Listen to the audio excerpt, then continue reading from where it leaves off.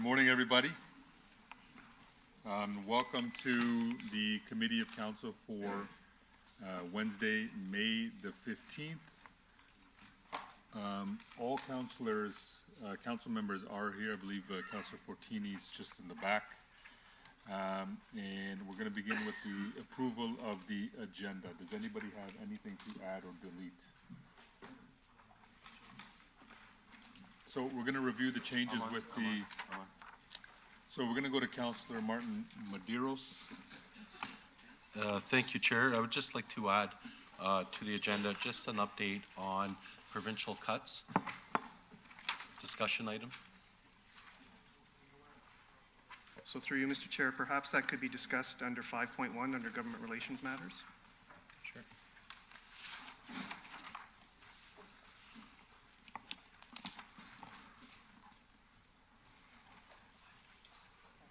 Sorry, it's going to be added as 5.1 or 5.2?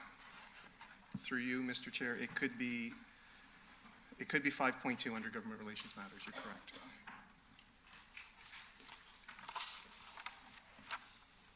Councilor Santos. Thank you, through you, Chair. I would like to move item 6.15, the naming of a park in honor of the Philippines national hero, Dr. Jose Rizal, closer to the top, potentially 6.3. We have members from the community here today, and it would be great if we didn't have them necessarily sitting here the whole entire day for their delegation. Okay, so you simply just want to move 6.15 to the beginning of the agenda, okay? Beginning of the delegations, rather, sorry. Seeing nobody else, all in favor?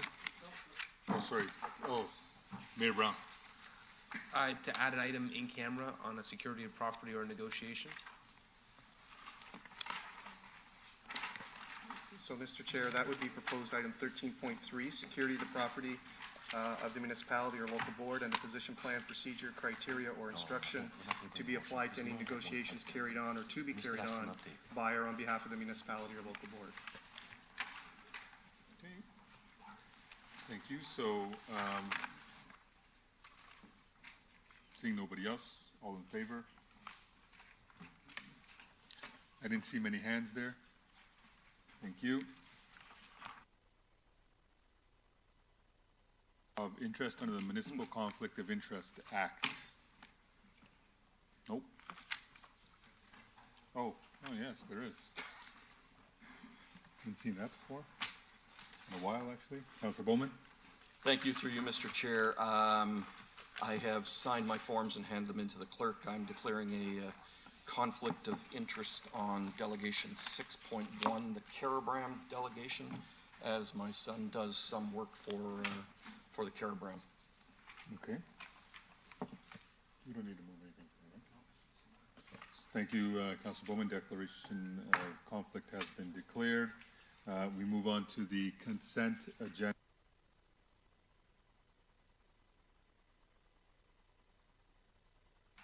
Councilor Singh. Yes, Chair, I would like to take off 8.2.1.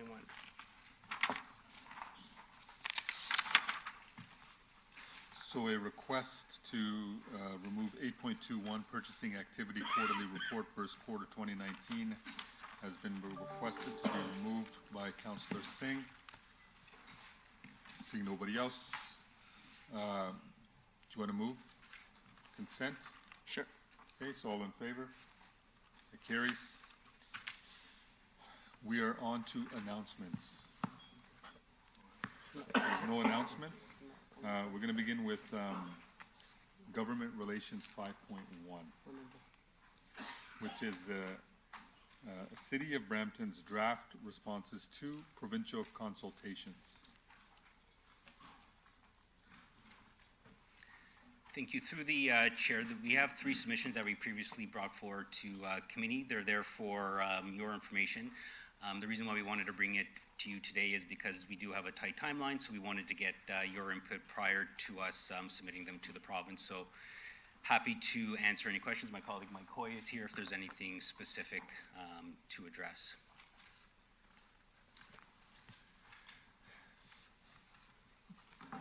No questions. Then the last point that I just want to make from the, on the Actually, we regional. do- Oops, sorry. Sorry, finish your point. We got a couple of speakers. Oh, sure, let's take the Want questions. to take first. questions? All right. Councillor Singh? Yeah, I was reading through some of the comments, and so could you just briefly go through COSSARO, the board, and because the one point that bothered me, I guess, is with community knowledge. So the province is looking at adding members with community knowledge rather than experts and scientists in the panel. So could you just discuss what, I guess, COSSARO does and how this could change the dynamics of that structure of that, I guess, board? It would be a board? Through you, Chair, yeah, it's sort of a board that meets twice a year. They receive recommendations from ecologists and the MNRF about species and their populations, and then they evaluate that from a scientific perspective. So the proposal is to add what they're calling community members, I guess community knowledge. So we don't know what that means, what that's defined as. We don't know how many people or individuals they want to put on that committee so we're just concerned that we want to keep it as a focus as a scientific committee. We see there is benefit in having community knowledge added to that committee, but it should still be primarily a scientific committee. Yeah, and I wholeheartedly agree with you in those comments. I just wanted to confirm if that's actually what was happening. Thank you. Thank you, Councillor Singh. Councillor Vicente. Thank you. I have a question with regards to focusing Conservation Authority development permits on the protection of people and property. On page 5, it says here that they would allow conservation authorities to further exempt low-risk development activities from requiring a permit provided in accordance with Conservation Authority policies. Does this have any ramifications for long-term plans by the city within the floodplain zone of the downtown area? Through you, Chair, no, it does not. Downtown is covered through a special policy area, so that would be sort of exempt, and we have to follow the policies anyways through that special policy area that's approved by the MNRF. This probably it's more related to smaller, putting a shed in a flood zone and those kind of activities that are minor, relatively minor, that won't have safety or life or limb issues associated with them. Thank you for that clarification. Thank you, Mr. Chair. Councillor Williams. Thank you, through you, Chair. So on 5.1, I was just looking at some of the concerns and, with the species and having all the species listed, especially the last point, the potential downloading of the administration of the SA to municipalities. Do we know what that would look like, and do we have a mechanism to even determine what type of charges we would be accruing? Through you, Chair, no. So it's so broad that we have no understanding. It just says that they have the ability to issue approvals through other legislation, so through the Planning Act, through the Environmental Assessment Act, so all the municipal acts, so all the things that municipalities are responsible for, we may have to approve permits for, we don't know yet though, but we might have to approve permits for endangered species impacts. So we don't know what that will entail and how much that will involve staff, or we work with the conservation authorities. Okay. All right. Thank you. Thank you, Councillor Williams. And so there's no more speakers.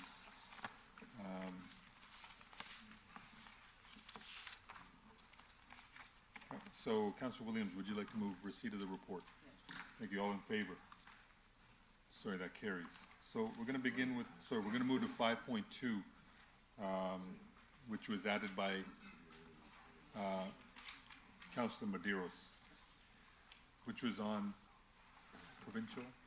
Through you, Mr. Chair, was provincial cuts and Provincial update. cuts. Thank you. Thank you, Mr. Chair.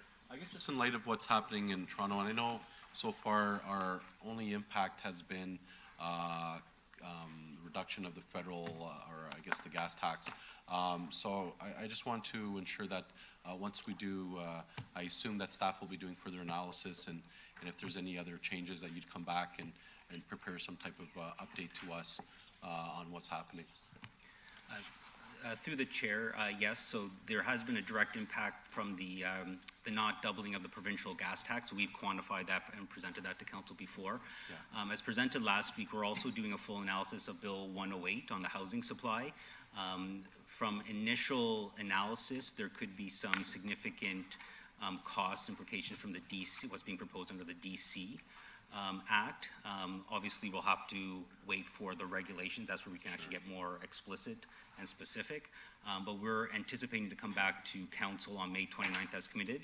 And hopefully by then we'll be able to start to quantify what the DC costs are going to be. And the other point that I would just make, because I think it's relevant to this, it's also the funding through the integrated bilateral agreement. We still haven't seen any funding flow through the, in particular, the public transit stream, as well as there's been some changes or shifting from the green stream to fund the Toronto transit system. So again, we need to kind of take all this as it comes along. So happy to provide more information. And through the chair, being one of the members on Credit Valley Conservation Authorities, and I know they're going through some budget constraints as well.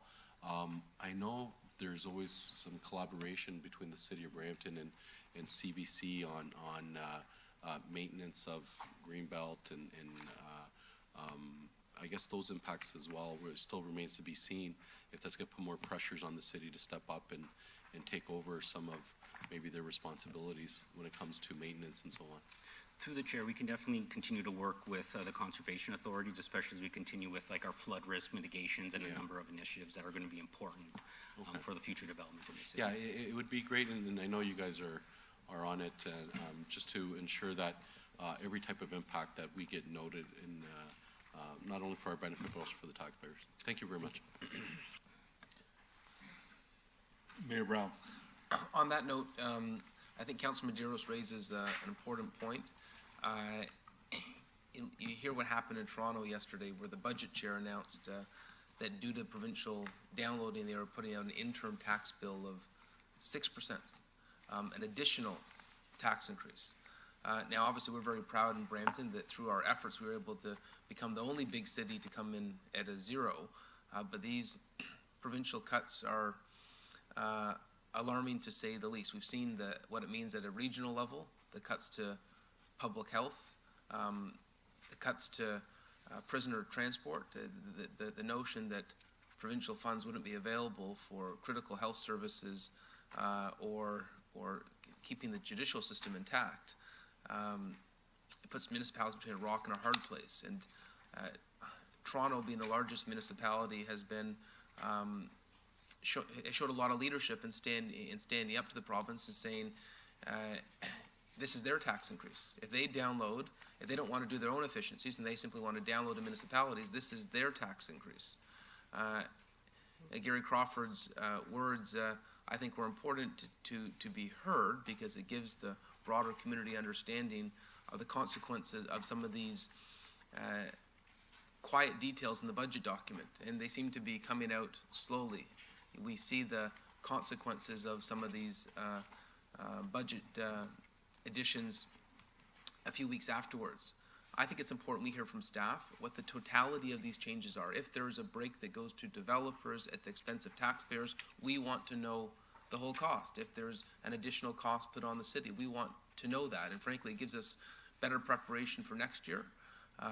But when we saw the regional report last week, it was pretty significant. And would it be fair to ask for the end of the month to have a sense of the totality of what these cuts mean to the city of Brampton? We know what canceling the municipal transfer through the gas tax was. That would be, what's that, 2.5% in terms of potential tax hit over the long term. But I want everyone to know what the provincial downloading means for the city of Brampton. And is that possible to have sort of within a month timeline?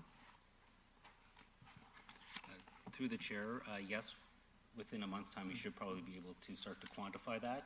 And we're going to start that probably by the end of this month through our proposed comments through Bill 108 in particular to the DCs and the pressures that that'll put on the city.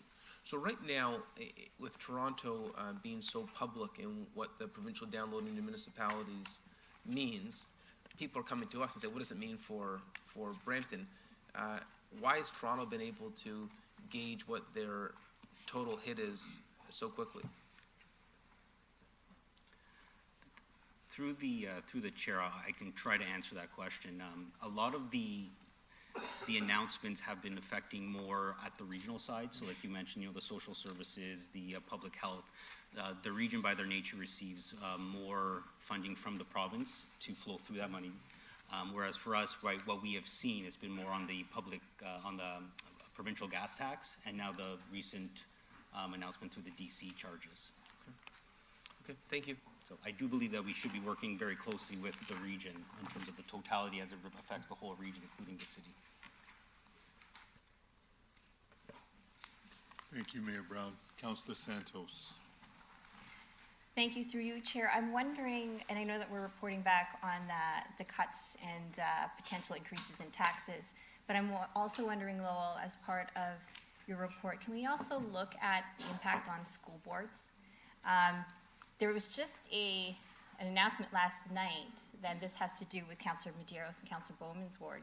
Centennial was cut about 30 classes. I bring it up because some of these areas, Wards 3, Wards 1, when it comes to education, are at-risk neighborhoods. And when these young people don't have the supports that they need, there's going to be further pressure on municipalities to provide more services and more support for these young people, given the gap within the school system. So I'm just wondering if we could also look at the impact of education cuts on our school boards, particularly in Brampton, and in those high-risk sort of neighborhoods and areas. Through the chair, we can definitely follow up with both of the school boards to get a total sense or get a sense of what kind of pressures that they're feeling. Thank you.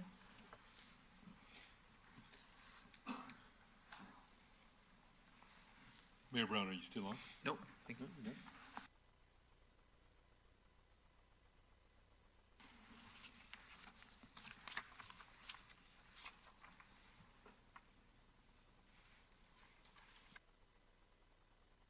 So through you, Mr. Chair, the next item would be delegation 6.15, which has been moved up to be the first delegation. So this is the delegation, through you, Mr. Chair, from Delphin Paleo, Brampton Chapter Commander, Order of the Knights of Rizal, regarding naming of a park in honor of the Philippines national hero, Dr. Jose P. Rizal.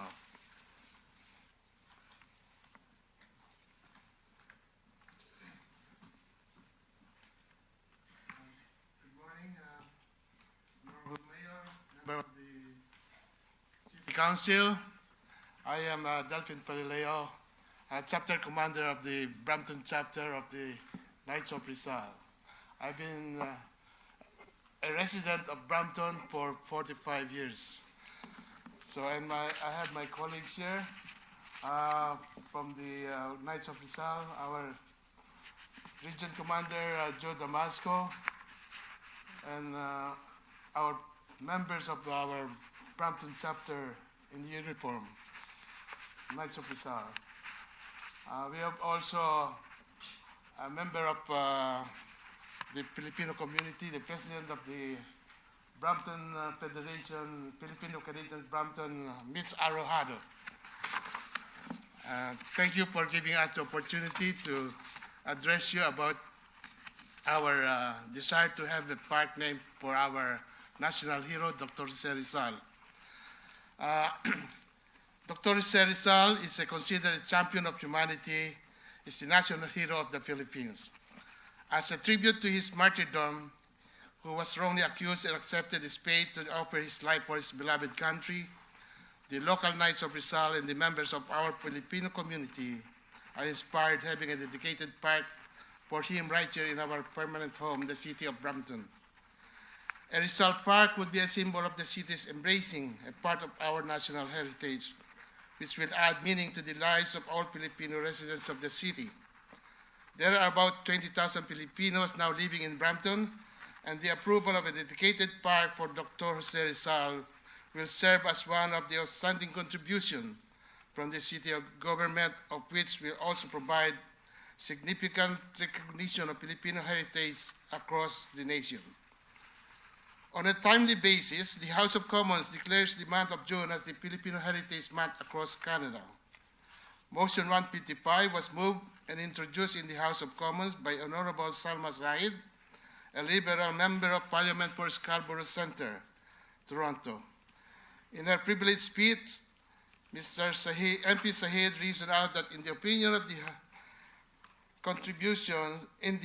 the House of Commons, the government should recognize the contributions that Filipino Canadians have made to Canadian society, the richness of the Filipino language and culture, and the importance of reflecting upon Filipino heritage for future generations by declaring June every year Filipino Heritage Month. Now, who is Dr. Jose Rizal? Rizal made an impact and inspiration to our youth with the insight and achievements on his quest for freedom of his fellow men, which can share and narrate throughout the world. Hailed as the greatest hero of the Philippines, Jose Rizal was a man of strong convictions who sacrificed his life for the nationalist cause. During this time, Philippines was under Spanish colonial rule, and Rizal advocated for peaceful reforms in his home country. Rizal was not just a nationalist. He was a multifaceted personality who was a qualified doctor, writer, and artist who could draw, paint, sculpt, and carve. He was a prolific writer, poet, who through his eloquent writing inspired the nationalists for peaceful reforms, as well as armed conflicts where the need arose. Jose Rizal is said to have expressed his sense of nations separate from Spain, and he speaks as well of the Filipino youth as the fair hope of the motherland, which also address our youth in Canada and around the world. Born into a family which valued education, he was encouraged to study well and gain knowledge about a variety of subjects. Even as a youngster, he was known to harbor thoughts of political freedom and individual rights which were considered radical by the authorities who frowned upon him. A well-traveled man, he became involved in the propaganda movement, where he joined other Filipinos who wanted reforms.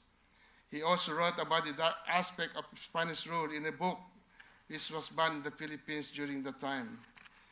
Even though he was a supporter of peaceful reforms, he was exiled from his home country and later on convicted of sedition and sentenced to death. The execution of this young nationalist fueled the Filipinos' desire for independence further. Jose Rizal was executed in the Bagong Bayan in Manila, now known as the Luneta Park, on December 30th, 1896. I have also a brief biography of Jose Rizal, which I will not deal with. You can read it, but I will just make a note that Jose Rizal studies ophthalmology. Because of his respect for his mother, he wanted to cure the ailing vision of his mother. That's why he took ophthalmology as his career. I would just, like I said, I will skip the short biography of Jose Rizal, and I would like to make some comments about the parks and monuments in Canada, which we have now in Airbells Park in Toronto. We also have one in Winnipeg, also in Montreal, and it's soon to be completed or inaugurated in next month will be a park and a monument for Dr. Jose Rizal in Markham. So we also have in Spain, China, Germany, Singapore, USA, and Australia, and of course, a lot of cities in the Philippines. The most important park is the one we have in the Philippines, in Manila. It is known also as Luneta in the city of Manila, erected in 1913. This is a bronze and granite monument, the most famous cultural landmarks in our country. The monument not merely the statue of the national hero, as it also contains these remains, important papers, and personal effects. Now, I would like to say that Rizal is an inspiration to our youth and also in our global communities. I would also like to note that in my vision, I would like to have heroes of the world. Like I could say, like Mahatma Gandhi of India. He is one of my favorite heroes too. I would like to see that we have all these heroes in the park so we can inspire all our youth in our Brampton community.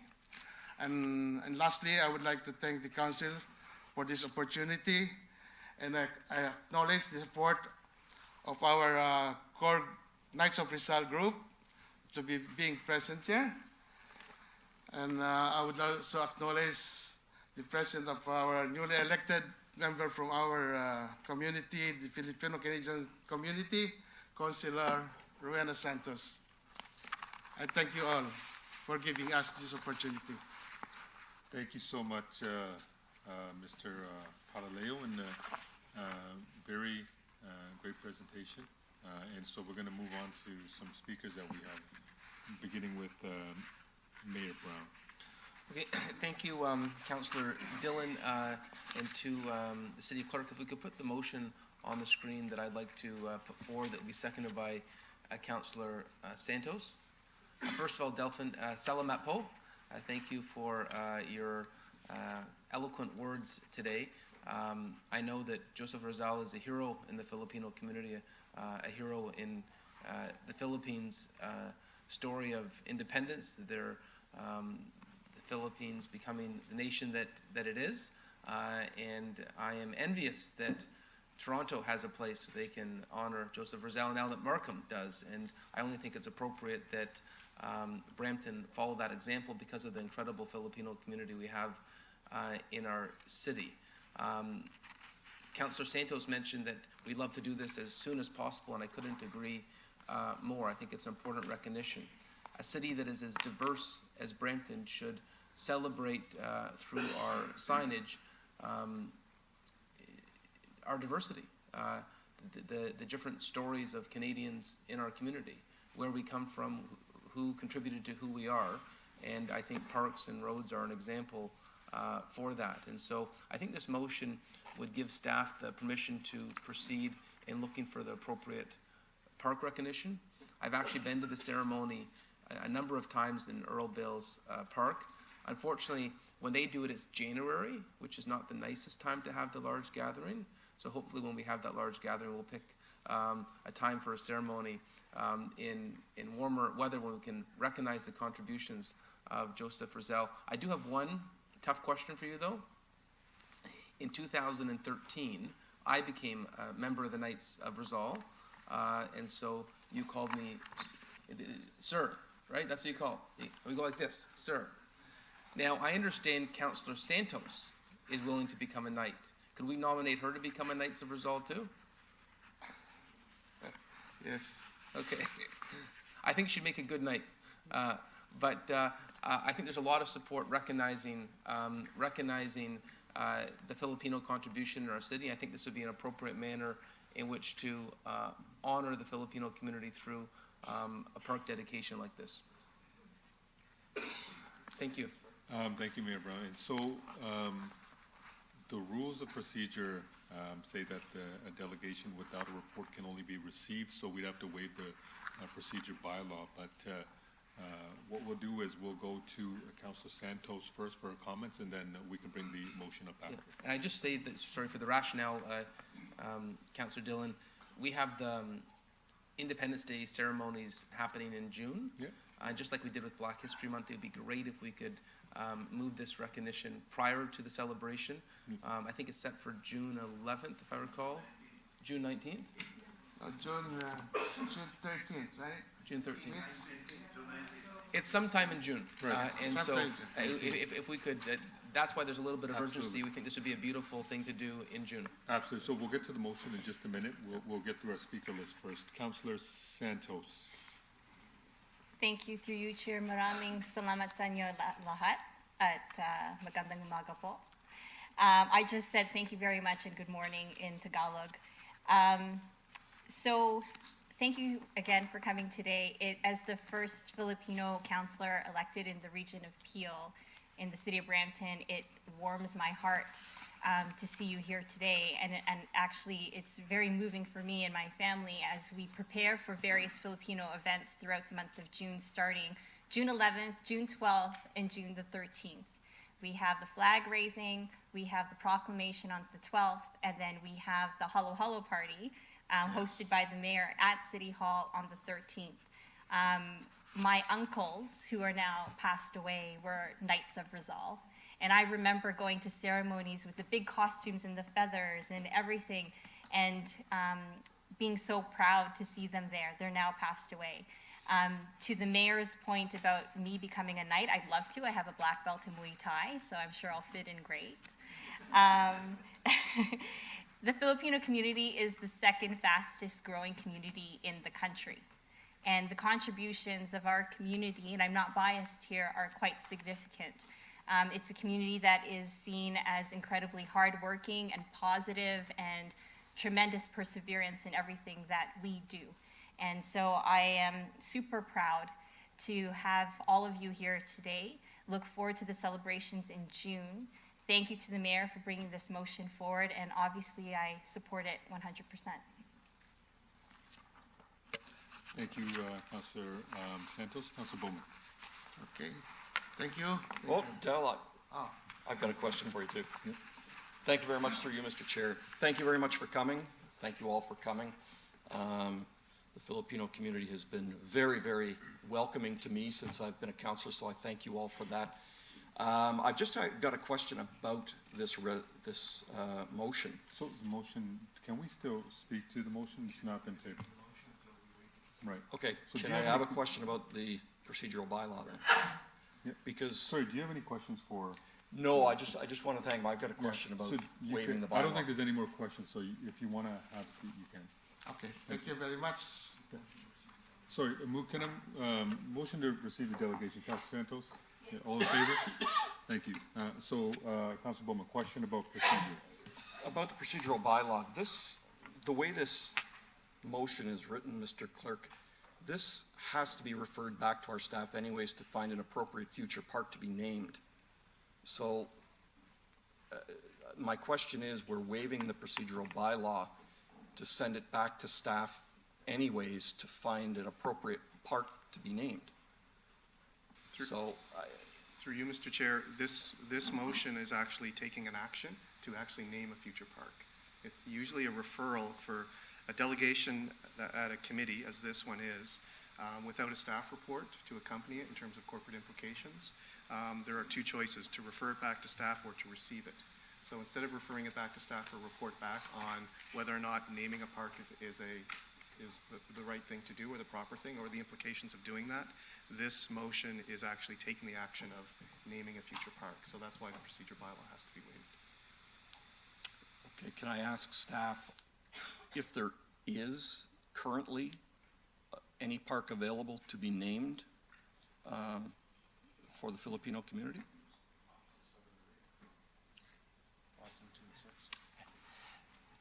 Through you, Mr. Chair. So there are certainly parks coming online through the different subdivisions and that we haven't identified a specific park at this point. This has happened relatively quickly, so there would be an opportunity. At this point, I can't be specific about which one or where. Okay, because I support the motion. There's no question about that. But what I would rather see is this go back to staff, have them come back next week at council, give us a specific park so we can announce the actual park that we're going to be naming. So instead of waiving the procedural bylaws, let's send it back, come back with an actual park. You can consult with the mayor and Councillor Santos, and that way we've got an actual park that we can announce for the Filipino community, and they'll know exactly where it is and exactly when it's going to be done.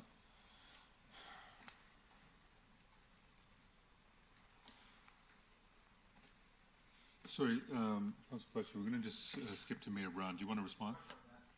We're directing staff to come back to us next week with a selection of which park. Wouldn't that be also waiving the procedural bylaw? Through you, Mr. Chair, it's a referral back to staff to report back on a location, implications, things like that. This motion, as currently worded, is actually committee making a recommendation to council on a decision.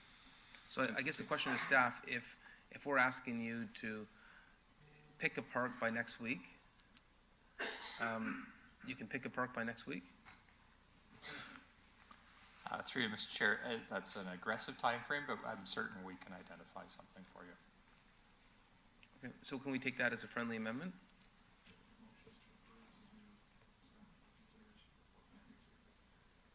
So we can refer this motion back to staff. So through you, Mr. Chair, as I understand what the mayor is then intending is this motion be referred to staff for a report back to council next week on this matter. And that is a referral motion that is permitted within procedure bylaw. It does not require a waiver of the 2/3. Okay. You okay with that? Yeah. Okay, so, so you're, the mayor's okay with that. We're gonna, you wanna speak? Okay, so Councilor It's a refer. Maderos. Yeah, through the chair, I guess to staff and as a consideration to this council, when we're talking about, I guess, national heroes from home countries, and I guess my only, and I don't know if it's a concern, but I'd like to recognize, for example, a Filipino, someone of the Filipino community who's made an impact in Brampton.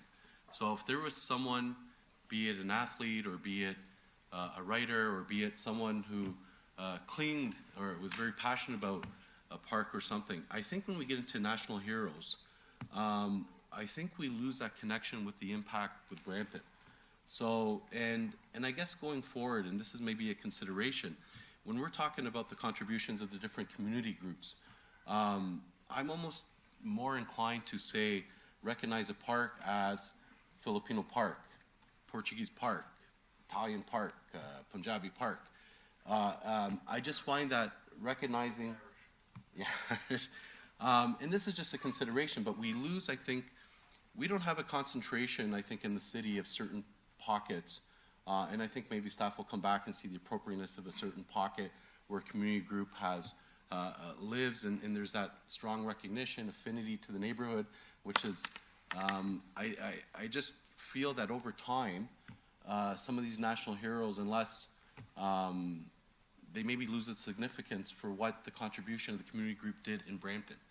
And I'll use the Portuguese community one. I'd be more inclined to sort of recognize a park after the church, Our Lady of Fatima Church, because of its impact in Brampton on its social fabric and recognizing in that way. With that said, I do support, but I think there has to be a sort of a, and I'm not sure if in the report this can be considered, but I think longer term in the big picture, I think type of naming policies, I'd like to really recognize sort of local Bramptonians from the different community groups, just to ensure that we have that connection, because I think there's a lot of great stories. But with that said, that's just a consideration. Thank you. Councilor Santos. Thank you, through you, Chair. And while I understand Councilor Maderos' points, this is a request, and some of these requests are coming directly from the community. And part of understanding and education of cultural heritage for, second-generation Filipino Canadians, for example, is understanding and getting to know some of those heroes who were from the Philippines. So I think there definitely needs to be a balance, but I appreciate Councilor Maderos' comments. Mayor Brown. Just to say, there's nothing that says we can't do this park in honor of a national hero and down the road, have a recognition for, the first Filipino family in Brampton. I think having a variety of cultural recognitions through our naming, whether it's bridges, streets, parks, is part of who the city is right now. The city is diverse, and we're proud of that diversity. The one thing I would note is Councillor Dillon, at his initiative, suggested that we work on a protocol for naming. He's been getting a lot of requests as well. So we've actually had a number of staff meetings about this, and we're going to have a proposal coming to council soon on what would be sort of a standardized process for the recognition of cultural attribution to a city asset like a park, bridge, or a road. So that will be coming in the next few weeks.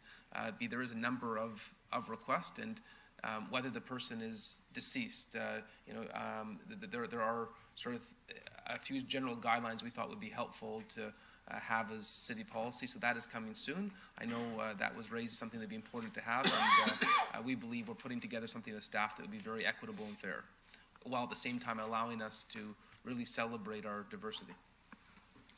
Thank you, Mayor Brown. And so I'd just like to say that, I do support the motion, but I do understand some of the points that Councillor Medeiros has made. And so as Mayor Brown has mentioned, we've had discussions with staff in regards to park naming and, whether it's bridges or streets. I've never seen, we could possibly have something like a Park of Heroes. And so Canada is a place where we've all come for a better life in so many different communities.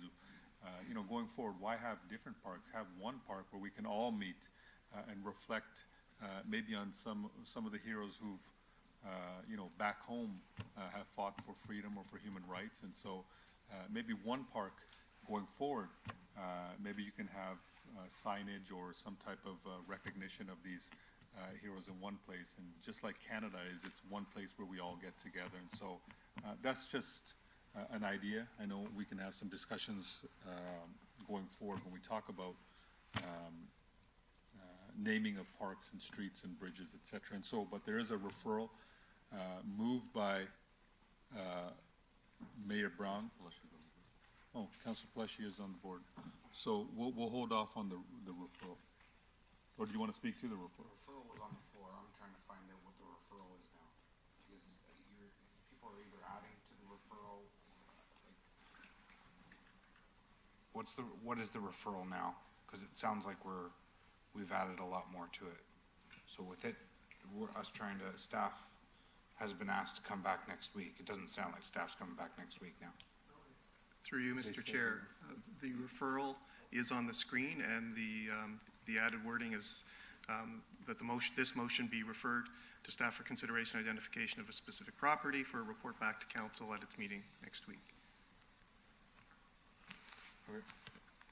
So the motion has been moved by Mayor Brown. All in favor? Carries. Thank you so much. Sorry, seconded by Councillor Santos. So that carries. Thank you so much to the entire Filipino community. Thanks for coming out today. So we're going to move on to the next, and the Irish community as well. Thank you.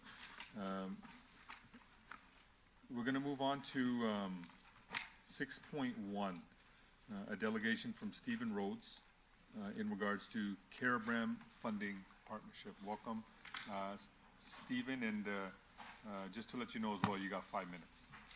Yes, Mr. Chair, thank you very much, Council. I'm going to ask your indulgence. I have a short video I'd like to play. It's a couple of minutes. My presentation is roughly 4.5 to 5 minutes. So if you would indulge me in that regard. It's on the video screen now.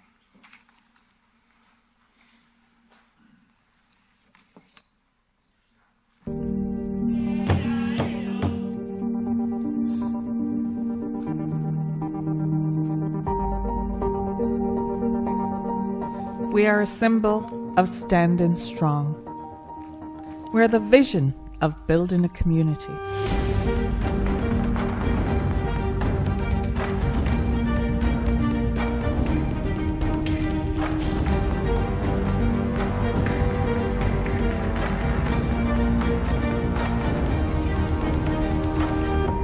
We're a tapestry of beautiful colors.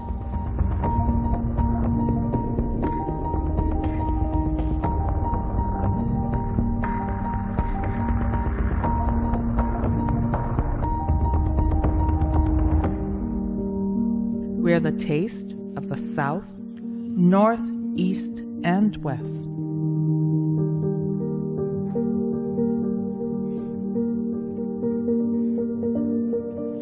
We are the harmony of soul and rhythm.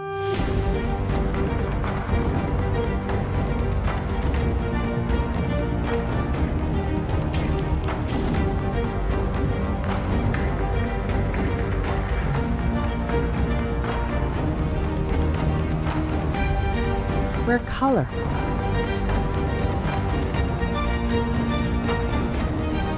We're beauty.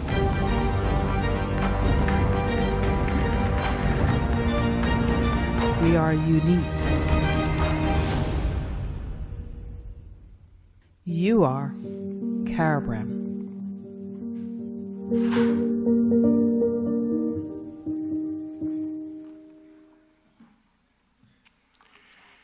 Thank you, Mr. Chair, members of council. My name is Stephen Rhodes. I'm here representing Caribram.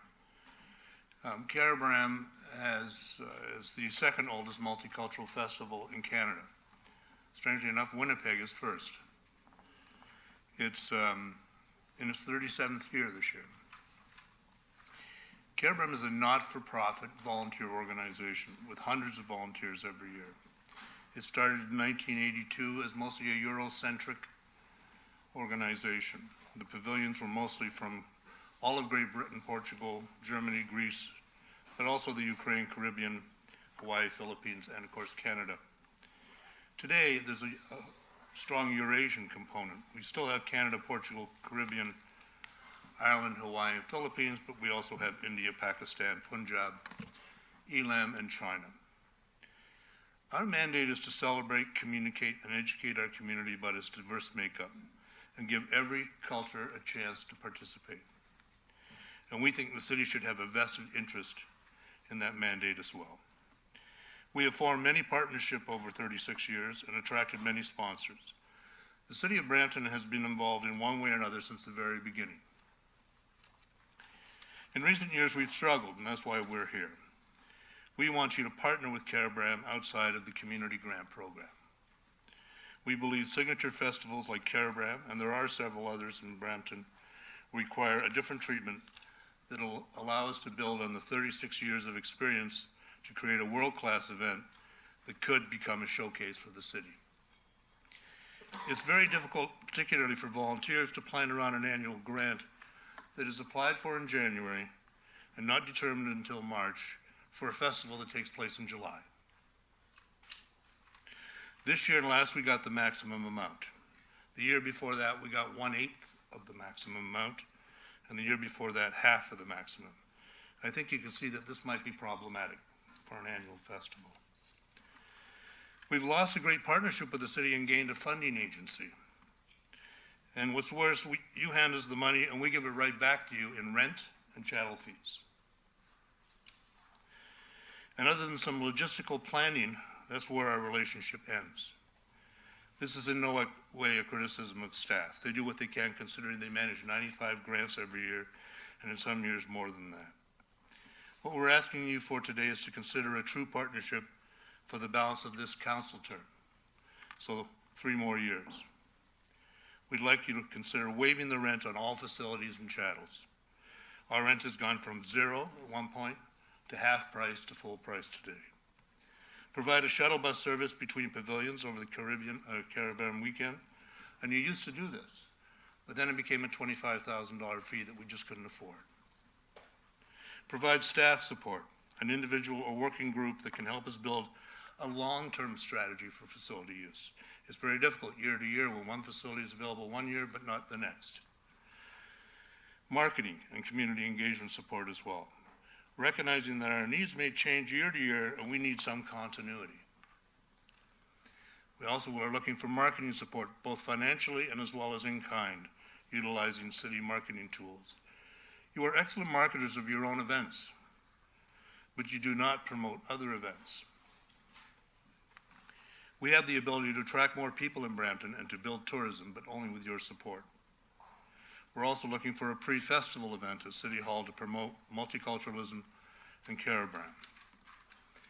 Just take a look at what you spend on city-run events, your Canada Day, celebration, and New Year's Eve. And you'll better understand what it takes to create a signature event. And we do it with volunteers. Caribram had more than 25 visits across 8 locations last year. Yeah. Rhodes, you've reached 6 minutes. Okay. Moved by Councilor Vicente, all in favor? Extended? I'll only need about 30 seconds, actually. 81% of our guests live in Brampton. 63% are over 25, and 29% are under 17. 55% attended with 3 people or more, and 39% brought a child. And 30% of our guests have been to Caribram at least 5 times. And 21% visited last year for the first time. We need a partner, one that sees the festival as a signature event in the city, one that believes our mandate to promote our city's diversity is important, and as such could be a major attraction for residents and tourists alike. For Caribram to soar once again and build on its 36 years of expertise, we need your support. Thank you very much. I'll take questions if you have any. Thank you, Councilor Vicente. Thank you. Through you, Mr. Chair. Mr. Rhodes, I want to thank you. We want to thank you for coming here to present here today to this council.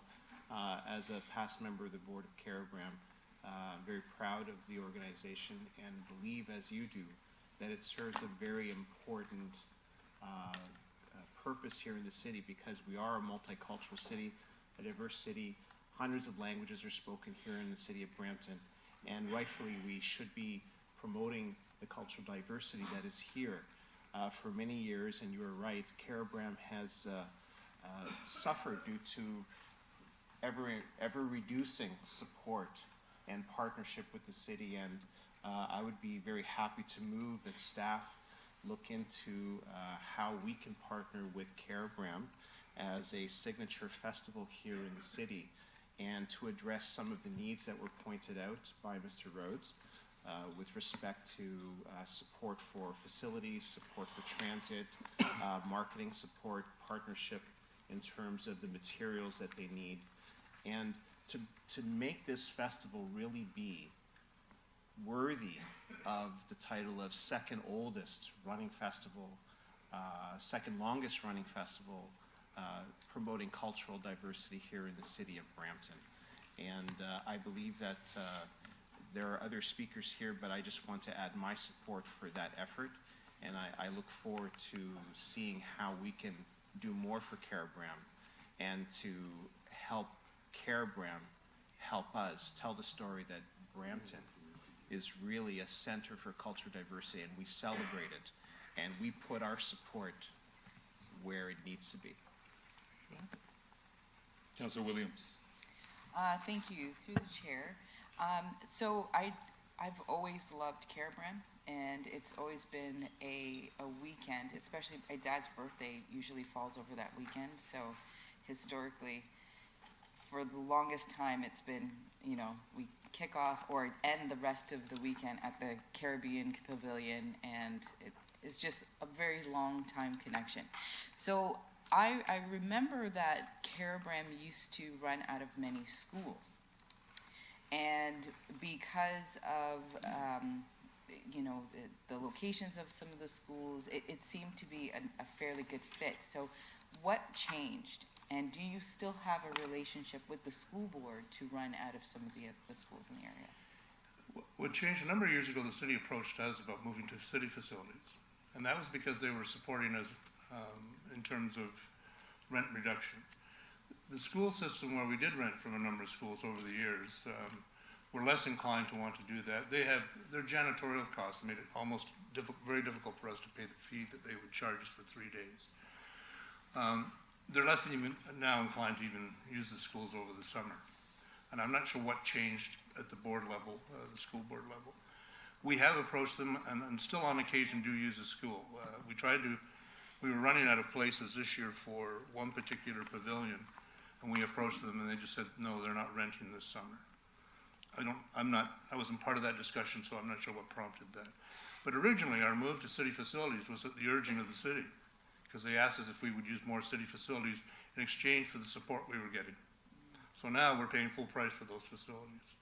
And the relationship with the schools is? Yeah, it would have to be rekindled, I think, and I'm not sure. And Suzanne Nurse, as you may know, vice chair of the board, is on our board and still has a reasonably good relationship, I think, and she hasn't been able to open that yet to broader discussion. Is it possible to have, sorry, through you, Chair, to the staff, is it possible to have some kind of liaison or to rekindle that relationship with the schools, whether or not, you all feel that that would be a connection? I guess before asking that, are schools a good location to host Caribram Pavilions? I think if you look at the growth potential of Caribram, we're sort of maxing out on city facilities this year. There are a number that are under renovation that we couldn't use, so that sort of forced us into some serious decisions about crowding. But so schools would have been a great alternative. They are more expensive. I mean, the city charges us $5,000 for each arena floor for the 3 days. Schools are more expensive than that. And basically what you have at a school is you have an auditorium or a cafeteria, and sometimes both. Right. But what you do have is you have air conditioning in some of those schools. You do not have those in the arenas. And the ice, they don't leave the ice in, unfortunately. It might cool the place down. But so yeah, it's still possible to open dialogue with them. But and I think as we grow, we've looked at the CAA Center. We approached them about 3 years ago because that seemed to be a good facility to hold multiple pavilions. And that's where I think strategically where we're going. We want to put a lot of pavilions in 1 or 2 locations. We'll still have some satellites because some of them are just so big that they need the space. Caribbean's one of them. They host a lot of people, so they need a good amount of space. But the CAA Center was just prohibitively expensive. It was like $60,000 to run it for 3 days. And then all the chattels on top, the chairs and everything that you need, and electricity we would have had to bring in because there's not enough there, and so on. It just keeps adding. So that would be an ideal location if the city ever decides they want to buy back that facility. Well, I fully support the request that Councillor Vicente and many of his comments about Caribram. I think it is an excellent way to showcase the many cultures in Brampton, and especially for our young people in our city. There were many free passports for the kids to have. We still do that. And you still do that. So, encouraging families to come out and see the other cultures, it only benefits us as a city. And so I do fully support looking into some kind of report to see how we can start, rebuilding that relationship and what it takes and what it's going to mean for the city. So, thank you. Mayor Brown. Okay, thank you, Chair. Dylan, we've had a few attempts to have meetings with Caribram. We had one in my office with city staff. We've been seeking ways to grow Caribram to the way it is in Mississauga. And so all of this we were actually already speaking about, but we've struggled to get the participation of Caribram. Susan Nurse said she was going to work on it and try to bring the leadership to City Hall.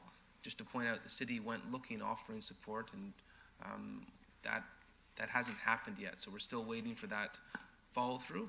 Suzanne couldn't be here today. And so I don't know if we've had 2 meetings on this, seeking for ways we can be helpful.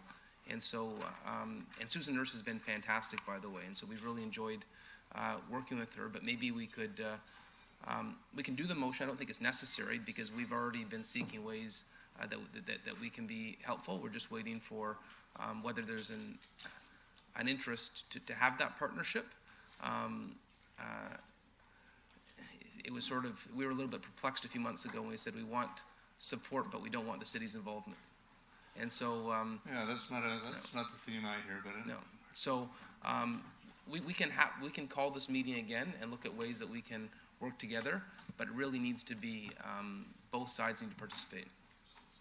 I agree, and I understand there is some. I wasn't at that meeting. I was intending to be, but I had business that day. One of our board members, Magajij, is here, and you know, the difficulty with this kind of meeting is it's in the daytime, and all our volunteers have jobs, so, but in terms of meeting with it, I think I know what you're referring to, and I'm not sure if that's been resolved yet or not. Okay, well, it needs to. You know, I think we can refer this and then seek a way that we can have a partnership with the city, where the city they want the city as a partner. Well, I can assure you they do. Yeah. So, it's been moved by, a referral back by Mayor Brown, but we're gonna move to, sorry, Councilor Vicente moved it already, okay. So we still, we're not, we'll move it after, but we'll, yeah, we're gonna have questions for the delegation. Councilor Willens. Thank you, through you, Chair. Thank you for coming in, Stephen. I think it was 82 when Carabram started, wasn't it? 1982. And I can't help but think of an article I read back in 1982. It was there's a member of the public back then criticizing Carabram because of its multiculturalism. There was some racial comments, to say the least. So I think about what Carabram has done for our community over a number of years. Where would we be as a community if we didn't have Carabram? If we didn't go through Carabram? I remember my father made some comments, I think, to this gentleman about multiculturalism and how it helps the community. So I'm a big supporter of trying to work this out, for sure. Carabram is a great festival. I remember my father used to say, I've got a handful of tickets and you're going. And you're getting on that bus and you're going to go to every pavilion. So I'm a big supporter of trying to make this work. I know there's been challenges over the last number of years, but Carabram is actually a wonderful festival, and we do need something like Carabram in our community. So thanks again for coming in, and I support the mayor and the other members of council. Let's work this out and let's forget of the differences of what's happened in the past. Thank you. Thank you. Councilor Pelletier. Thank you, Mr. Chair. Thank you, Stephen, for coming. In the past, I've made the request to council, and there wasn't really an appetite to have Carabram as some sort of legacy program with a couple other long-standing good initiatives in Brampton. I think you've mentioned something that I think all of council and staff need to understand, and the fact that you're all volunteers. And with Carabram running as long as it has, just with the volunteers, I think alone speaks for itself. And if there's some kind of disconnect between the mayor's office and Carabram right now, I don't blame Carabram one bit, because you guys were at the table many times over the last term, and there wasn't really an appetite. But it is a different council, and I think you have support around this council here and now. I've done a lot of work on this file to try and get Carabram off and running to the numbers that it used to be at, the numbers that, you know, when I used to attend, and with the buses as well. So I'm happy to provide any and all the information that I have to wherever this referral is going to see if we can actually get something going this time, rather than just always talking about it. Thank you, Councillor. For those of you who don't know, Councillor Pelletier was our liaison for the last council term, and we worked well together, I thought. Thanks, Steve. Thanks, Mr. Chair. Councillor Singh. Yeah, I just wanted to also recognize the fact Carabram has also stood with Brampton communities when it comes to specific pavilions as well, like the Elan Pavilion, Punjab Pavilion, Hawaii Pavilion. And that means a lot, especially to the communities who've been marginalized and come from, you know, back home issues that, you know, were never resolved. But here, they were able to celebrate their cultures freely, and Carabram took a really important step and had their backs, and so I do appreciate that. I look forward to the report back from staff. Obviously, some issues have also been raised by my peers, and hope to see those resolved as well, so we can continue this fruitful partnership and make it, you know, a stronger festival moving forward. Thank you. Thank you, Councillor. Councillor Medeiros. Thank you, through the chair. And I guess to piggyback, you know, I echo many of the comments. Just in terms of the funding sources, because I know we talked about the relationship with the city. Do you receive funding sources, does Caribram receive funding sources from other levels of government? We have. It's not consistent every year, as many of those grants and programs are not. We've had Trillium grants over the years. We've had Celebrate Ontario grants, which is largely focused on tourism. Last year, we had a small multicultural grant from the province for our centralized pavilion of cultures, which was the little small cultures coming together on TED Talk type of presentation, so we could hear a little bit about each culture. It's just inconsistent. It'd be nice if we could get a 3-year Trillium grant. We've had a Heritage grant before. We applied for one this year and a Celebrate Ontario grant for this year. I haven't heard the outcome of either one of those yet. I think we have a good chance on the Heritage one because it's a federal government grant. The provincial government grants, we should have heard by now, and nobody has. So it may not even exist as a program anymore, considering the climate in Queen's Park. So, okay, thank you. So, there's no more speakers. So can we move receipt of the delegation? It's moved by Councilor Pleshy. All in favor? Thank you so much. Thank you. And so there's a referral moved by Councilor Vicente. Is it on the board? It's on the board. Essentially, the request for the delegation for the following supports be referred to staff for consideration of partnership opportunities and report back to committee. Waiving of rental fees, provision of shuttle services, staff support for facility use, financial and in-kind marketing support, in coordination and provision of pre-festival event at City Hall. All in favor? There's more speakers. Thought we were not done. Okay, Councilor Pleshy. Thank you, Mr. Chair, and this is the first time we've really seen the motion. I fully support it. I was wondering if we could, if Councilor Vicente would consider a friendly amendment, and just to add to the effect that we look at the future of Caribram and the possibility of implementing a legacy program for festivals and events like Caribram that have been here so long, and have staff come back with information on that. Councilor Vicente. Thank you. Through you, Mr. Chair, I would support the friendly amendment. I think that is the spirit of the motion as well. And the delegation referenced other festivals that take place in the city that could also use likewise treatment. I would also like to request that we see this report back to council at the beginning of September, because all of these festivals across the city tend to reset and begin planning for next year, and I think it would be very important for them to have, to know what council's final position will be at that time. It would be very useful and helpful. So if the clerk could add that to the motion.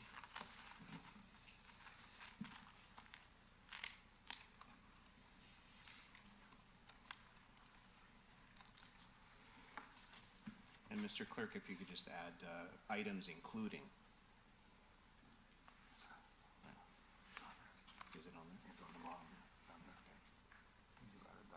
So through you, Mr. Chair, so the motion's been amended to say at the beginning of September, and there's a second part that says in the future events, and that the future of events such as Caribram and others be considered with regard to potential legacy grants, or was it? I don't know what that looks like yet. Legacy events.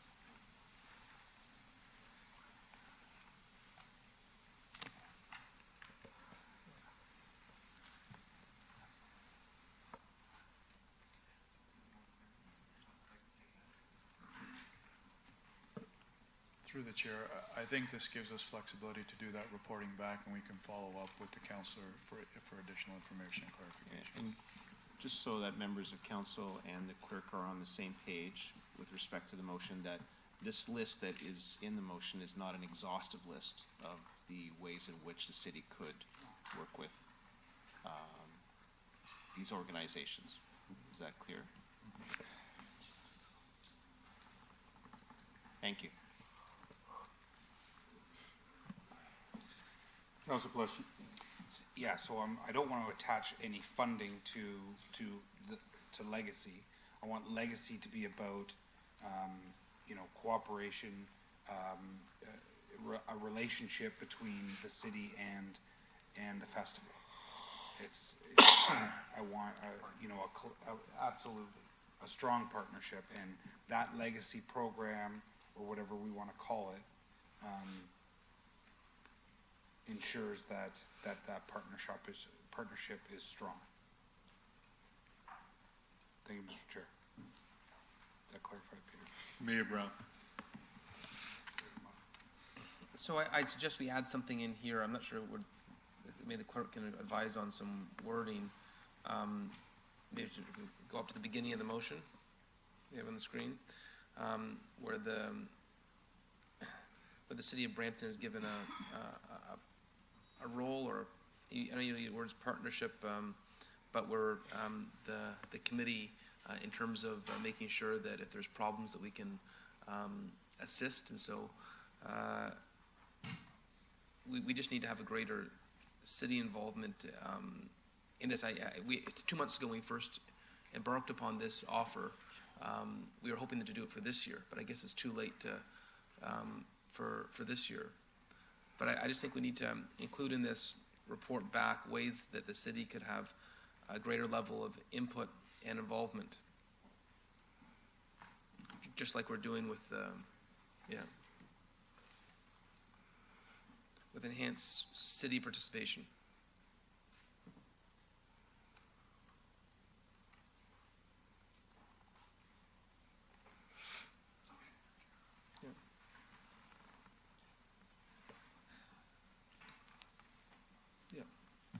Thank you, Mayor Brown. And so there is a referral. It's been amended. And may I just remind some of those who were not here in last council, I think we had rejigged our grants program to kind of move away from this, I guess, because it could set a precedent for a lot more events and organizations feeling that the city should be supporting it as well. And what they argued was, how do you define what a legacy event is, whether it's 10 years, 36 years, or there was a discussion that was had. So I guess we can have a further discussion when the report does come back. So there's no other speakers. The referral's on the floor. Moved by Councilor Vicente. All in favor? Carries. Thank you. Thank you, Mr. Chair. I haven't been here in a while, but I like what you've done with the place. Thank you. And join us at Caravan in July, please. So 6.2 was removed. We're going to move to 6.3. And may I remind council members that the rules of procedure state that there's only questions to be asked of the delegation. And may I remind everybody that we have a very, very long agenda today, many delegations, so I'm going to ask you guys to try to keep it at 5 minutes. And so 6.3, Krishna Badan is here in regards to request to waive snow clearing charges and related administration fees. Is Krishna here? Hi, Krishna. You have 5 minutes, eh? Morning. Okay, like we are here for 45 years almost, and we always have homes since 1979, but this is the first time I got into this kind of problem, like snow removal, because my husband has a knee replacement on January 25th, and he was not doing anything, and and I have my back problem, my right leg. Anything I do, even the vacuum, like it starts giving me problem. And I have 3 daughters, they all married, and none of them is living with me.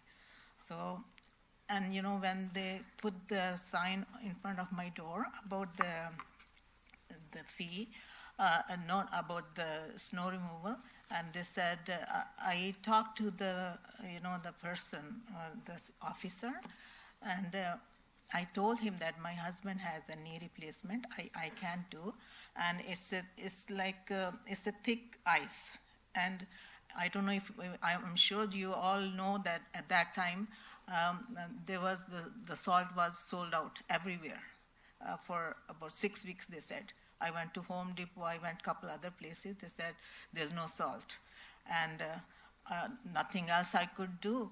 And and when I was talking to that officer, I said, the only thing it can help is the salt, because one of my neighbor, he came with the icebreaker, and he said he can't do it. So, after I think third or fourth day, I saw the salt over there. So I thought, because I was talking to the person, maybe he feel bad for me, and he did it for us. But then after a month or so, I received this, and that they added in my taxes, which is 400 something. This is a lot. We are seniors, and we can't afford these. So, yeah. Thank you. So we do have a speaker, Councilor Vicente. Thank you, through you, Chair. Thank you for your delegation, and I'd like to suggest that we move for receipt of each of the delegations. They are all similar, and then reserve our comments for the end, once we've heard all of them together. Can we do that, Mr. Yes, Chair? we can. We'll do that. Thank you. So, I'll move for receipt. So we're going to receive them all together, okay? At the end, that's right. So, thank you, Mrs. Badan, and Khalid Malik, 6.4. You have 5 minutes. Yeah, good morning, gentlemen. I'm not the owner. I just rented this place for $1,650, and my duty is to clean the snow and to cut the grass. So I was doing my job every time, and even I was trying to help my neighbors. And one day I got that notice, and that day, which was heavy snow, 3 times a day I did it. I removed the snow, and I thought maybe it is over. But after that, my landlord, he sent me the notice that, $467 is you have to pay. I said, why is that? And he said, I got this notice, and I went to the officer, Brampton office, and he said, oh, you did it, maybe you didn't do it very well. And that was really, was embarrassing for me, because I was even helping my neighbors. And after that, I got heart attack. I went to the hospital, and I got 3 stents in my heart. And in future, even I would like to, because it's a corner house, and I can do it in my front, but on the sides, on the main road, I cannot do it now in the future. Please do something about that. And this is ridiculous. I'm sorry for that. And I think you understand this thing. That's all I have to say. Thank you. Thank you. 6.5, Jason Zeman.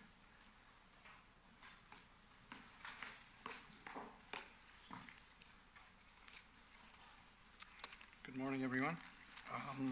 I think my issues are pretty much the same as the 2 people that you've previously heard.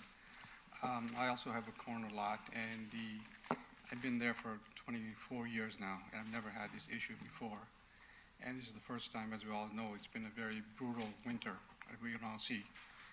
And the main thing is that there's a school behind my house, and before I even get a chance to clean the snow, usually there's about 300-400 kids that walk on that sidewalk before 8:30 or 9 o'clock. To go and clean it afterwards, the snow becomes very packed down. It's very difficult to clean. And because of the shortage of salt, that we all aware that there wasn't any around, it became very thick ice.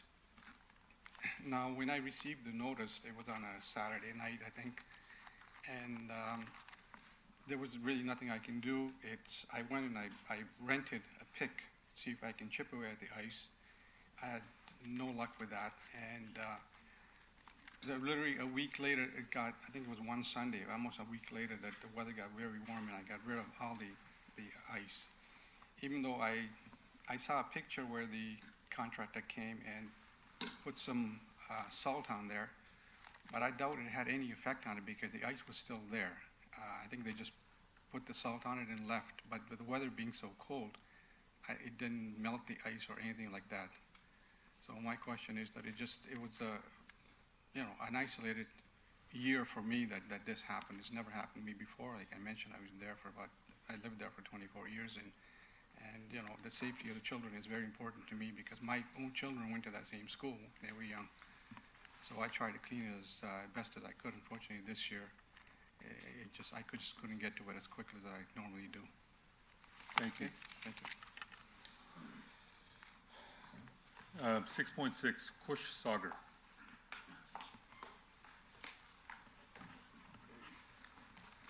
Good morning, everyone. This is for one of my rental property, 65 Yellowknife Road, Brampton. It's actually I'm the landlord, and it's a tenanted property. Every month there's like these winter months and stuff. I do check with all my tenants, like if everything is okay, the snow is clear, the sidewalks are clean. To my knowledge, they said everything is fine. I know there were back-to-back days when the weather was bad and it was really impossible for everybody to just clear it at every time. I mean, they have to wait for the weather to settle down and then go out and clean it. So it's a tenanted property. I was not even aware of the fact that there's a notice on the door or something that to comply with. I checked with the tenants. They were not aware of anything like that. They have maintained so far for the last so many months of winters perfectly fine. I'm assuming because this is the only charge I've received for one of the rental properties that I have in Brampton. So I just got this bill. It was on my tax bill. So if I was notified that of the warnings, like there's some issues or complaint by the neighbors or residents without naming them, I would have probably checked personally. I was mostly focused on cleaning my own driveways and sidewalks and my neighbors who was in Florida for 3 months, but that's beyond this case. So I don't know. I mean, it's just a request to waive or reduce the charges as it's a tenanted property. I didn't really force my tenant to come by here and fight for these charges as a landlord, and technically bank is the owner. I'm just paying the mortgage for now. As a landlord, I think it's fair. It's fair to give me at least one chance to waive these charges, and it's a lesson learned. Multiple visits to City Hall, law enforcement office, almost 2 hours a year. I think I will be more diligent next time with all the rental properties, or at least this one. So yeah, that's pretty much it. All right, thank you. 6.7, Roxanne Manlapez and Henry Fact.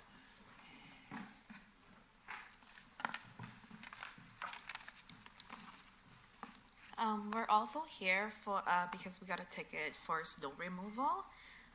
When we got that ticket that same day, the lady said, Michelle LaBelle said that I have until the next day to clear it out. And at that time, I was all by myself because my husband was actually away for business for a week.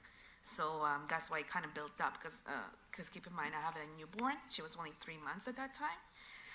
So I went around looking for salt everywhere, but I couldn't find anything. I even had to use water softener salt, and even pool salt. That's what I resorted to get rid of the ice, right? So I actually hacked away for about, all day and all night, and I cleared it up quite a bit, right? But, so that was on a Tuesday. Come Friday,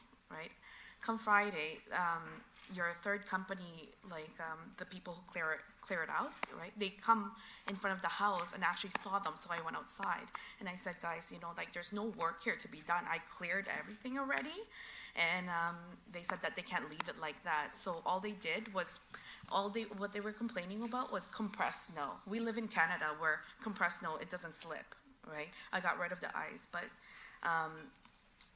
all they did was put some salt, right?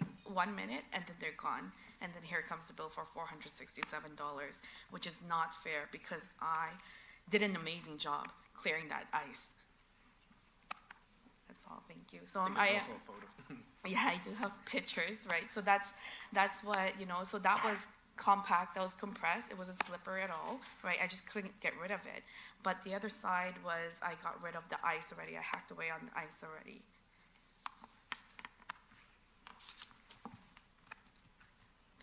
Thanks.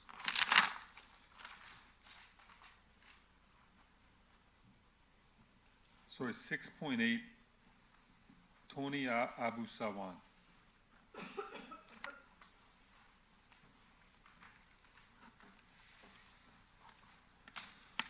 Good morning, City Council. Public speaking is not really my forte. I'm here in regards to the matter of snow removal. I got the same fee, I guess, onto my tax as well. And I'd like to say I've been a resident of Brampton for the last 16 or the last 18 years. I've never had any type of incident. I have a young family as well, and I understand the importance of clearing the snow and maintaining your property. I'm fully aware of that. That particular weekend, I was away the weekend. I was not notified. I mean, I really don't know what I possibly could have done. I mean, I will take responsibility in the fact I am the owner of the property. I'll be willing to pay the fee that was paid for by the third-party contractor to come lay down the salt. But there's two separate fees of $250 for Brampton enforcement fee and a $50 administrative fee. I mean, $300 is excessive, in my opinion, very excessive for, I mean, an officer and the clerk doing their job. I mean, we all get busy on our jobs, we all get stuff to do, but $300 for that is, I think, is very excessive.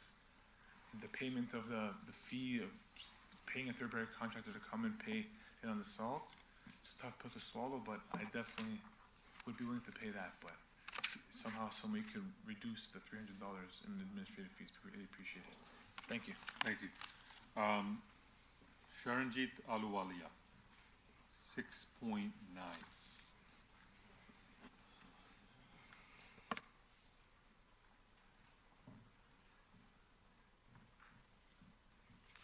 Good morning. I'm here for the same reason as the other people have done the same thing. I was also clearing my snow many times out there due to the harsh conditions that we've had this year.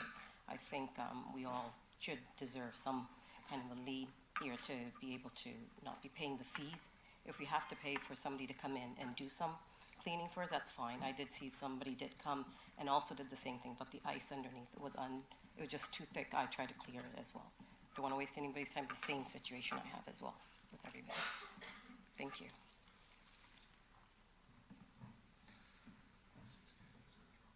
So 610 has been withdrawn.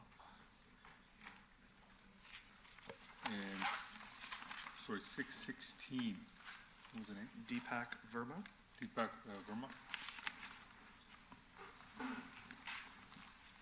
Hi, good morning. Actually, this is the first time in City Council. So actually, my problem is the same as the other residents for the snow clearance charges.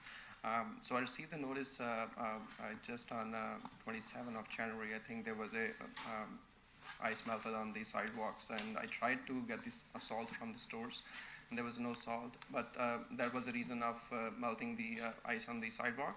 But later on, when I received the notice, that was in the night time, and later on, I received the time period of 8 hours. And I cleared the snow, the ice in the early morning tomorrow, next day. And so I haven't seen anybody coming over to check the snow for next 2 days. And and I see that then there was a charge added to my property taxes last month, which is April. And I talked to an enforcement officer. I went to their office as well. I tried to contact them before a couple of times, but no response. And then later on, when I talked to the ops supervisor, they mentioned that the charge is because of you haven't cleared the snow. Later on, after I think it is after the 4 days, they have mentioned, and that was because of it's not clear all the sidewalk properly. And I mentioned that I cleaned up the snow in the early morning, and I did clean up the side, like a narrow path, but I haven't cleaned up everything because of I had to leave for the work. And then in the evening, I have cleaned up everything. I cleaned up everything, and still I see the charge added to my property tax. So I wasn't sure why the charge is still there. I have done my job, and it was cleaned up. Thanks. Thank you. So there's no other delegates in regards to snow clearing. So we have Speakers list, Councilor Maderos. Thank you, through the chair. To staff and to our CEO, probably I'll put you on the hot table. Were you satisfied with our snow removing service this year? Through the chair, I believe that there were times where it was extremely effective, and then there were other times where we received numerous complaints which could suggest there could have been some problems. However, my understanding is that contractual obligations on service levels were met. However, there was some leeway in terms of what that meant given the extenuating circumstances with the storms. And I guess for everyone's benefit as well, as a result of this council's, let's say, dissatisfaction with the snow removal service, we've asked for a workshop. Is that correct? Through the chair, that is correct. Okay. And as a result of angry residents who've contacted us, did we reimburse tax property? Did we reimburse any type of fees, property tax, or any of that sort? Through the chair, not to my knowledge, no. Okay. So as a result, and members of council, and this is not something I normally would want to do, but I think for those who delegated today, just as our recognition of we at the city as well could have been better, and we could have provided better service when it comes to snow removal, and we're going to improve. And I think everyone here today who's delegated recognizes that for one reason or another that they themselves can maybe address this issue in a better manner next time. So I'd like to move a motion to waive all the fees one time just for those who delegated as a simple recognition of not only their circumstances, but also as well as our responsibility for future for us to also provide a better service and use this as a learning. So I'd like to move that motion, and I'll wait for my colleagues in a recorded vote as well. Thank you.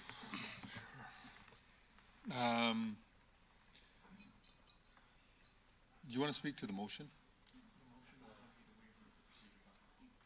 So we're going to have to waive the procedural bylaw first. So we'll let Councilor Fatini speak first.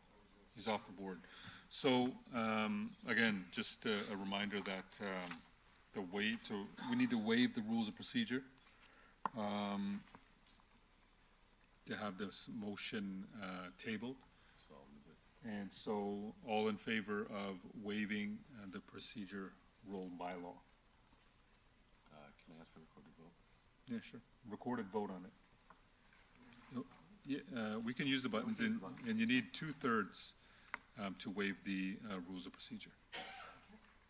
So members of committee, the vote is now open. So point of order. Councilor Williams, get on the board. Yeah, point of clarification. If we waive the procedure bylaw, does this now allow us to speak to the motion? That's correct. So there can be a debate after we do this vote? So the motion, can we vote now? The voting is open. Okay, And the motion is to waive the procedure bylaw, to entertain a motion to waive all fees in regards to the delegations. Is it working? Councillor Williams still has to vote, please. So the lights stay on to protect your vote. I've seen, all members have voted. The motion to waive the procedure bylaw is defeated. 2/3 has not been obtained. So the motion is not tabled because the rules were not waived as a council decision, and so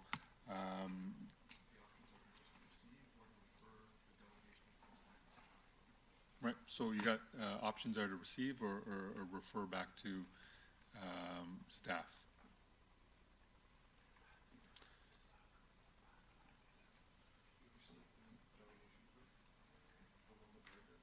Councilor Fatini. Thank you, through the chair. Can we get, so we're gonna get a report back on this and see what date, the date, so these fines were done? If it was during the time that we really didn't snow much, or when it was, what, day after day? You know? So I'm gonna be part of the report? All right.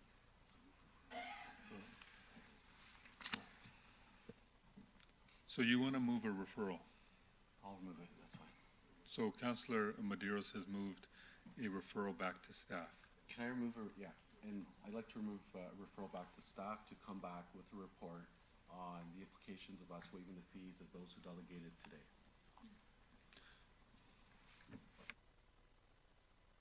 Vote as well.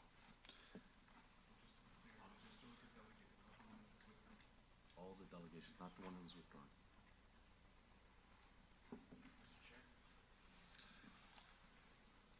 So we got speakers, sorry, Councillor Vicente.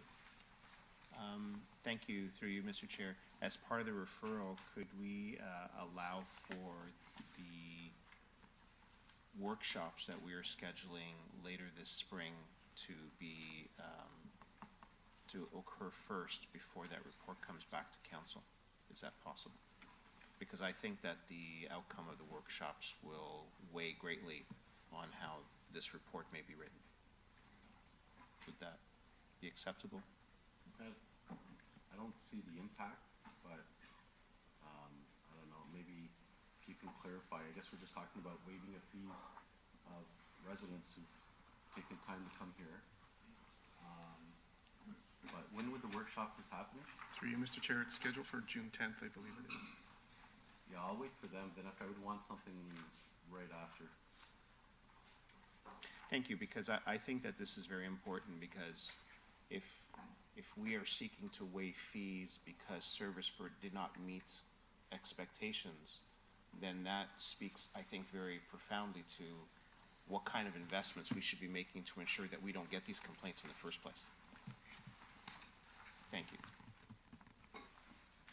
Councillor Pleshy. Thank you, Mr. Chair.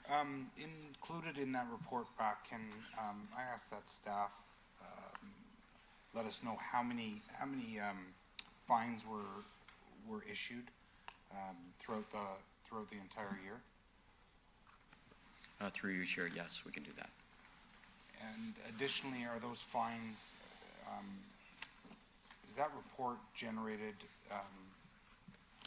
does it include, or do the fines go out also include parking infractions, grass cutting infractions, anything else like that? Through you, Chair, I'd like to defer that to the manager of bylaw enforcement. He's probably give better details. So I guess my question is, do we wait until the winter season's done and then we send out the fines for kind of the non-compliance of what we're discussing here for snow, or is it kind of a package deal with including the summer for the grass and that kind of stuff? Through the chair, we normally deal strictly with the snow removal and not necessarily with the weeds. So there's separate bills that we'd be sending at that point, or charges that would be sent. So we send it pretty well at the end of the season, or close to, and then that's when the residents would see it on their tax roll. Okay. So can I just ensure that that information is brought forward at during whenever the report comes back? Through the chair, we can do that. But for clarification and to assist staff, it would be beneficial to get a clear understanding of what is desired in the report back, so we can be as effective as we need to be. So I was looking for the number of fines that are issued in the totality of the winter is what I'm looking for.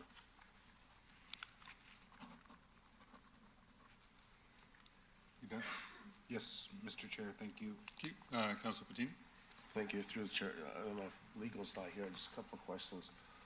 So, we have a bylaw, it automatically goes in the property tax, am I correct? Is that how it works on these fines? I'm sorry? They're connected to their property tax. Yes. So if they had a chance, they don't have a chance to appeal it, to go to court, to do something, this is the only position where they could come? It's not like a parking ticket or a ticket you have bad, you should go somewhere and fight it. Through the chair, you're correct.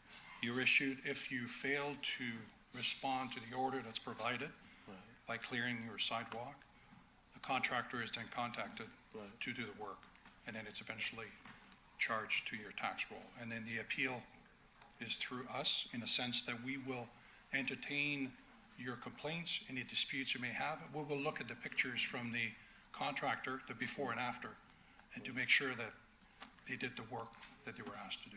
So this is our last step, they can't go any further than this, like, it's not, so they already did the appeal. That's my understanding. Thank you.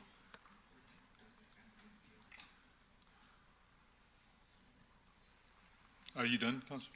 Okay, Councillor Williams. Thank you, through you, Chair. To staff, a couple things. You know, the process in which a call is made or complaint to the point where a fine is actually issued, are we able to look at that as well during the workshop, or are you able to kind of share that now? Through the chair, I could certainly share that with you now if you'd like. Yeah, that would be very helpful. So a resident will complain about a sidewalk that's not being cleared.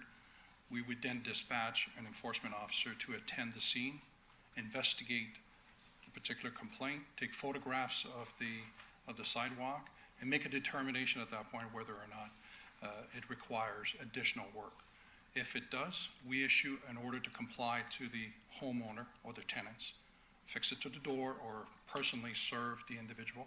Let them know that you've got 8 hours to clean the sidewalks. Even though the bylaw specifically speaks to you must clear your sidewalk at 11 a.m.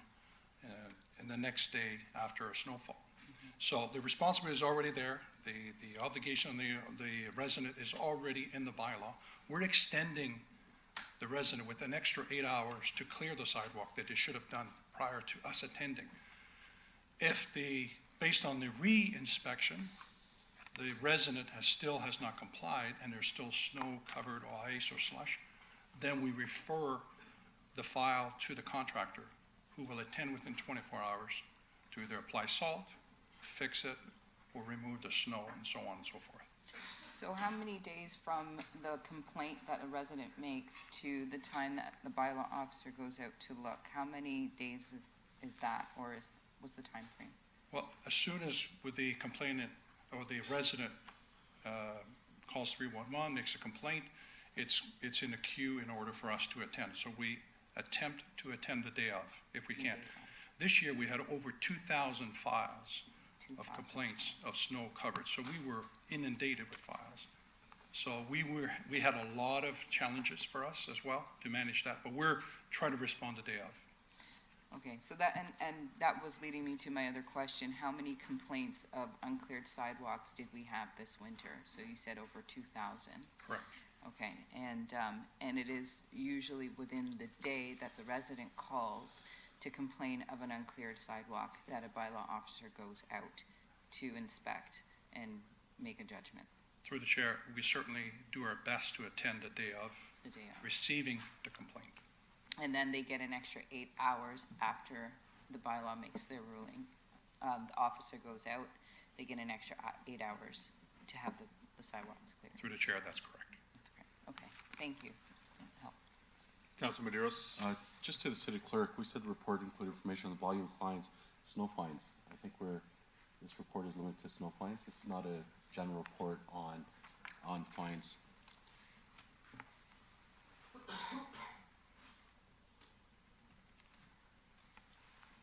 You done? Yeah. Councilor Singh. Yeah, I'd like to see some analysis on a partial waiver, if you could add that there, just to see what staff's view is on that, and if they do have a view on that, especially for those who delegated. Mayor Brown. Thank you to Councilman Medeiros for starting this conversation.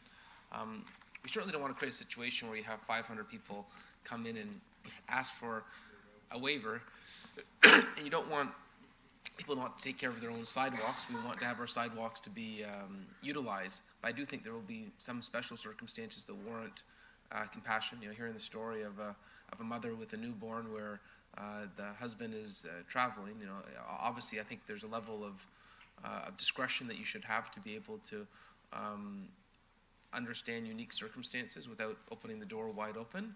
And so I think what Councilman Medeiros has asked for, that we look at how we can show some discretion where reasonable circumstances arise, I think is fair. And so getting that staff report back, I think is, would help us head in that direction without opening the door to no one wanting to do their sidewalk, because in Canadian winters and in Brampton, we know it's one guarantee: we're going to get snowfalls, and we're going to need help making sure that the sidewalks are free for pedestrians.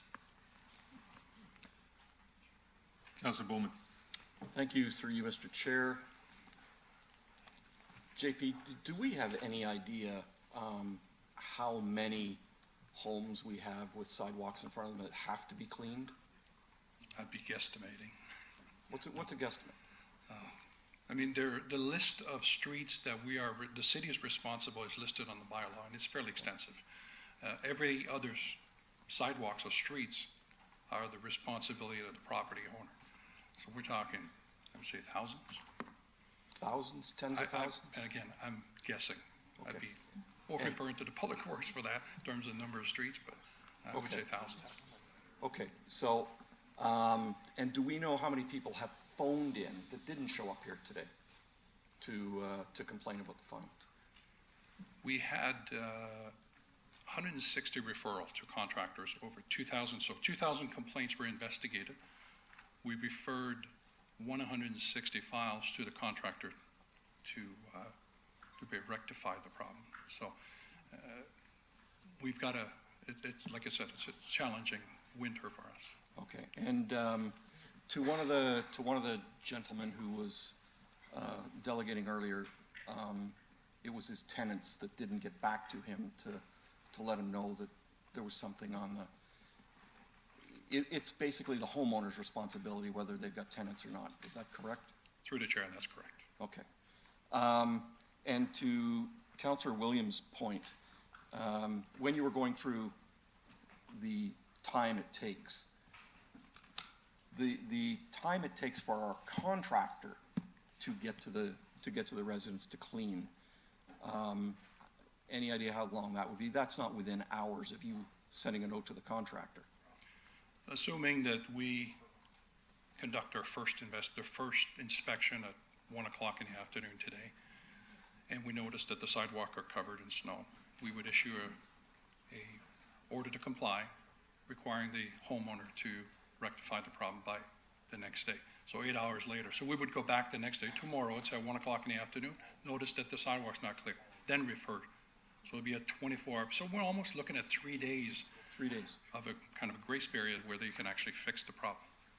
Okay. So I'm just looking at the referral and speaking to the referral. I'm not certain what we're asking for, and this is to Mr. Patari, I'm not certain what we're asking for and the implications of waiving fees. Are we, like, is the purpose of this to say dollar value, we're looking at the 10 people who showed up today or the 13 people that showed up today waiving their fees? That's a pretty easy answer. Or are we looking at something like, what are we actually asking for by referring this back to staff in terms of numbers, implications? Are we trying to figure out, if we let these go, how many others we're going to let go? Are we trying to figure out that if we let this go in summer, is this exact same thing going to happen with lawn cutting in the winter, or in the summer, I should say? So I'm a little unclear as to what we're asking for to come back to us. Thank you, through the city clerk, I guess, for clarification. Just one second. Through the chair. Are you asking Councillor Medeiros a question directly? Well, first of all, I'd like to know if Joe knows exactly what he's bringing back, and then Councillor Medeiros can elaborate on what he wants to see. So we'll go to Joe, and then we'll allow Councillor Medeiros to respond. Through the chair, thank you, Councillor Bowman. This gets back to the question I had posed earlier, just seeking clarity as to exactly what it is you would like us to come back with.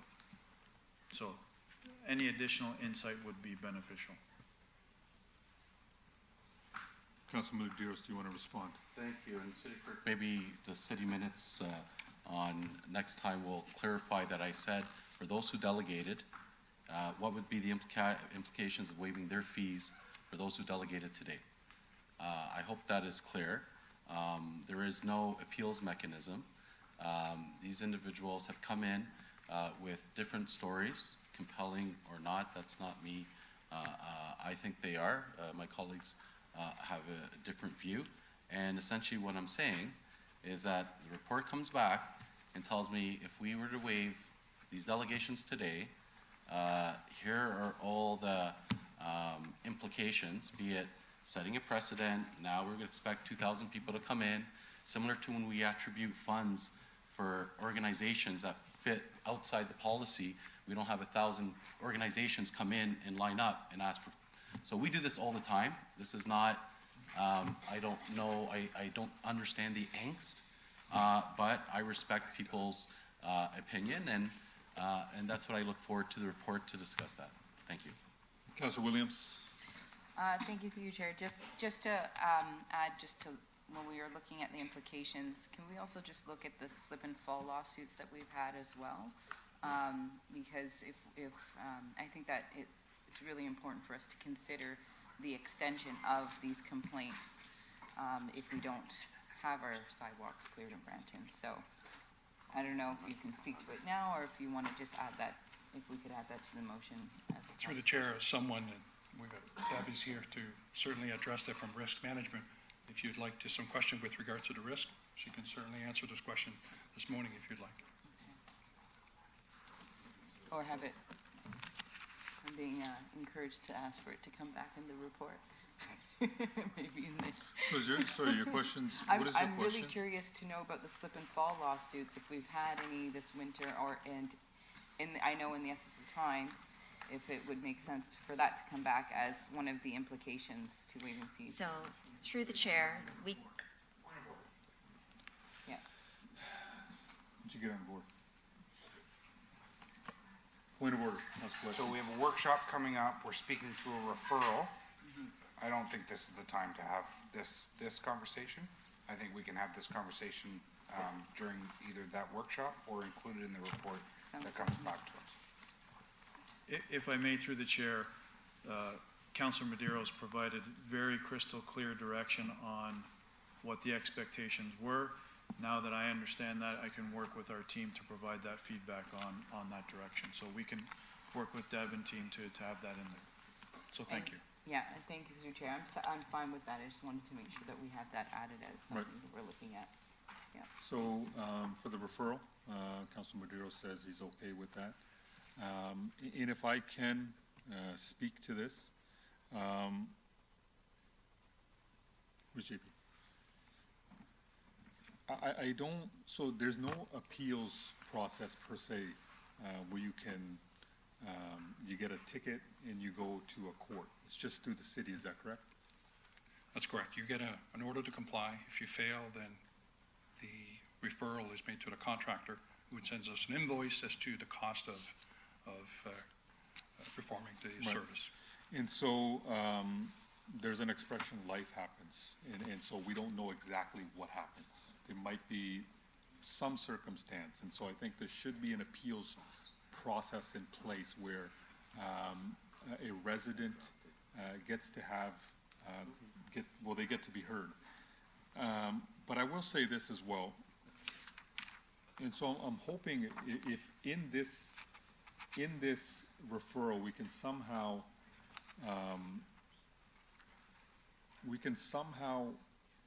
ask staff to report back on, or we can somehow look into getting a new appeals process. And so I'm going to ask Councilor Medeiros what his opinion is on that, if we can add that in. Sure. Right? So he's okay with it. But I will say this, we live in Canada. There's a personal responsibility of the homeowner to be prepared. There are professional services that are available. It would have been, I would assume, much less costly. And I looked at the picture as well. The other neighbors had their sidewalk cleared. And I think what we have to look at is that we're setting a precedent not only for snow clearing, but for every other ticket, whether it's cutting your grass, whether it's property standards issues. And so that's something that is a concern of mine. Again, we do live in Canada. We understand that, you know, nature does not really care about if we're on vacation, if we're not at home. And so we have to be fully prepared. And so I will support the referral as is, but those are just some of my the points I wanted to get in. And so the referral, is it done? Referral's on the floor. It's been moved. All in favor? So can we see some clear hands there? So we got 1, 2, so that carries. Thanks, JP. So, can I get someone to move receipt of the delegation? Councilor Bowman, all in favor? 1, 2, 3, 4, 5, 6, 7. There we go. Thank you. Right, so everybody who delegated today, all the delegates, you will be notified by the clerk's office when the report comes back. Thank you guys for coming.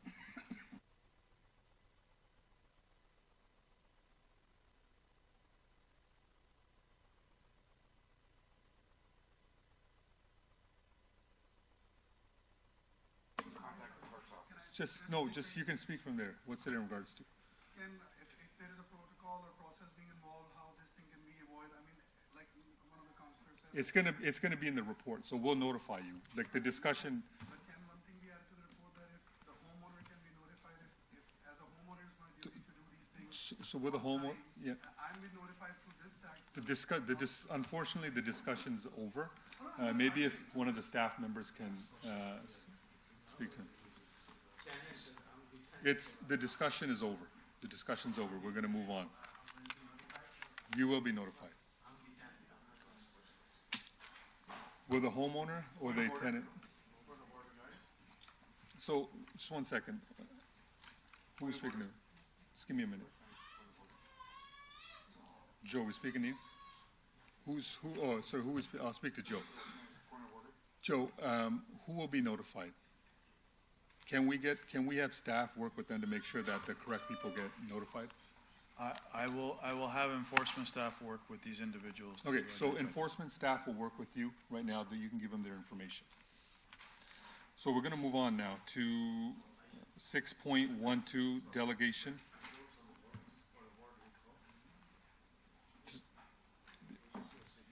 What's the point of order? Who's on the board? Is anybody on the board? Are you on the board? Okay, point of order. Councilor Fatini, what is They're it? allowed to ask questions at the end of the meeting. Okay, That's all I'm saying. all right.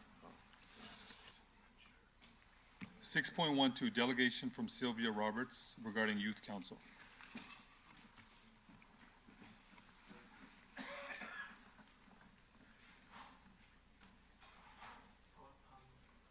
You have 5 minutes. All right, so this is on the National Youth Survey, a little bit about it. It was conducted by Abacus Data. You probably recognize a bunch of these sponsors, the Y, Boys and Girls Club, Big Brothers, Big Sisters. It's important when you look at a survey to find out who funded it, to see who their client is and what their potential biases are. I think you can tell from these organizations that it's not big corporate trying to push some agenda. So this is a poll that's sort of on, so this portion is basically on how optimistic you are. It's on, do you think how your life is going to be compared to your parents? If you look, homeownership, for example, young people are not optimistic. Retiring by the time you're 65, not optimistic. It's basic things. One of the things I noticed is the big 3 items here. Council has a youth council that's kind of in the works for being set up. None of the top 3 items are in there. So rising cost of living and housing, that was one of the biggest issues across Canada, across age ranges, across ethnic backgrounds, whether you're a visible minority or not, basically across everything. Housing was the top priority. Climate change was actually one of the biggest ones, because it's a case of people are like, oh, well, we have to do something by 2030, and if we don't, bad stuff will happen in 2050. To someone who's 70, 2050 is like, how is this relevant? That's beyond my life expectancy. But when you're in your 20s, 2050 is, okay, I'll be in my 50s. This is a serious concern. with how life expectancy is now, like my younger siblings could see 2100. So climate change is a big issue. Mental health is another major issue, and that wasn't addressed in there. So here's kind of the breakdown. If you look at, you'll see it's women are more concerned about climate change and mental health than men. For ages, it's a case of 15 and 17, and 24 to 30 are a bit higher on concerns on housing. For 18 to 23, it's generally you're going off to college, so you've got a relatively stable housing situation for there, whereas 15 to 17, looking at moving out or where you're going to go, it's a more pressing issue, and 24 to 30 is also an issue. If you look at a low income is actually prioritizes climate change much higher because people of lower economic backgrounds are typically wind up living in what is cheaper because it's a more marginal location. People think about the flooding in cottage country, but it's also people being put in flood-prone areas because that is all they can afford. On the seriousness of the issues, you'll see that some of the biggest issues actually have extremely broad consensus. So rising cost of housing, it's, 6% that don't think it's serious? So youth are actually pretty united on the things that matter. Here is how well the political system deals with the needs and views of young Canadians, and the system is generally not very good at responding to it. This is from the 2016 Youthful Cities Survey that the city commissioned, so I think it's relevant. And if you look at here, it's 6.8% say it's a lot. The rest say it's a little or not at all, which is actually a lot worse than the country as a whole. If you go here, but it's a case of, it's not that they're not interested, it's you can see that, well, no for participating is 20%. A lot of people actually want to participate, but the city has room to improve on how it engages with youth. So the recent survey is from like 15 to 30. This is also same age ranges. This is how long will youth stay in Brampton? If you look at it, forever is 11%. I try to talk to young people in Brampton to get them more interested in politics, not even like national politics, but what is going on in the city, and the broad consensus is it doesn't matter, there is nothing for me here, I can't afford a place to live, there's no place to work, getting around is a pain, I'm going to leave because there is nothing to keep me here. It's a huge issue if you've got a city. Sylvia, you got 30 seconds left. So it's, what I would like is for the city to explicitly expand the scope of the potential council or councils to allow the youth committees to be able to take on additional items that they deem appropriate and relevant to youth. That's my delegation. Thank you. Sylvia, Councilor Santos. Thank you, through you, Chair. Thank you so much, Sylvia, for coming in today. I read all of it and happy to do so. What was interesting in my observations in reading both of the reports that you put forward is that the good news is that we as council in the new term have been focusing on the key items that are listed here with respect to building and focusing on more housing and housing options, period, looking at transit, investing and prioritizing post-secondary education, the increase of festivals and arts and culture, and really prioritizing that. So in this particular term, there is good news. And what I will say is on Monday night, we had, and I'll ask a question to staff, do we know how many young people were here on Monday night from high schools presenting on their participation in the Youth Summit? I can't remember, but there were like about a dozen different high schools represented, as well as, I would say, just from memory, over 30 high school students who were here. And so in the report from Abacus, it talks about the fact that young people are less engaged or not as engaged in politics. That's at the provincial or federal level. But certainly here in the city of Brampton, as you can see from the average age on council now, we are making a tremendous effort. We will be, Paul and I are going to ask one of our co-op students and intern students to actually do a word search on how many times the word youth has come up in this particular term. And from my recollection, we've been mentioning youth and young people every single week. Put together that youth guide from Recreation as well. So we are making a big difference in this new term. I will also point out, if we could go to page 6.12-60 and 6.12-59, and I'm going to give a huge shout out to Councillor Dillon here. He doesn't know this, I wasn't going to tell him. But if we go to that particular page 60 and 59, I want to highlight something because this is also a question and flag for staff. Do we have it? Okay.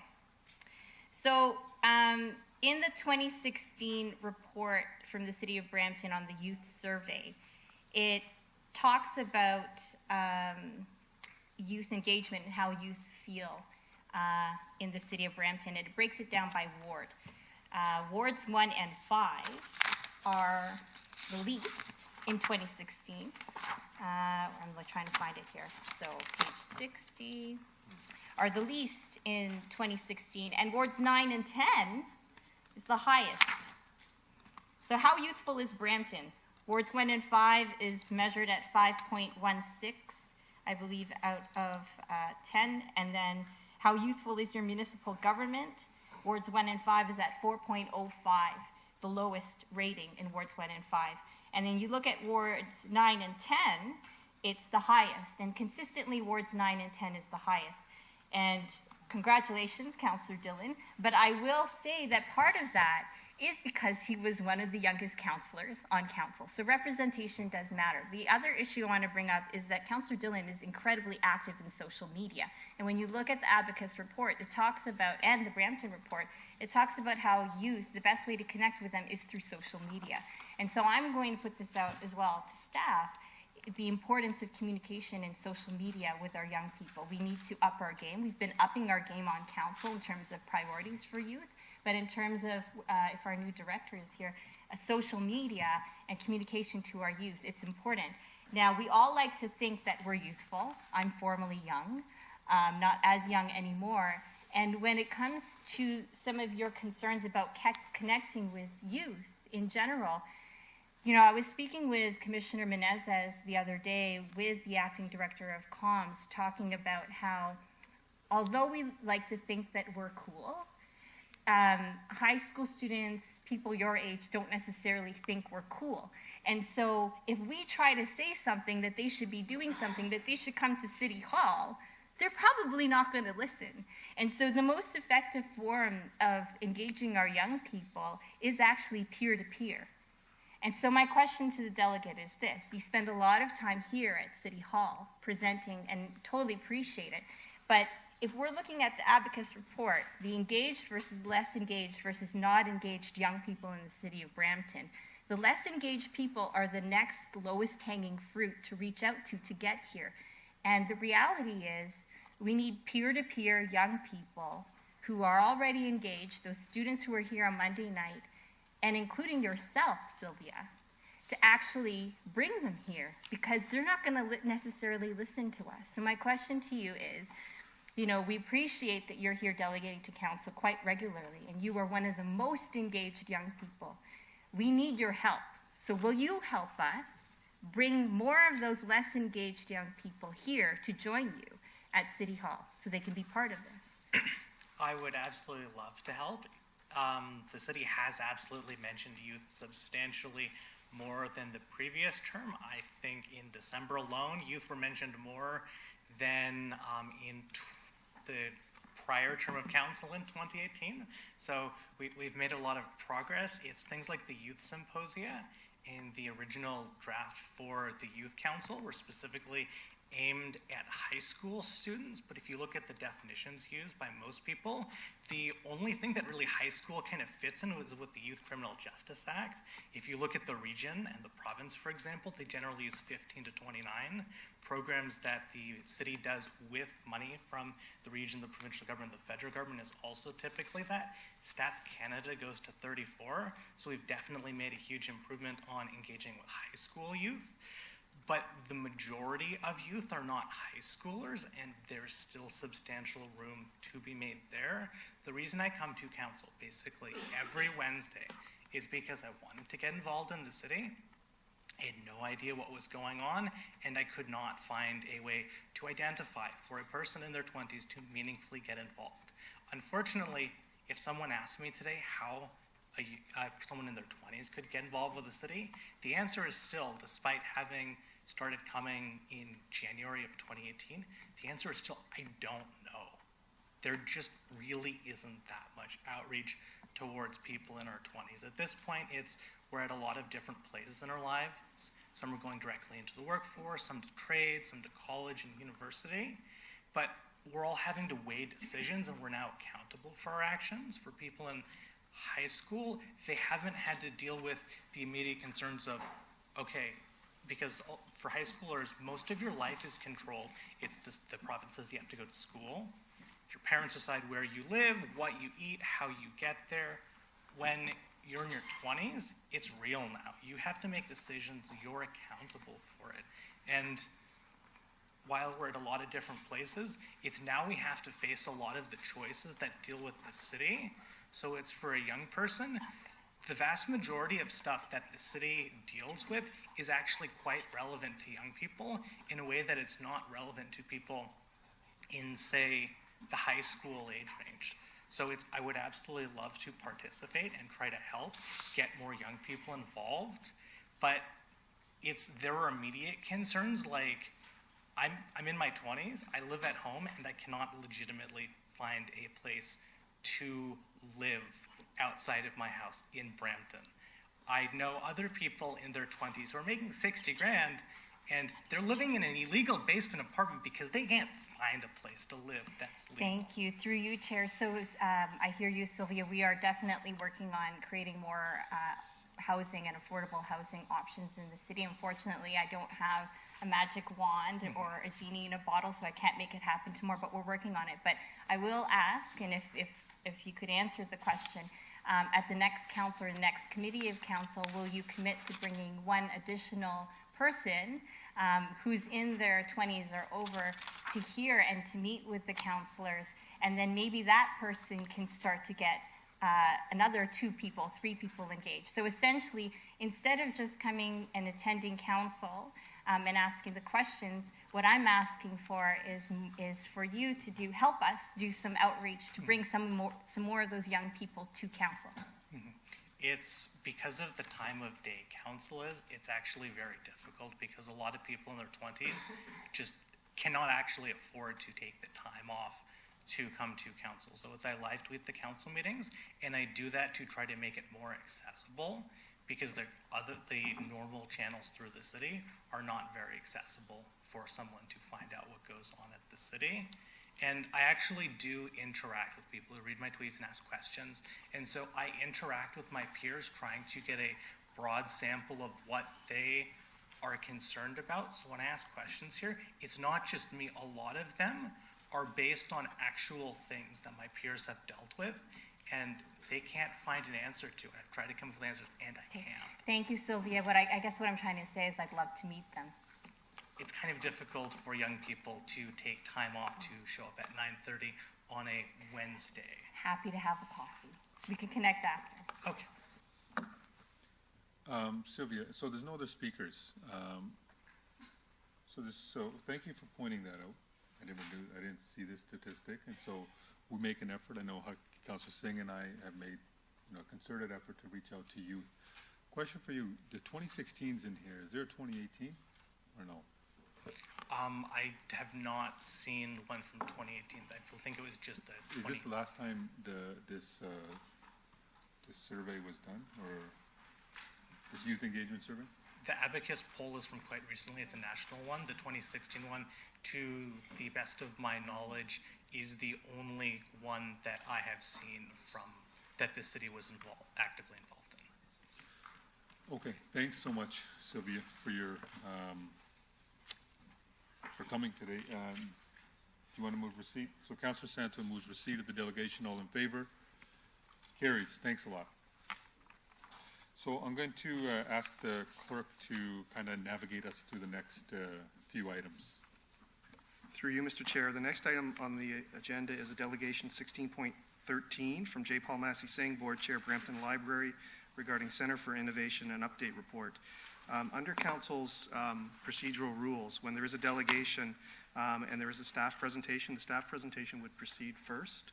So my suggested order for Council's or Committee's consideration of this matter is the following. The presentation from the CAO, which is identified as item 7.1.1.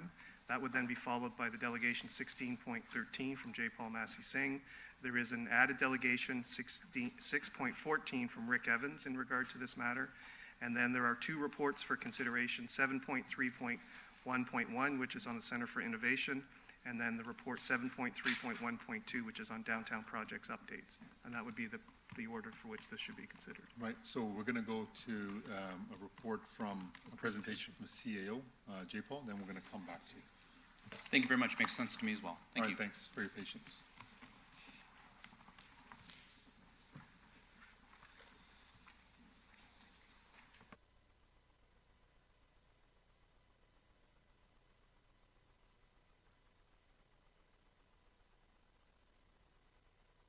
And I will try to be extremely quick, Chair, recognizing there are other delegates, and this is attached to a couple other projects, and we are getting close to the lunch hour, and I know Councillor Paleshi gets hangry.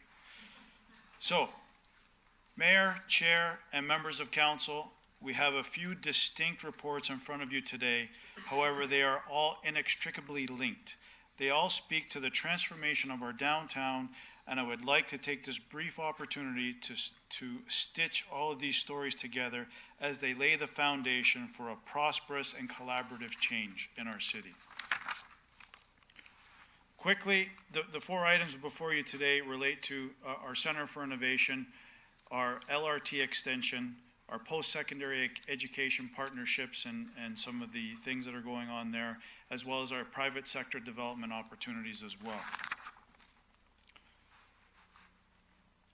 A number of opportunities have emerged as a result of some of the recent discussions, and these are to support a creative, innovative and entrepreneurial environment that is consistent with Brampton's 2040 vision as well as term of council priorities, as well as to support downtown revitalization, create complete communities, and unlock the economic potential that will reinforce Brampton's position on the innovation corridor, examining other options for an iconic building for the Center for Innovation, connected innovation downtown, along with connected to a downtown transit terminal, my apologies, as well as to create a new and dynamic central library together with more programming and additional space.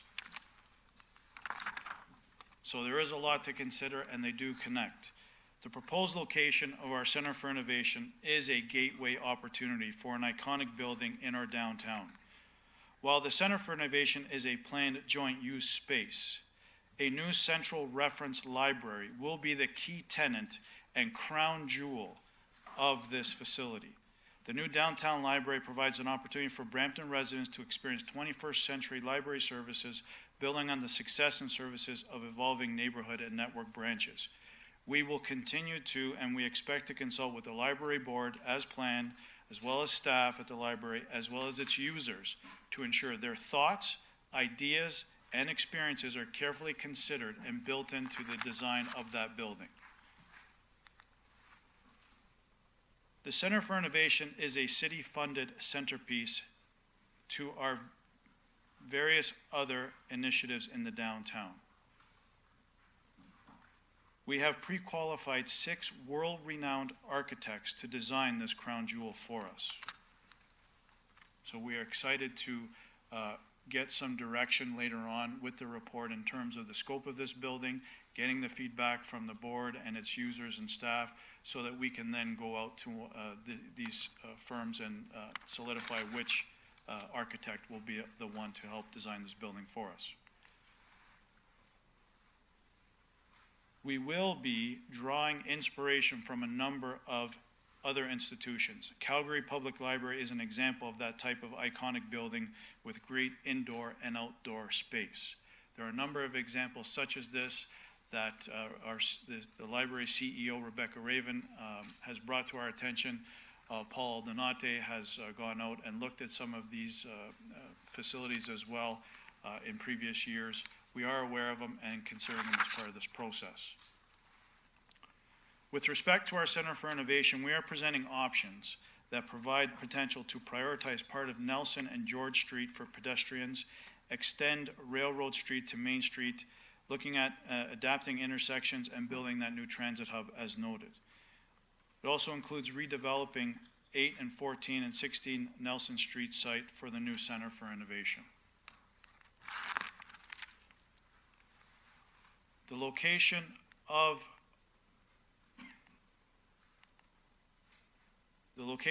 the Center for Innovation is adjacent to the railroad corridor and the Brampton GO transit station.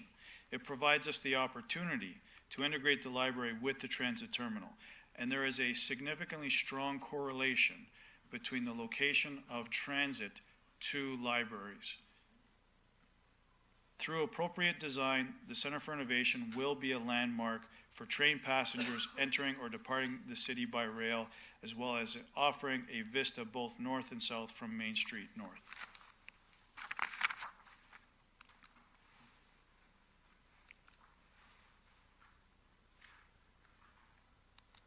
To achieve this, we need council support, and there is a series of recommendations in the report from Commissioner Meneses on the Center for Innovation project.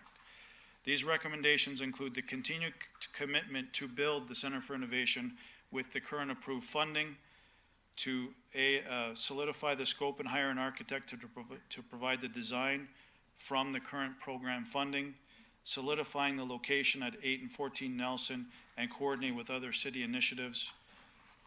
Fourth, there are synergies for co-locating the required new transit hub, so we are proposing to move that funding forward, currently earmarked for 2023 to 2019, and build that into this building. Council also directed us to consider whether or not we want to expand the scope of this building, so the report actually speaks to if we wanted to build additional floors, the cost of those additional floors, and it is up for council consideration. We will take council direction on that. There's also other excellent opportunities in relation to this site to adjacent properties that are owned by Metrolinx, and those recommendations are also proposed in the report, and we're looking forward to having a discussion about those opportunities with you. In addition, there is the LRT extension north of Steeles that we have been discussing and looking forward to further discussing with you today. Staff were asked to revisit the LRT AA and come back with some options for an extension north of Steeles on Main, which we have done, and that report is before you today.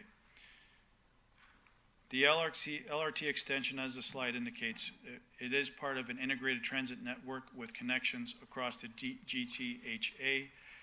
It supports economic growth not only in our downtown, but a number of different other parameters, including our mobility hub, our Center for Innovation, our post-secondary institutions and partners, as well as private sector development and prosperity.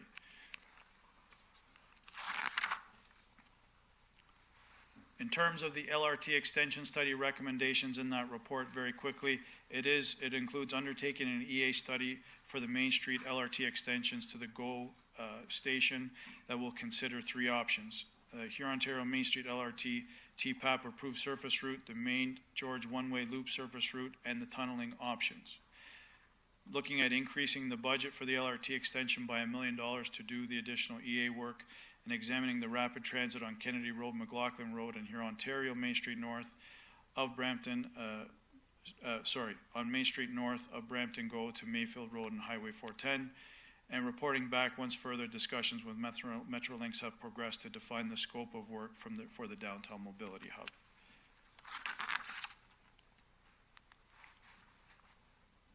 As noted, there is a lot going on with our post-secondary partners, specifically Ryerson, Sheridan, as well as Algoma.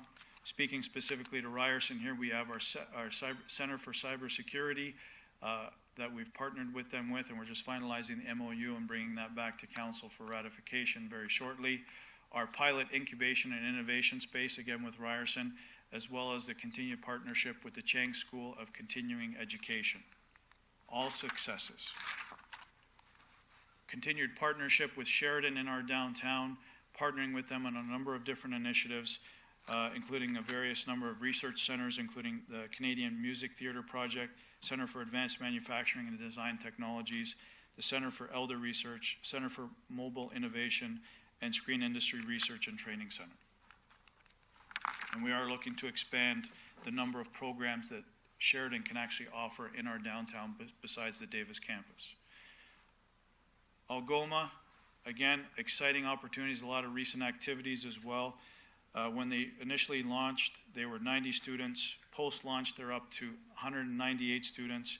In 2019, earlier this year in January, they projected 150 additional students with a total enrollment in 350. This exponential growth speaks to the success of Algoma and the partnership with the city, and we have been in negotiations and discussions with them with support from council on how we can further that partnership and everyone's success. Even along the private sector development, these all connect. We have some private sector developments, including Dominion Skate Building, which is a high-rise mixed-use development of 400 units, as well as the other proposed high-rise mixed-use development in our downtown, in and around the Rose Garden residence. We are in continued dialogue and discussion between staff and the proponent on how we can make that a reality. And of course, I would be remiss if I did not continue a discussion on the role of the downtown flood mitigation strategy and the role it plays in unlocking our downtown in terms of all these development opportunities. This work will continue. The first public information session was held at Brampton City Hall on November 17th, 2018. The project team has selected a preliminary preferred alternative solution, and this will be presented at the public information session, the second one, May 30th of 2019 at Brampton City Hall from 4 to 8 p.m. with a presentation at 6:30. And while it's a lot on one slide, collectively, here's the general timing of these projects that are transforming our downtown. These all start to make the downtown come to life, and you cannot think about each and every one of them in isolation. We need to think about them collectively, hence the role and idea of this presentation, just to bring it all together. So thank you. Happy to take questions on our presentation or alternatively specifically on the actual reports themselves. Staff are prepared to take those questions, which I believe are also being brought forward now. In conclusion, this is an awe-inspiring time for the city building and for our community. It demonstrates the actioning of our Vision 2040 as well as our term of council priorities. Thank you. Thank you, Joe. Councilor Vicente, Councilor Santos. Thank you. Through you, Chair, both Councilor Vicente and I are super excited about this and proud, and thank you to staff and everyone for working on this report and all the various pieces of it. I have just a couple of questions. Obviously, both Councilor Vicente and I support what has been presented. The Calgary Library. So both Councilor Vicente and I have been noticing that in particular to Ward 1, we have seen a spike or statistically higher number of fire issues in Ward 1. In the Calgary Library, they have a fire truck, I believe, in the actual library. It is a huge opportunity for us to address issues related to safety, fire safety, education awareness, and changing behavior, particularly for residents in the downtown area. And in terms of community safety and crime, that the fire truck itself is a beacon for safety, which would also help to engage the community on the issue. So I'm flagging that because, just this morning we were advised of another 2 fires that were in Ward 1 as well. And I think in speaking with Chief Boyce about this last week, we were joking about firefighters in the library teaching kids and reading books to the kids in what will be the Center for Innovation. Just something to consider. My question is about the maximum 12 floors. Is that the max that we could go on the building? And based on the budget we have now, I believe we could only build up to 6 floors. So if we could build higher and we find somebody who's willing to invest into building more floors, is that something that is possible for us to do? How complicated would that be? Through the chair, we've got our architects on board. I'm being told that the max we can build up is to 20 floors. To 20? Correct. 20. Okay. Sorry, Councillor Santos, so the staff reports are coming up still. Oh, I right? can't So, ask these questions. No. So what we're gonna do is, so we got the presentation, we have 2 delegations, and then we're gonna consider 7.3.1.1 and 7.3.1.2 after that. So if, I guess, specific questions to the report, maybe, Wait. yeah, you wanna hang on? Okay, I can wait. So we'll get you But on great first. presentation, thank you. Appreciate that. And Councilor Vicente, do you have questions to the report? Or to, sorry, to the CAO? Yeah.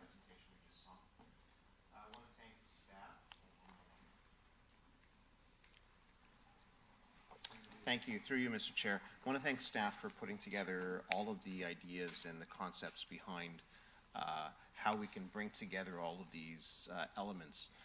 The downtown is an important project for the entire city. You can't have a vibrant city without a vibrant downtown. And so a lot of people ask why there is so much focus on this, and that is because within any great city, you have vibrant downtowns. And the downtown for the city of Brampton 50 years ago was the centerpiece of this entire area. And with the coming of retail, big box retail, it got hollowed out. And so it kind of lost its purpose and its direction.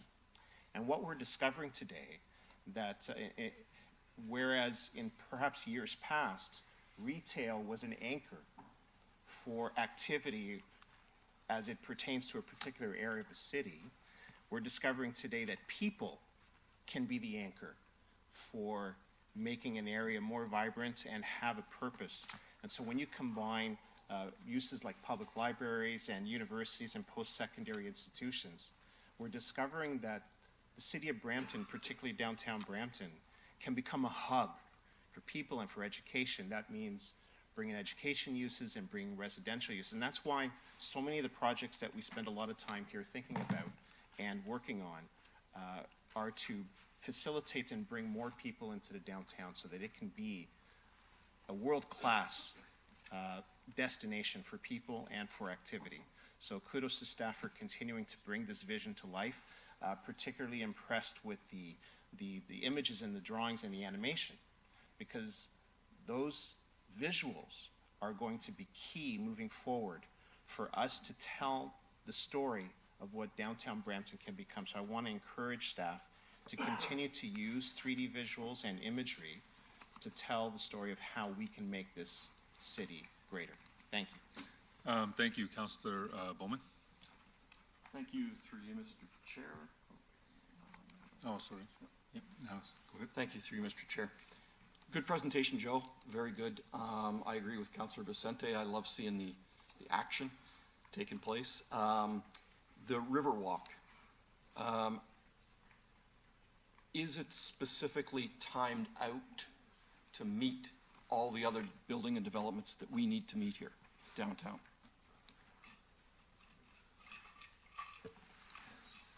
Thank you, through you, Mr. Chair. So the environmental assessment work that's going on right now is the important first step that needs to be completed, and TRCA is leading that.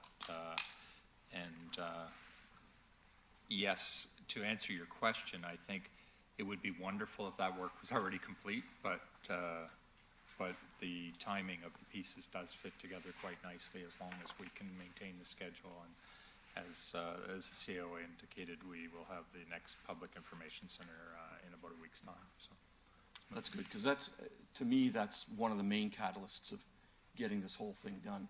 I said to Councillor Dillon earlier, I have all the faith in the world that we're gonna do the right thing and make downtown a vibrant, busy, bustling place where businesses want to grow.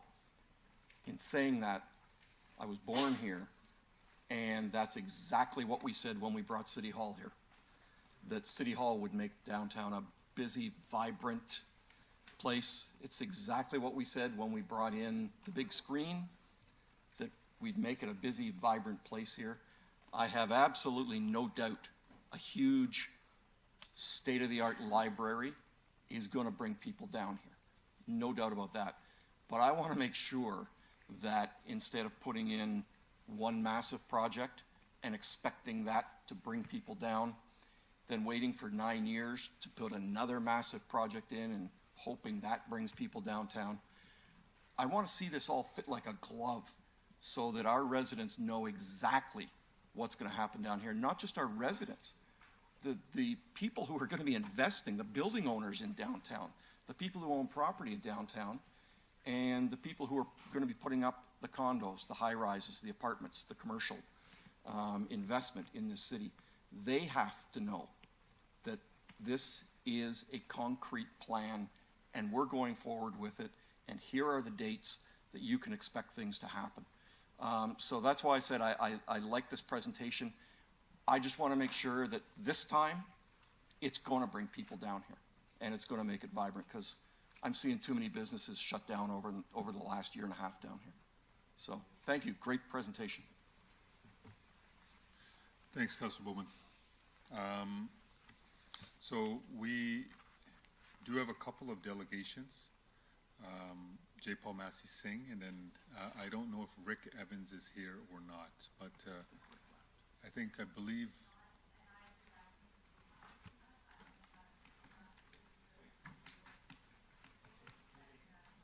so do we need to?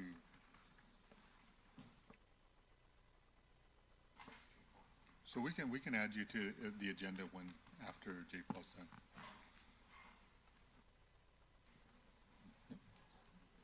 Well, good morning, everybody. My name is J. Paul Massey Singh, and I'm here on behalf of the Brampton Library Board. I'm here presenting on behalf of the board itself, but also representing obviously the interests of our some 200 staff, some of which are here, and the 150,000 or so customers, of which I know I'm speaking to some right now who carry their library cards with them every day. The context of our presentation today was really in response to the reports that were provided as part of the package. So obviously there's been some context change, and I really appreciate the presentation that we just received. There was some direction or intent provided in the presentation that I don't think was there in the report. So please take my comments in that context. I do think, however, there are a couple things I do want to highlight nonetheless. I'm very excited to hear that consultation with the library board is a key component in developing this plan. And I love the language that you have around, what the library means as part of this development. I do want to use this time, however, just to touch on a couple of key points. So that said, we are, as a library board, fully in support of this vision for a central library and innovation center as articulated in the report. That's a hub for community activities centered around learning, innovation, entrepreneurship, that reimagines the downtown streetscapes and includes pedestrianized areas. And we really do want to commend the decisions to proceed forward to address the needs of the community in spite of provincial funding being pulled. And we do very much appreciate all the recommendations that are baked into the reports around exploring options for funding these initiatives while avoiding costly borrowing and having impacts on the long-term residents of the city. That said, there are a couple items that we do want to touch on, and some of them were addressed in the presentation that we just had. One of them is the lack of specifics about the layout and allocation of space. Now, we do understand there is an intent to maybe engage the library board a little more directly, but what we understand right now is there's an allotment for approximately 105,000 square feet for a city library and what's being referred to as a collaboration zone, without a real indication of how that space is going to be divided, and thus making it difficult to understand if that space is adequate. As context, right now, Four Corners branch, just down the road, has about 40,000 square feet, and we know it clearly doesn't meet the needs of the current community, along with the academic needs of Algoma, which we serve out of that branch as well. So to intensify the downtown, all the additional uses, Ryerson being part of this picture as well, means 105,000 square feet is not going to be enough for very long. And so we'd like to have some line of sight as to how that space is going to be used and what we can do with that space in order to ensure that it meets the needs of the community. We, as a library, have a great track record of collaboration. We worked with Fleet Services to bring out a bookmobile. We work well with recreation in some of our activities where we're, locations where we're co-located. Internally, we have the Brampton Multicultural Center. We have Sheridan College about to start teaching courses at Four Corners Branch. But we also would be giving up a significant amount of autonomy in what we have in the downtown to be part of the Center for Innovation. And we want to ensure we have some insight into what this means, and in particular, how the spaces would be utilized. Further, as part of the report right now, 40,000 square feet is indicated of that 105 could be repurposed in future for academic library use. And if you go into any of our branches right now, in particular South Fletcher's, Springdale, Gore Meadows, Chinguacousy, you know that they serve as a place for students at Sheridan, Ryerson, Algoma, UTM, York, Humber, all of them, to engage in academic activities. On any weekend, they're packed and it's hard to find seating already. We're already proactively working with each of these institutions to ensure we're meeting the needs of those students, whether it be through spaces or through programming. But to leave it out there that we could have 40,000 square feet of this space removed at some point in time in future makes it really difficult for us to understand how we can program in the long term and how we can make the spaces that we do have work.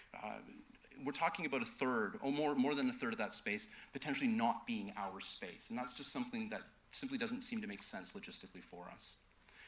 Co-location with the transit hub.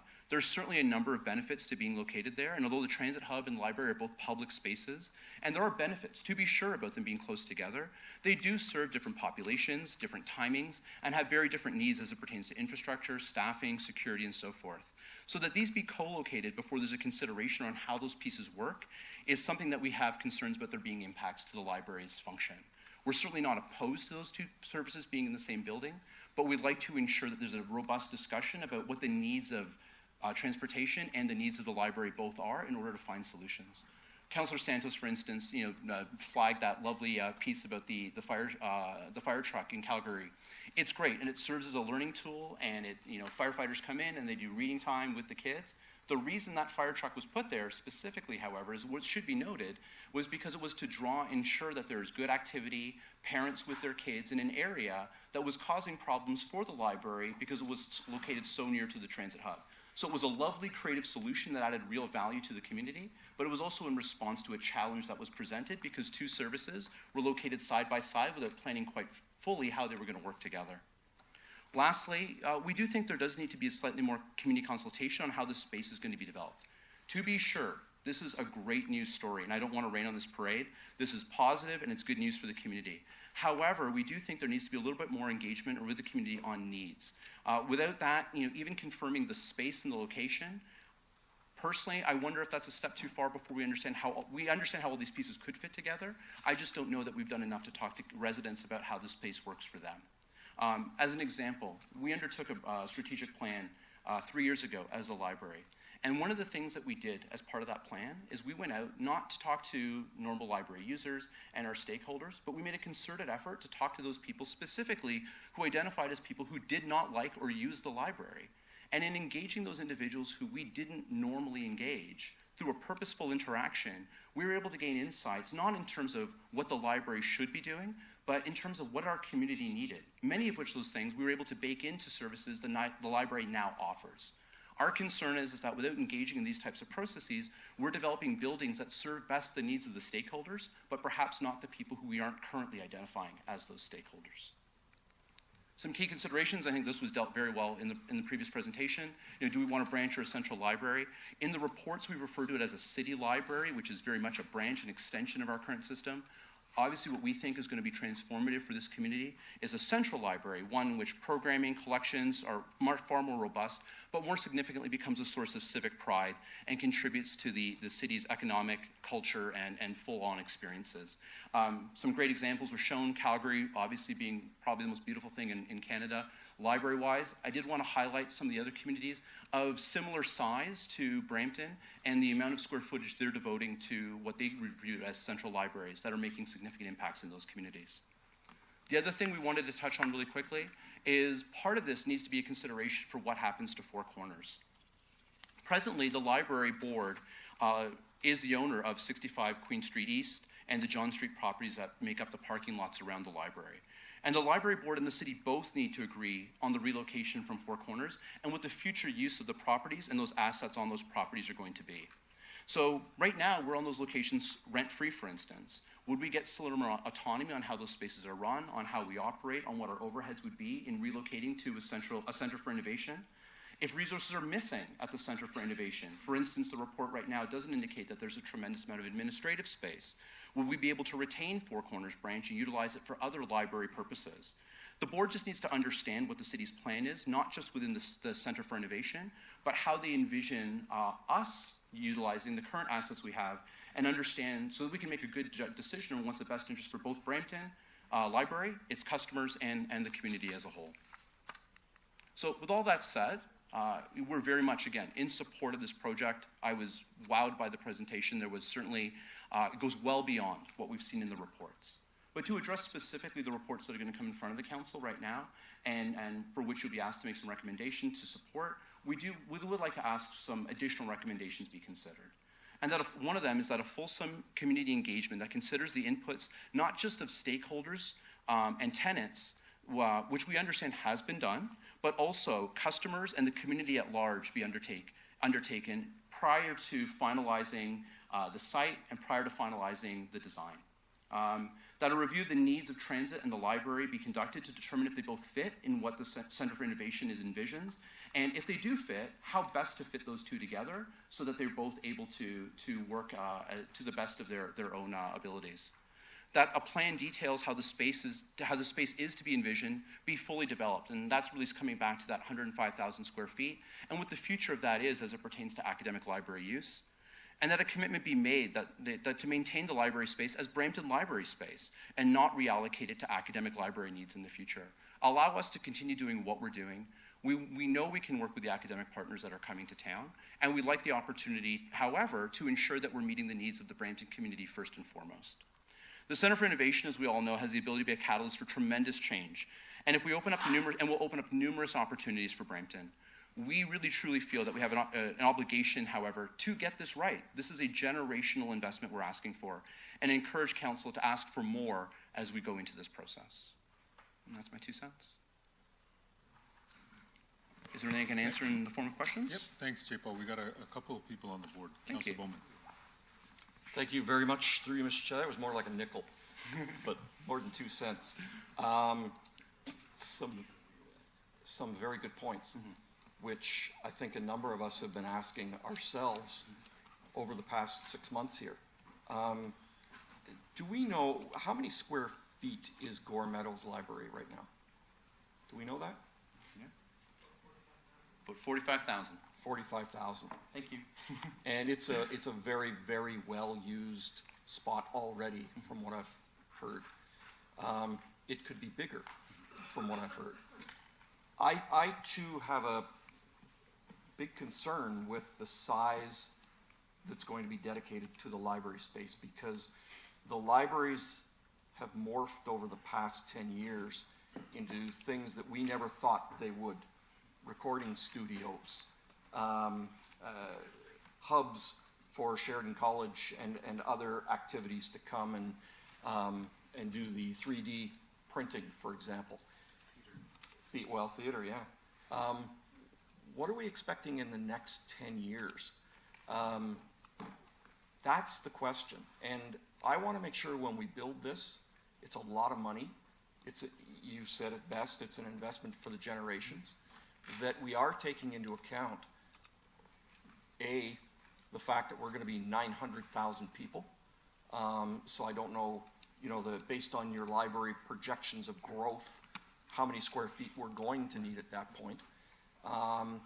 Also, what might be a co-working situation with not only Ryerson, with Algoma, with Sheridan College? What sort of new things are we going to see? What sort of things are we going to need or be able to utilize the library space for? And the library does a great job of co-working as it is now with other organizations. So I share some of your concerns, J. Paul, and you're right. I want to make sure that if we're doing this, if we're making the investment, that we're doing it right, we're doing it for the right reasons, and we're doing it with the right vision in mind for the next 20 years. You know, how old is the downtown library now? I believe it's, I actually can't even recall. I think we're at 40? 8. There we go. Yeah. Basically 40 years? I haven't been in Brampton long enough yet. Oh, so basically we're looking at developing something which is going to be around 40 years from now, 50 years from now. And we need to make sure we're going to do it right. Yeah. So I thank you for coming here and bringing up those points.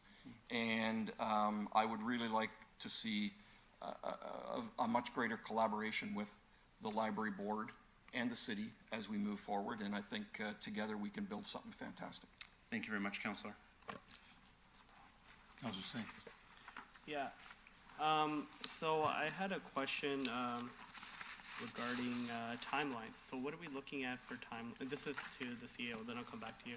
What are we looking at for timelines? I know you briefly went through it, but could you just reiterate that point specifically? So, through the chair, once we solidify the scope of the building, Yeah. then our next step is to then go meet with the library board as planned, Yeah. to get their input in terms of design and scope features, as well as do some of that consultation work. Yeah. So we can finalize what those design features are. At the same time, then go out to our 6 pre-qualified architects and get them to bid on what that scope of work would be to design the building. Yeah. And hopefully that would get done later this year. Okay. But at the meantime, and Commissioner Meneses can jump in if I misstate anything, that we can also start demolition.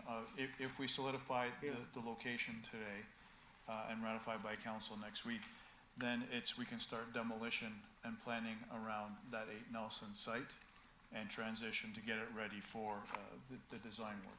Yeah, so perfect. So what I'm hearing is, and just, you can correct me if I'm wrong, what I'm hearing is sort of the issues that maybe the library board is having, those will be addressed moving forward, because we're going to be meeting down, talking about details and specifics, so that's promising.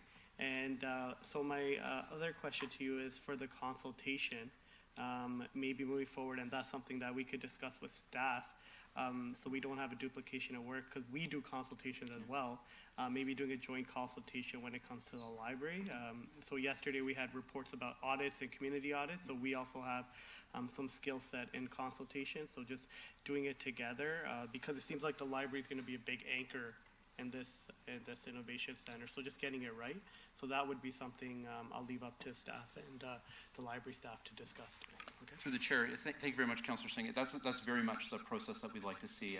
And with respect to engaging the library board, like as I said at the onset, I was responding to what was in the report. So obviously we have a little bit of a different context, and we're very excited to have this opportunity to engage. As it pertains to the community engagement, I do think this is a significant and important step that we need to take. And it circles back to what Councillor Bowman was speaking to. You know, what does this facility look like 10 years from now? None of us have that crystal ball to know. We know our academic partners have a vision for what, or an insight, rather, not a vision perhaps, into what teaching and learning will look like in the years to come. We may have some in what information and community may look like. You certainly have some insight into, you know, what the needs of our community are. But it's only really through engaging the community, understanding what their priorities are, that we have the opportunity to make informed and strategic decisions that are going to be meaningful. If any one of us just looks at our own data set, all we're going to be doing is just building more of what we already have. To really meet the needs of the future, we have to be talking to the community about what their aspirations are. Yeah. Councillor Santos. Thank you, through you, Chair. Thank you, Jay Paul, for the delegation. I'm confident that we're going to be very collaborative. I just have one question. So, does the library have charitable status? We do have charitable status, yes. So in some conversations with Rebecca, you know, like if, for example, this is a huge opportunity to fund and create more space in the Center for Innovation, in space that's dedicated for the library through fundraising efforts and leveraging the charitable status of the library itself. Considering all of the activity as presented by staff today, I am sure and confident that there will be a lot of investors interested in the downtown. And so I would like to bring that to the attention of staff, of course, and the library board to consider perhaps starting a big fundraising campaign to create an additional floor for the library. Through the chair, thank you, Councillor Santos. You'll be happy to know in that respect then that we recently hired on for the first time for the Brampton Library Fund Development role. So we have a senior individual in the organization who has deep roots in the community, working primarily in the past of the healthcare sector, whose role specifically is to help us develop both community and capital campaigns for future library growth. So how that fits into this specific project might be premature for me to speak to, but this certainly is in the scope of what we would be looking for. And we've already started to make the investments internally through support of council for that position, quite frankly, in order to help raise those funds for future library growth for the community. So we're very much in lockstep. Fantastic. And so I know we're not at the report yet, but just a quick question. I know it's in here. The cost per floor, the extra cost per floor. Al, how much is that? I can't remember off the top of my head. Through the chair, approximately $6 million. $6 million. Awesome. Thank you so much. Thank you very much. Councilor Pleshy. Thank you, Mr. Chair. I thought it was $5 million a floor, but okay. Inflation, right? I just wanted to do just a check on what J. Paul said. Thanks, J. Paul, for coming, by the way. Thank you. And thank you to all the library staff. And it's nice to see you guys again. Just with the ownership of the downtown library, J. Paul says the library owns it. By that he means we own it, right? We all own it, the city and the library. Co-ownership. I see nodding. I need microphones So, talking. through the chair, Councillor Palashi, that is correct. The library board technically owns the Four Corners. However, the only person that they can sell it to is the city, and city council provides funding to the library board to operate. So we collectively own it. And I'm not saying taking anything away from anything. It's a partnership. Absolutely. And I think, J. Paul, although, I think the library over the last little while, probably because of the fantastic board members that were on there last and the new board members that are on there this time, you're feeling the love from the city. But we just need to ensure that that communication is happening. And you guys need to be one of the key players and decision makers when we're talking about what the new library is going to look like.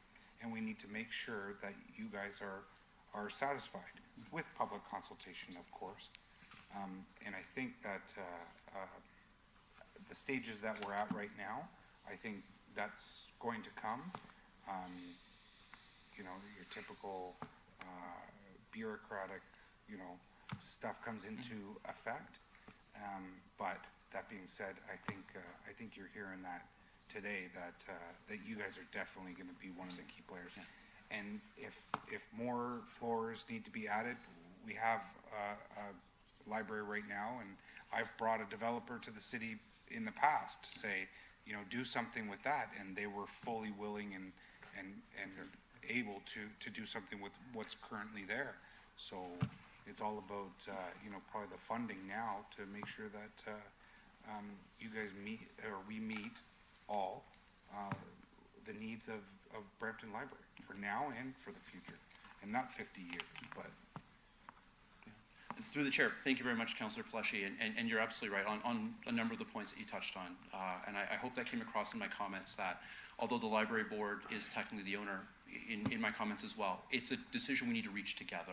It's certainly not one in which we hold some sort of sway, but we want to ensure that there is collaboration and ensuring that we're just discussing what the future of these other assets are that we all have a vested interest in and how they're going to be utilized. But to your point, everything we're hearing today certainly reinforces exactly what we'd like to see. We just wanted to draw a point on specifically, that if possible, be baked right into the reports and the recommendations that come from council in order to ensure not just that the library board is satisfied, but quite frankly, the hundreds of thousands of residents who look to the library as a place for information, a place to study, a place to meet, and so forth, and have the confidence that whatever investments we're making as a community is in their best interest, quite frankly. Excellent. But thank you very much. Thanks so much, Jay Pons, from a card-carrying. Nice. Library Someone should take member. a photo of that and put it on We did get a Twitter photo. for you. I want to say thanks for coming down today. So we have no further questions, and Councilor Palashi? Want to move receipt of the delegation? So, Councilor Palashi moves receipt. All in favor? That carries. And so we're going to continue the discussion after lunch now. So, yeah. As a special guest we have here today, we have Sharanjit Jasvir and Amarjeet, if you could just be recognized. This is actually Harkirat's uncle from India visiting today. Oh. And what better to see on a visit to Canada than to come and see Brampton City Council? Welcome. Welcome. Welcome. And so we're going to continue the innovation, Center for Innovation and Downtown Projects discussion after. So Rick is not here. Susie, we're going to, so we can discuss adding Susie, but we'll get to that after lunch. Is that okay? Okay. So do we need a motion now to add her to the? Okay. So what number would that be? Chair, it would be delegation 6.19. Okay. So do we need 2/3 or we need two? Yeah. So we need 2/3 to add Susie to delegate. All in favor? Okay. So that carries, and so we'll continue that after the break, and we're going to be back at 1:15. Yeah, 1:15. Okay, see you then.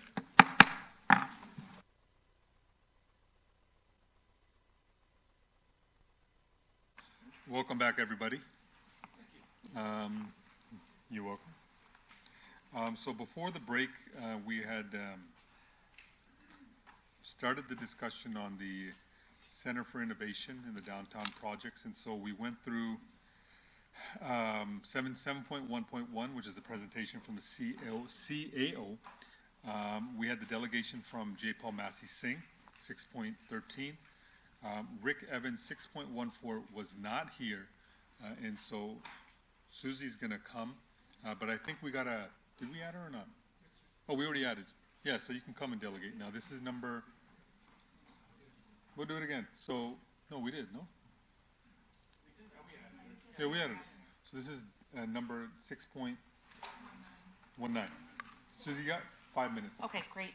Just wanted to say, just publicly here, I'm here on behalf of Rick Evans, who is a business owner and local resident of Brampton, not the downtown Brampton BIA, but I did want to congratulate staff for all their amazing work on the downtown core. We're really excited. But specifically for Rick, I'm here for Rick today. He had a question with regards to just the utility upgrades in general that we heard a lot about with regards to Downtown Reimagined, and with regards to moving forward with this plan that has changed quite a bit. Could we get staff and or council to give Rick, as a property owner and business owner, more information on what those plans are? Because in the downtown projects report, it does indicate through, I believe it was by the region, that the current infrastructure is beyond its service life. And that's my question on behalf of Rick Evans. Okay, so hang on. We got Councilor Santos on the board. Thank you, through you, Chair. I just was hearing from folks in the audience, including Susie, that they would like to see that video rendition again from the presentation. I think there's some members in the audience who did not see that video and would really like to see it. Okay, so we're going to get that up. You had a question. Perhaps Bruce, would you like to answer? I apologize to you, Mr. Chair. I was just sending a note out about another item. The question is? So can you repeat your question? Sure. On behalf of Rick Evans, he heard a lot with regards to the infrastructure upgrades and the plans under the Downtown Reimagined project. And following the decision to put Downtown Reimagined on hold, he was just wondering if there could be some more fulsome information on what the city's plans are, or if you've got a plan, if you could share it with Rick and also other property owners in the downtown core. Thank you. Through you, Mr. Chair. So absolutely, I think what would be best is we actually hold a meeting with you. I can tell you we've been working with Peel Region, looking at a variety of their projects and how they could phase them and schedule the works that aren't impacted by some of the decisions, and then looking at how we could take actions on some of the others. So it would be really good for us to have a sit down together, I think, and go through the details. Yeah. I think that we were just, some of the businesses, including Rick, are looking for what happens if, because we know that we've already had a number of water main breaks in the downtown. And so from a landlord's perspective, they really want to see those upgrades sooner than later. Sure. Okay. Thank you. Thank you. So, receipt of the delegation moved by Councilor Vicente. Get his hand up first, sorry. All in favor? Yep. So, we come to staff report 7.3.1-1. We can bring them together? Or does it, we have to give them separate? So we're gonna bring 7.3.1-1 and Center for Innovation, and we're gonna bring 7.3.1.2 together for questions. Yeah, so we'll show the video again as per the request of Councilor Santos. 7.2.1. Through you, Mr. Chair, 7.2.1 on the Toronto Global Reinvestment. There are no delegations on that, so that item will be addressed when we get to the Economic Development and Culture section. So we're gonna, because we brought forward the LRTs, the downtown, the LRT stuff. The downtown stuff first.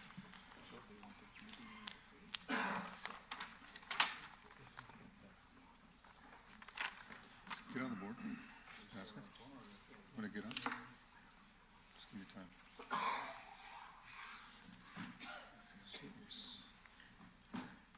Yep. You can ask your question. Thank you through your chair to the clerk. 6.14, the delegation. Are we doing that with the LRT debate? Through you, Mr. Chair, while the video is playing. So 6.14 relates to the LRT matter. Those delegations and the reports and correspondence related to that will be addressed as the next item after committee considers the Center for Innovation and the downtown projects update.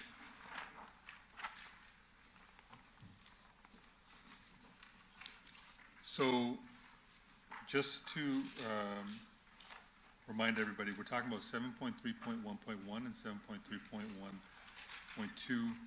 They're brought forward together, and Councillor Singh is on the board. Thank you, and thank you for our staff for all the work. I know things are starting to materialize and crystallize, so it's really exciting to see. I guess my question is more around the innovation zone. So just help me understand, I guess, what is it going to be the innovation zone we currently have moving there? Is it going to be well, I see Ryerson's involved, but they're also involved in the one we currently have. So is that the goal, to get it started going here and move it there, or like what are we looking at for innovation zone? So, through the chair, I don't like to use the expression "it depends," but I'm going to say it depends. I believe the spirit and intent is there's a lot of excitement and true opportunity with Ryerson within the Innovation Hub right now, and an expectation of significant growth. And in the event that they outgrow that space, there is a possibility, a significant possibility of actually moving them into the Center for Innovation if they're open and amenable to that. But it's not certain that it will be that site moving to the innovation site. Currently, as of right now, through the chair, the answer is no, but it would be ideal if in the future that was to happen. No, and I get that. And I also see that we're looking at strengthening our partnership with Sheridan, Algoma, and Ryerson as well. Have we reached out to Algoma already? Have there been conversations regarding the Innovation Center?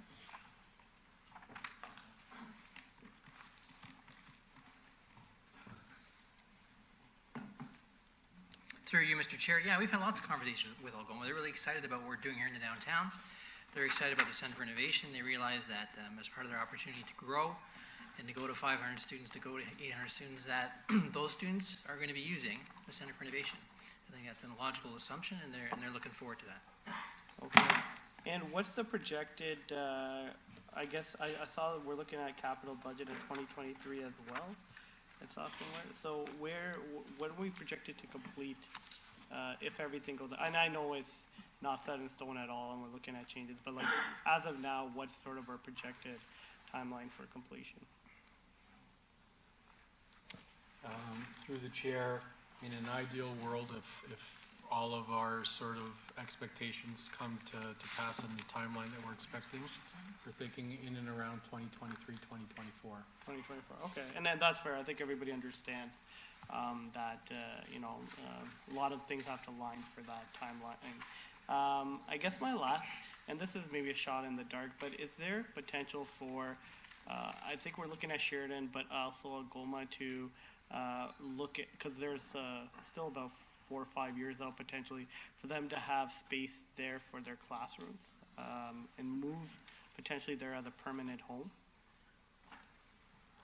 Through the chair, so part of the report actually contemplates, we heard from council in the past, in past workshops and in past dialogue, in regards to building some additional space within the CFI building for specific purposes for post-secondary institution and things of that sort. So if council can look at the report, the recommendation number 6 on page 7.3.1.1-1, the 6th recommendation, that's actually for council's consideration, so that if council does have the desire to have a forward-thinking vision, we can add additional stories onto the building. So right now, we're sort of capped with a $100 million budget. That's what council's approved, so we're actually designing, and when you look at the building scope, we're trying to fit everything into that $100 million budget. If council has the desire for us to start thinking sort of more into the future, more be prepared to accommodate some of these requirements, whether it's post-secondary institutions or something else that may come to pass between now and the time the building is ready, then we have an option that we can start building additional floors on top that would be programmed at a later date, and the cost is approximately $6 million per floor. So that recommendation actually talks about the possibility, should council want us and direct staff to do so, we will add an additional $30 million to the budget of $100 million now, and that will allow us to build 6 additional floors on top of the building. And would that come from council, or would we have to engage those partners to see if they're interested first, I guess? So through the chair, the current plan right now, based on the recommendations that are in front of council, would be that it would be debt financed, as the rest of the building is.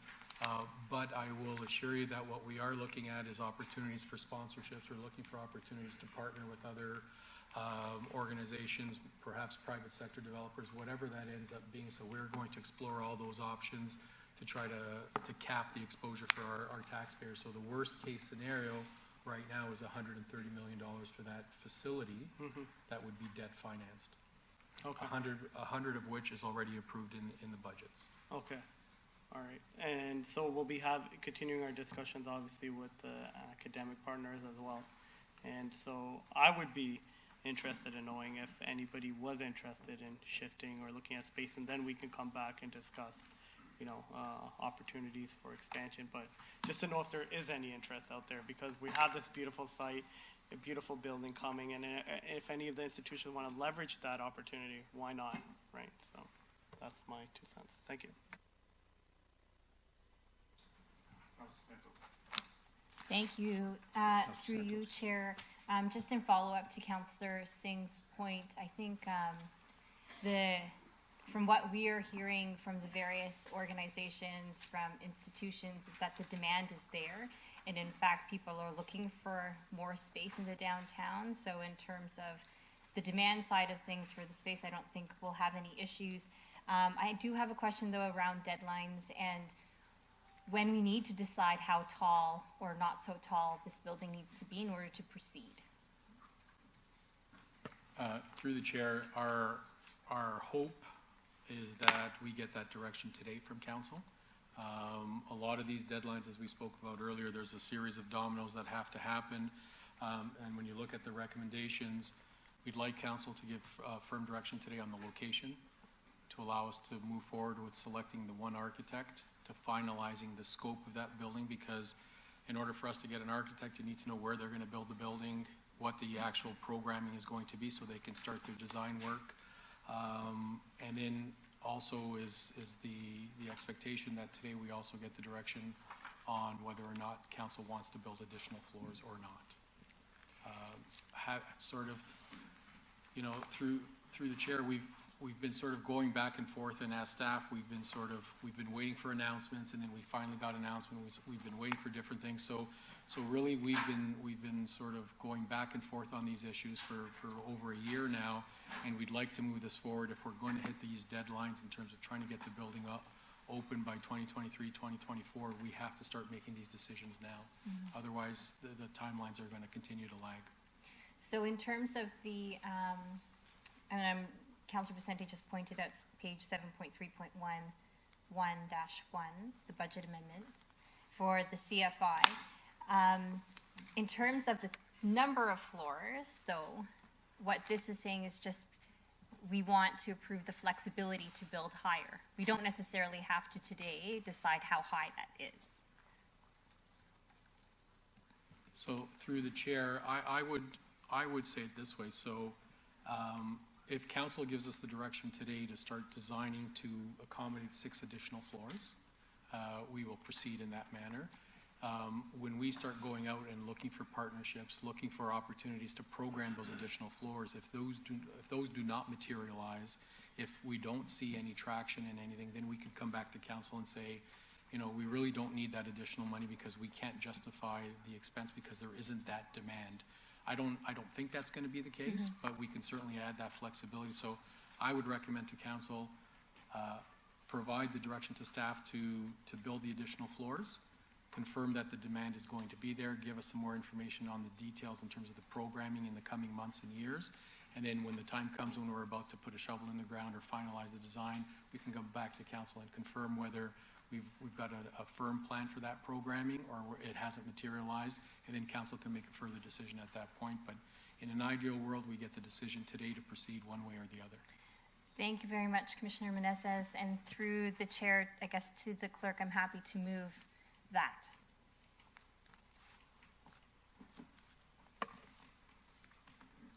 What is that?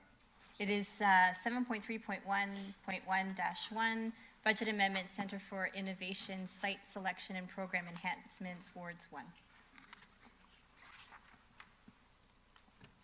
Which number is that? No, I know we're all there, but she's moving all the recommendation? Yeah. Oh, so you're moving everything, okay. So it's moved, but we're gonna move on to Councilor Bowman. Thank you very much, through you, Mr. Chair. Just some questions. I guess Vince, they'll be to you today.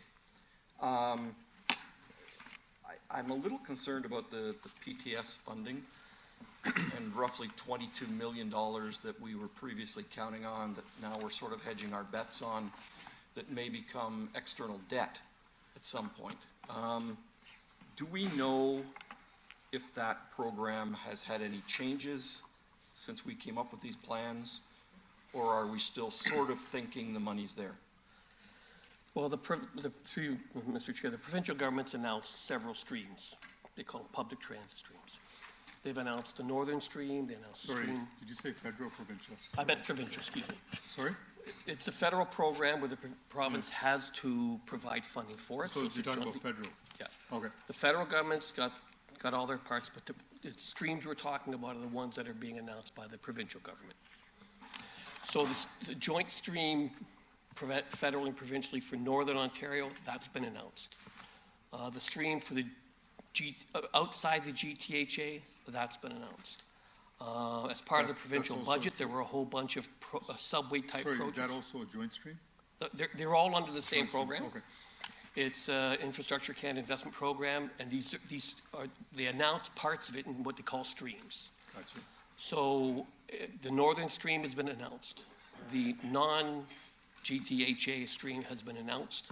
As part of the provincial budget, they announced $28.5 billion worth of subways and LRTs. What they haven't announced is the rest of the GTHA, which includes all of the money that Brampton and others in the GTA would expect to get. So it isn't just this money here. You're right, there's about $22 million in this project that's subject to that funding, that if you don't get it and you proceed, your roughly $8.1 million city contribution will become $30 million here. But there's a total of about $475 million worth of money that we were expecting to get under that program over a decade. The city's share was, I think, something in the range of about 130.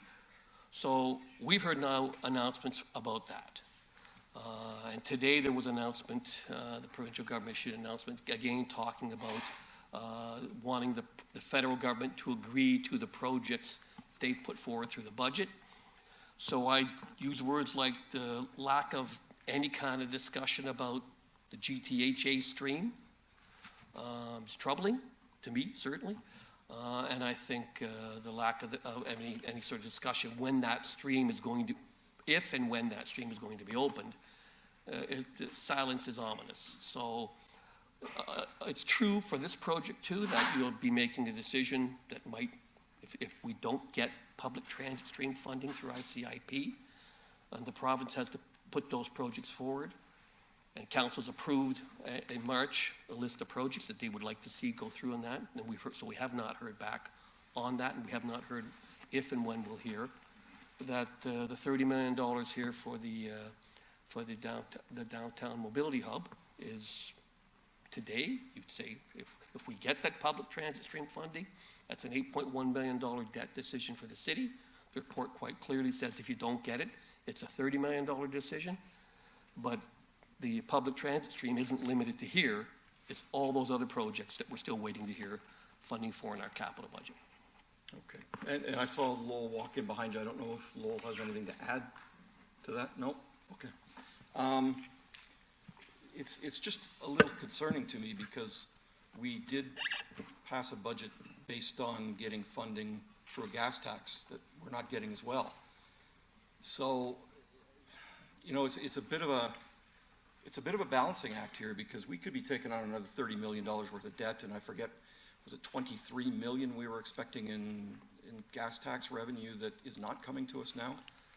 So this year it's about $2.5 million, but when the gas tax proceeds were going to double, it was to double to about 13 million. It was going from 13 to 26, so it's that additional 13 that we won't get. And this is all going to be financed through external debt. Through the chair, currently that is correct. Okay, thank you. Councilor Willens. Thank you, through the chair. Thank you, staff, for the presentation on the Center for Innovation. We heard J. Paul Massey, I guess he's left, we heard him talk today about the Center for Innovation with the library may not be big enough for him. I'm hoping that staff is going to, as Algoma wants to expand and even Ryerson coming into the downtown, I hope staff's going to work with the investors that have invested in the downtown as well. At 24 Queen, we've got some on George Street. There's been some significant investment in our downtown from outside. So sometimes working with the investors in downtown might be a little bit better than us putting all the skin in the game. So I hope that stays in there because as Algoma grows, they've been in the downtown now for 10 years. So, and they're making some significant renovations at 24 Queen right now for Algoma. So I hope we keep that in consideration, that the people that have invested in the downtown that are considered for space for these guys. Thank you. Councilor Singh. Yeah, I just want clarification. Ali, you were talking about recommendation 6. So what I'm hearing is, if approved today, we have flexibility then? So 5 floors, it's saying up to 5 floors. So if we find use for those floors, we can proceed with 5, or we can reduce it if we don't. Is that what I'm hearing, or no? Through the chair, I think the architects will tell you that it's always best to know exactly absolutely everything you want up front before you go out and procure an architect and start designing it. But I think what we're hearing, and what I think we're hearing from the marketplace is there's going to be significant demand in downtown Brampton. Whether it's through post-secondary institutions, whether it's a center of cybersecurity, whether it's a bunch of other things that are coming. We talked about earlier about the Center for Innovation and sort of a DMZ model that Ryerson has. Will there be expansions in Brampton? We think confidently that there's going to be additional demands in Brampton for space. Once the flood mitigation project is complete, it's nowhere near what the demand is today. We're expecting that to double, triple, quadruple as downtown Brampton starts to grow and become much more prosperous and much more attractive to developers. We also know that there's a lot of growing demands, whether it's for arts groups, whether it's for city administrative staff, whatever that ends up being. We know that there's significant opportunity and demand coming our way. So if this report is approved as is, what we're saying is we're going to build the original $100 million project. But what we're also saying is that, because we've heard from council that they thought that there should be additional floors added to the building, this allows council the opportunity to add 5 additional floors to the building. Okay. What we're saying is that at this point in time, we don't have a program to occupy those 5 floors. But what we're saying is between now and the time that a shovel's going to go in the ground, we're going to continue to mine all of that and try to come back to council and say, here's what we see those 5 floors being occupied with the following purposes. That's exactly what I wanted to hear. Yeah, and we're building that to be multifunctional space. So if for whatever reason it doesn't come out, it could end up being office space that we end up leasing out to perhaps people that want to come into the downtown and lease some office space. We're gonna explore all those options. Yeah, okay. How much time do you have to do that, I guess? What's the time frame between now and when everything firms up? Well, we're expecting that within the next year or two, things are gonna start, the demolition's gonna start. We're gonna start to nail down through the dialogue with the library board, finalizing what the transit hub is going to look like and how it all incorporates with the architect. We'll have a better picture within the next year or 2 years, but we've got to get a shovel in the ground soon. Yeah, so I'm good. That was what I wanted to hear. Thank you. Mayor Brown. Just add in, and I think we're all excited about where this can go. I just stress that part of our goal is to have more density in the downtown, and there are steps being taken to have more density with people. Part of the downtown revitalization, there is going to be a growing need, and if we achieve what we want to happen in the downtown, we all believe, these are all moves that are interconnected.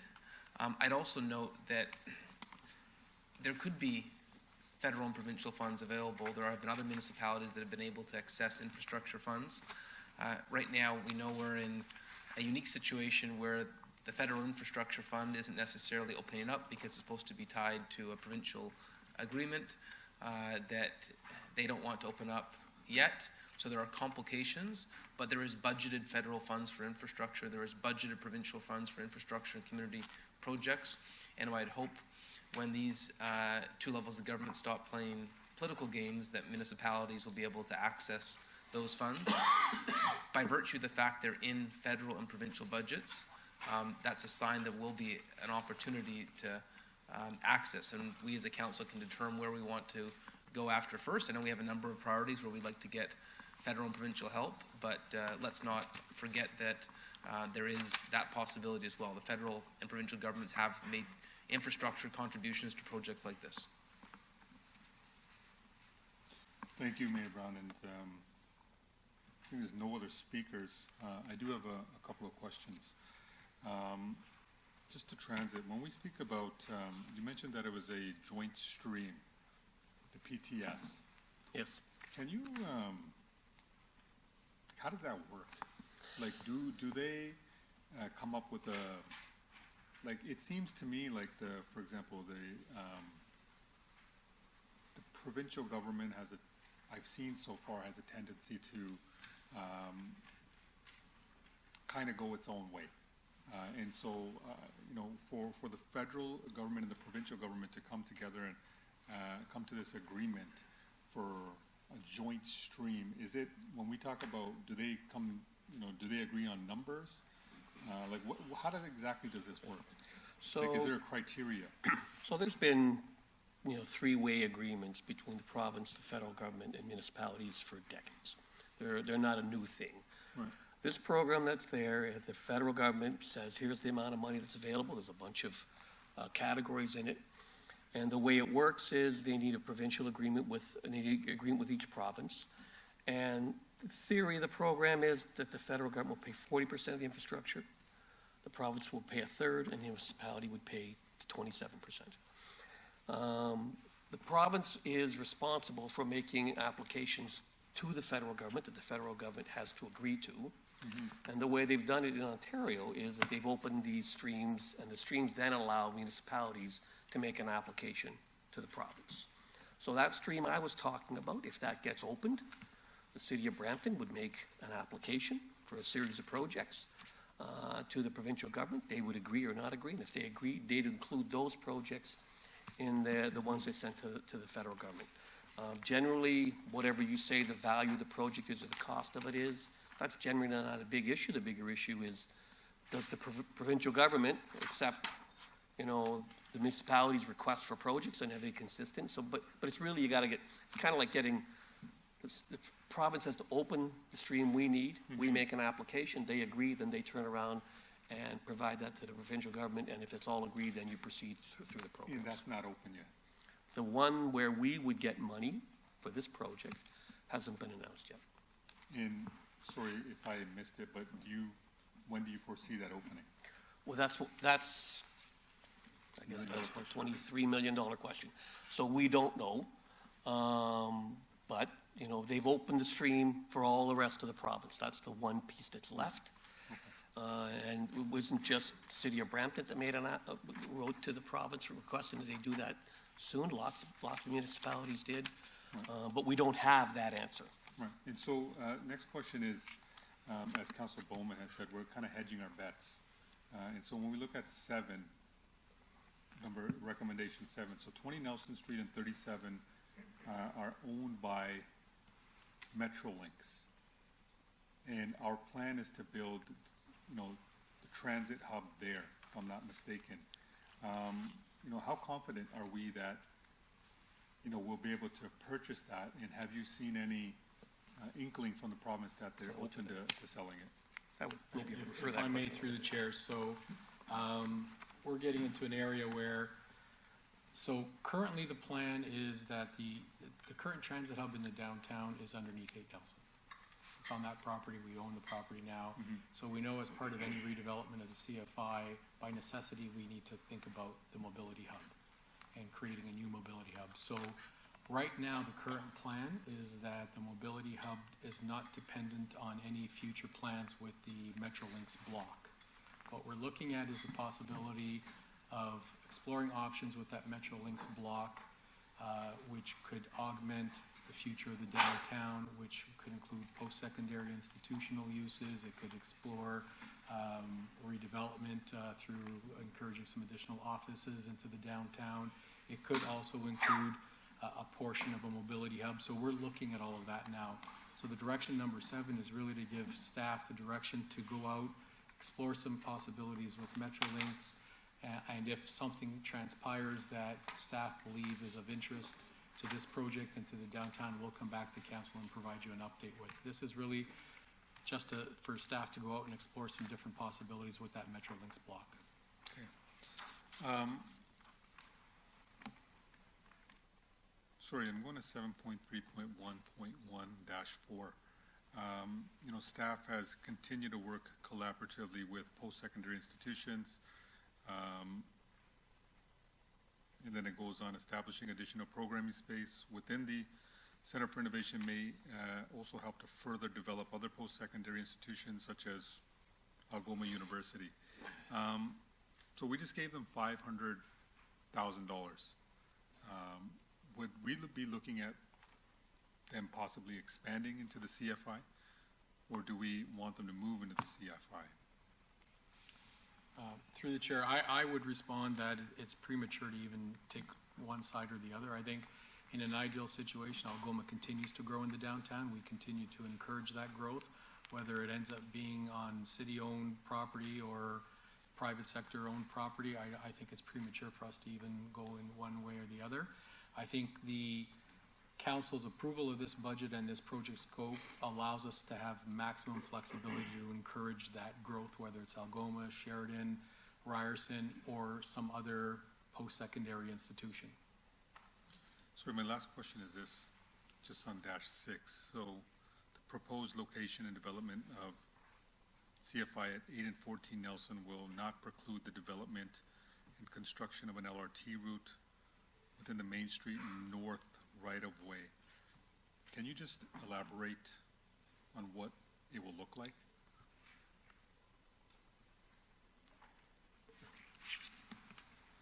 To you, Mr. Chair, so the LRT's plan, the plan would be to come in on the north side of the track, so there wouldn't be any conflict with this property.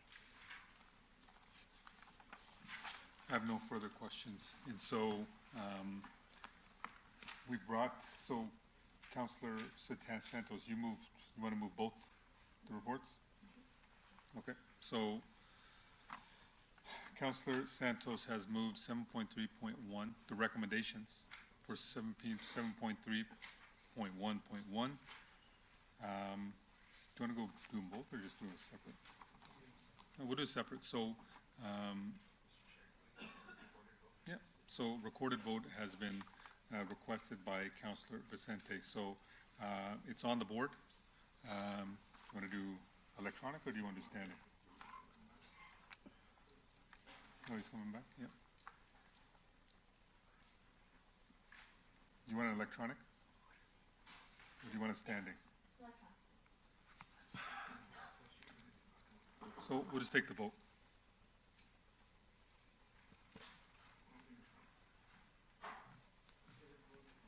So we'll wait for him. The voting's already If open. that's it. Okay. Okay, all members have voted. The motion carries 10-0. 7.3.1.2, can we get it on the board? Down here. It's at the bottom. So just, can we, Councilor Pleshy just missed the vote by a minute. Can we do a revote on that? 7.3.1.1, do you want to revote? Councilor Pleshy? Sure. Yeah? Yeah, sure. Okay. Voting is now open. It's 0.31, right? Yes. All members have voted.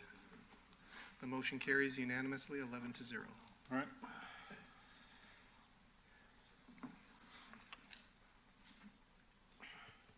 Seven point 3.1.2. Anybody want to record it? It's just a receipt of the report. Oh, sorry, these are not recommendations, these are receipts, sorry. So moved by Councilor Santos again, and all in favor? Yep, that passes.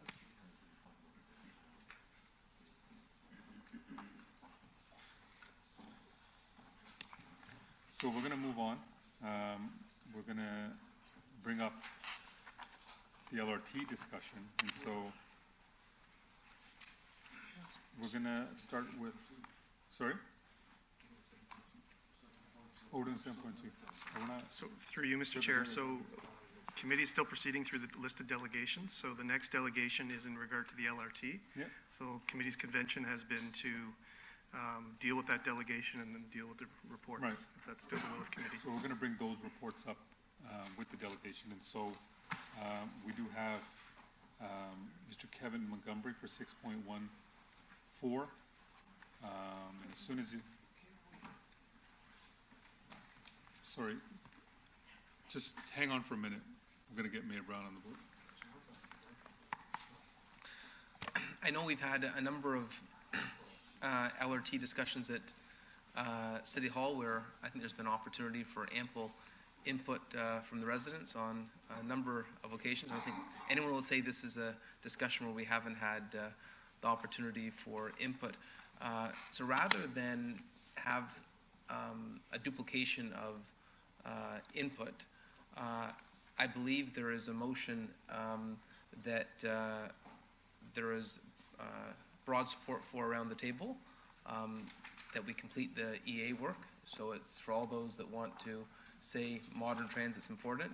We hear you. And I think if that motion was on the screen, it would be a better way to let everyone know who has concerns that we have a solution here that I believe moves the yardstick forward on getting to our desired goal of modern transit in Brampton, and that maybe the delegations may not be necessary.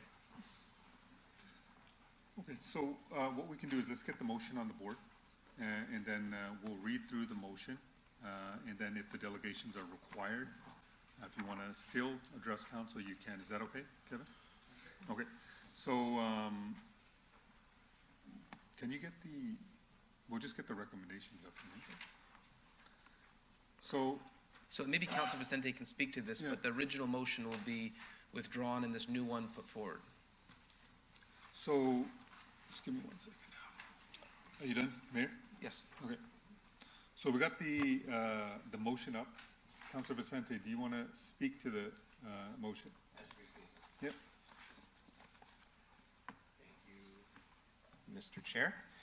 So as the mayor said, we would be withdrawing the motion that was tabled, which is in your report, in your binder under 9.3.1, and it would be replaced with this new motion. This new motion works to capture all of the comments from the previous discussion we had on LRT. Given that in December, council made a unanimous decision that Main Street would be the preferred route, and we are looking at 3 potential options. So we have, I think, taken the unprecedented step of saying that Main Street is our choice, and staff in their wisdom have presented 3 potential options for council to consider. And so I would like to request that the old motion under 9.3.1 be withdrawn and now replaced with this motion that you see on the screen in front of you.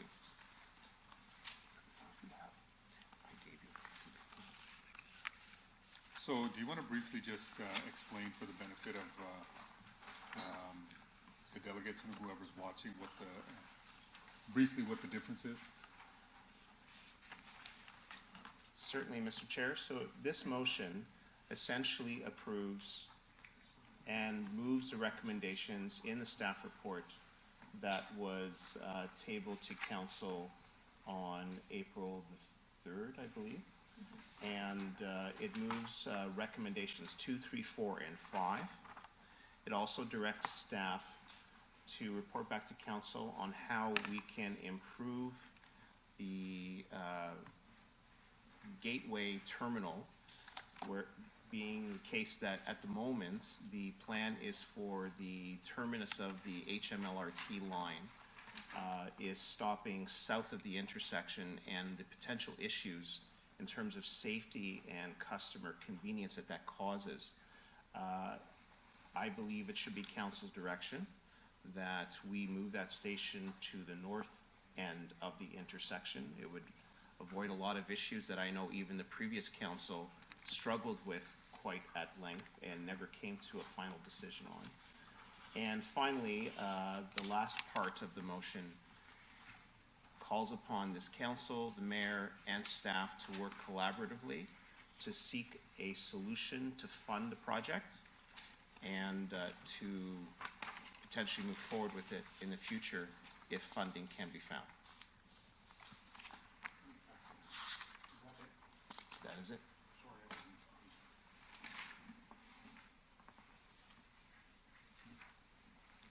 So is it possible to also get 2, 3, 4, 5 so we can exactly see what those are?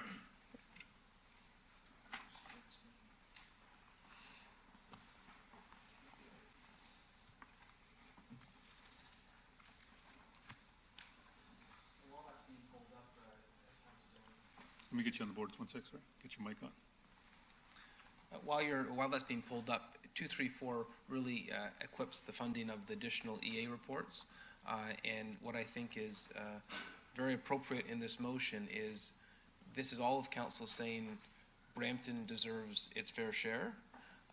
And we're going to the federal government, or that's what it says, the last time it says we're going to the federal and the provincial government in united fashion, saying we deserve our fair share. And it doesn't preclude, at this point, what they could partner at. It gives us the ability to now go with a full set of EAs and say we expect the federal and provincial governments to be partners, and that's why this EA work is important. And I think Councillor Vicente's motion encompasses all of that with some additional housekeeping.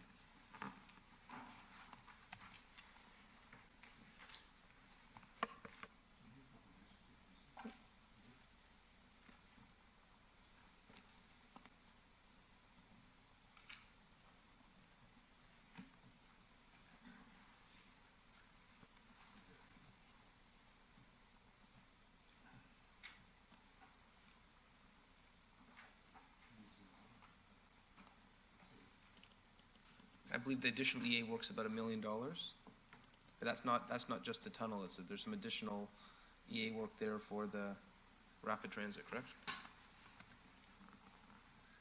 Maybe for council's benefit, Bruce could explain the breakdown of the EA work and what it's for. Sorry, I'll actually ask Mr. Chris Stuyvesant, who's the project manager, to address that.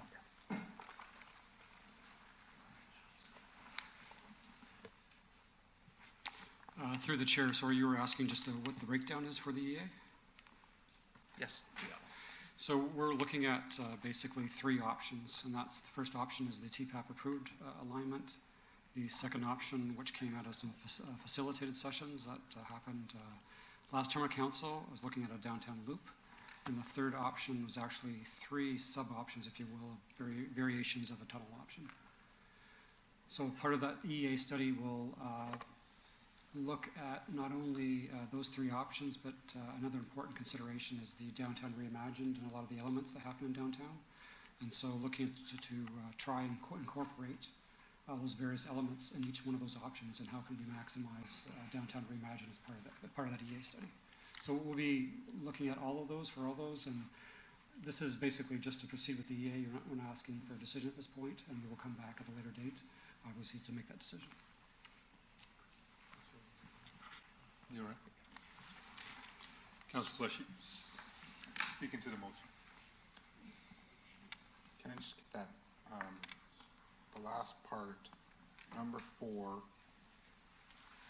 after Brampton GO Station, and proceed with the option with secured funding? I'm not sure is that needed? Because it's already captured ahead of that, seek funding from the federal and provincial governments for the extension of the Hurontario LRT from Steeles Avenue to the Brampton GO Station. Stop. So, do you want Councillor Vicente to respond? Is he the writer of this motion? Yeah. Then, yes, I would like Can you get to on the board? respond. Councillor Vicente. Thank you. Maybe Councillor Santos. Thank you, through you, Chair. The idea behind this motion is capturing the fact that this council has already decided that Main Street is the route that we would like to see happen in the future. Through a unanimous decision in December, we decided that we would look at surface option, which was approved under a TPAP process.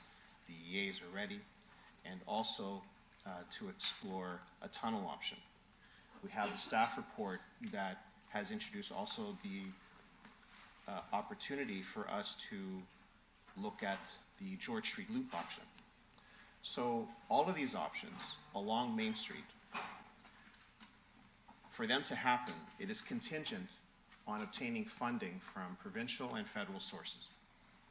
And so the work of this council going forward, while staff continue to do their work and prepare, is to seek and advocate for provincial and federal funding dollars in order to make this vision come to pass.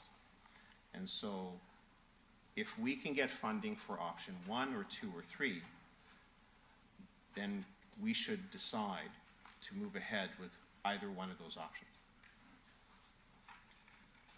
Is that clear enough? Ask away. No, and I'm sorry if I wasn't clear in my question. I guess this last line that proceeds with the option and what you just talked about, there are multiple options. We have all identified and supported multiple options. We will today. Opportunity for multiple options, but this is the option. There is no the option. So I think what you had just said is captured in number 4, 100%. But that last, yes? Sorry. What I want to do is this. I want to have a discussion, and so you bring up valid points. But I think the reason why we brought the motion up, and I not to appreciate discuss everybody's point, it now. because I think we got to see if, you know, the delegates feel this is relevant to them still speaking. Correct. Yeah, why don't you come up? Thank you very much. In light of this motion, I think what I could do is perhaps skip ahead to the latter half of my presentation, because that addresses, there was a point in this motion that talks about incorporating elements of downtown reimagined where possible, and that is very much the salient point of my presentation. Yep. Okay. I apologize. Does that mean I'm effectively delegating now? Yeah. You are delegating. Okay. You got 5 minutes. Lovely, thank you very much. Okay, forgive me while I skip ahead. Here we go. So the last time, as I recall, this item was before council. There was a discussion about how the impact of an LRT on Main Street as a service alignment might affect elements of downtown reimagined, and in particular, the incorporation of bike lanes. So I wanted to spend a few minutes I have just quickly talking about case examples and a quick refresher on what we know so far about the downtown reimagined. So if we recall, during the stakeholder consultation, the preferred streetscaping solution was close the road altogether. So what I would suggest in this case is that we have flexibility to work with in terms of what the final solution might look like in terms of incorporating downtown reimagined. So if we have a look at other cases in Toronto in particular where they've been working to improve their transit efficiency, and I look to the King Street pilot as a key example here. So what this pilot shows us is that with a minimal amount of reconfiguration and not so much a prohibition, but a restriction on the movement of cars through this space, you can effectively increase transit efficiency by as much as 45%. And in this case, a surprising outcome of this project as it pertains to bicycles is that cycle traffic increased by 150% in Toronto along this corridor, and is now the second busiest cycle route in Toronto, traveling east-west, after Adelaide and Richmond. Now, there were some questions about how we could incorporate like the transit stops with the bicycle infrastructure, and Roncesvalles Avenue in Toronto offers a potential solution there where they incorporate an LRV stop, similar to what the light rail transit would be, in this fashion here, where they effectively elevate the bike lane, and it's sort of like a combined space, which is not a new idea. We have sections along the Beauvert Zoom route that approach a method very similarly like this, where people on bicycles are expected to stop and exercise due care for the boarding passengers on the Beauvert Zoom. So very similar in concept here.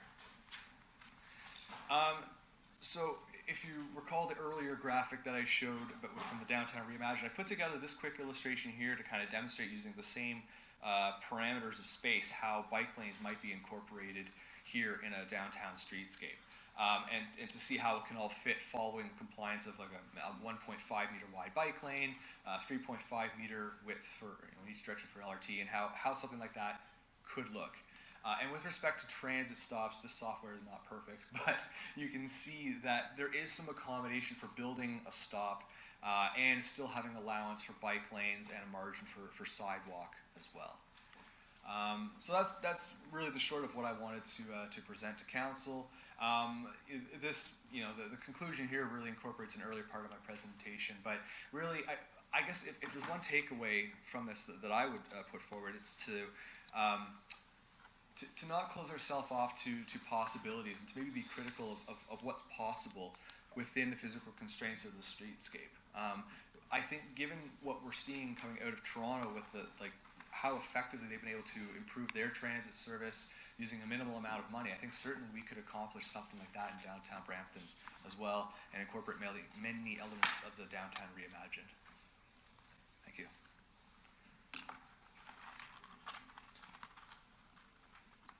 Mayor Brown, do you have questions? He's not here. So I think everybody's heard what you had to say, and I think we're going to go back, so we appreciate that. So, Councilor Quest, you want to move to see the delegation? Yeah, there is another delegation after this one. Okay, so we'll move receipt of Kevin. Moved by Councilor Plush. You all in favor? 1, 2, 3. Yep, let's move. Thanks so much. Okay, thank you. Sorry, Through you, Mr. Chair, the next delegation, Eloa Donor, could not stay this afternoon, so correspondence has been distributed, and we have a delegation from Norbert DaCosta. All right. It's in regards to... My name is Norbert DaCosta. Well, I'm also a member of the GPO, part of its Thanks. Sorry, provincial executive. just to let you know, you got 5 minutes, eh? Yes, I will take less than that. If what I heard correctly, if I heard correctly, the resolution now is to punt this over to the provincial and federal government to make the decision between options 1, 2, and 3? So essentially, what the motion is asking, and I guess what the last discussion you had was, part of the discussion we were having was that we proceed with the option that has funding, if I'm not mistaken. So there's two options. One is to go underground on Main Street. One is a surface level. Whichever one we can get the funding for, that's what the motion says, to go with that particular route or option. So if I were to rephrase that, you'd ask the province and the federal government to fund the thing, right? 3 options, and whichever one it is, that's the option you will go with.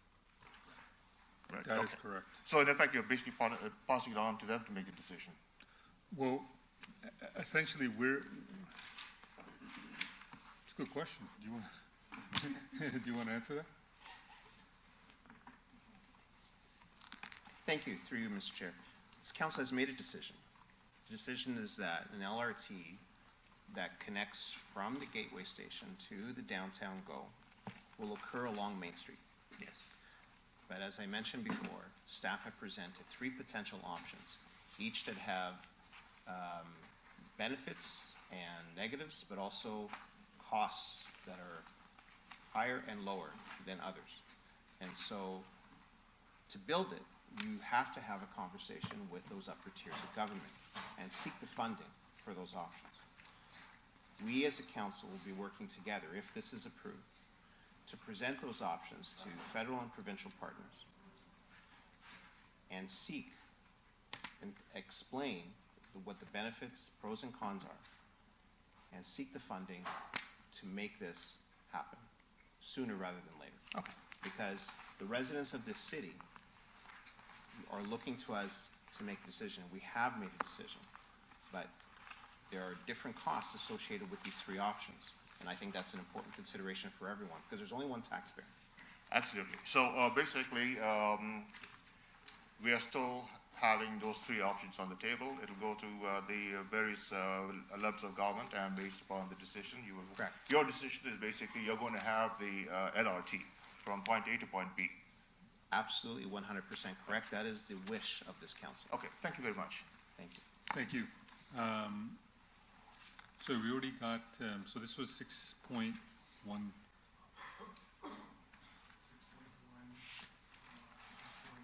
1.8. Okay, so we're done with the delegations. We got the,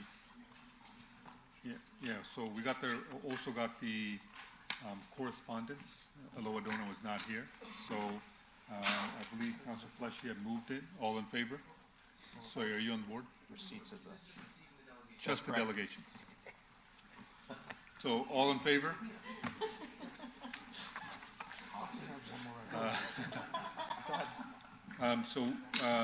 We have correspondence items as well for Yes. receipt. Through you, Mr. Chair, there's correspondence from Aloha Donor, there's correspondence from the Brampton Board of Trade, 9.4.1, 9.4.2 from Christopher Moon, 9.4.3, an addendum memo from Public Works and Engineering, 9.4.4, added correspondence from Christopher Drew, further correspondence from the Brampton Board of Trade, and Justin Kang for receipt. And so these were not in, these are added?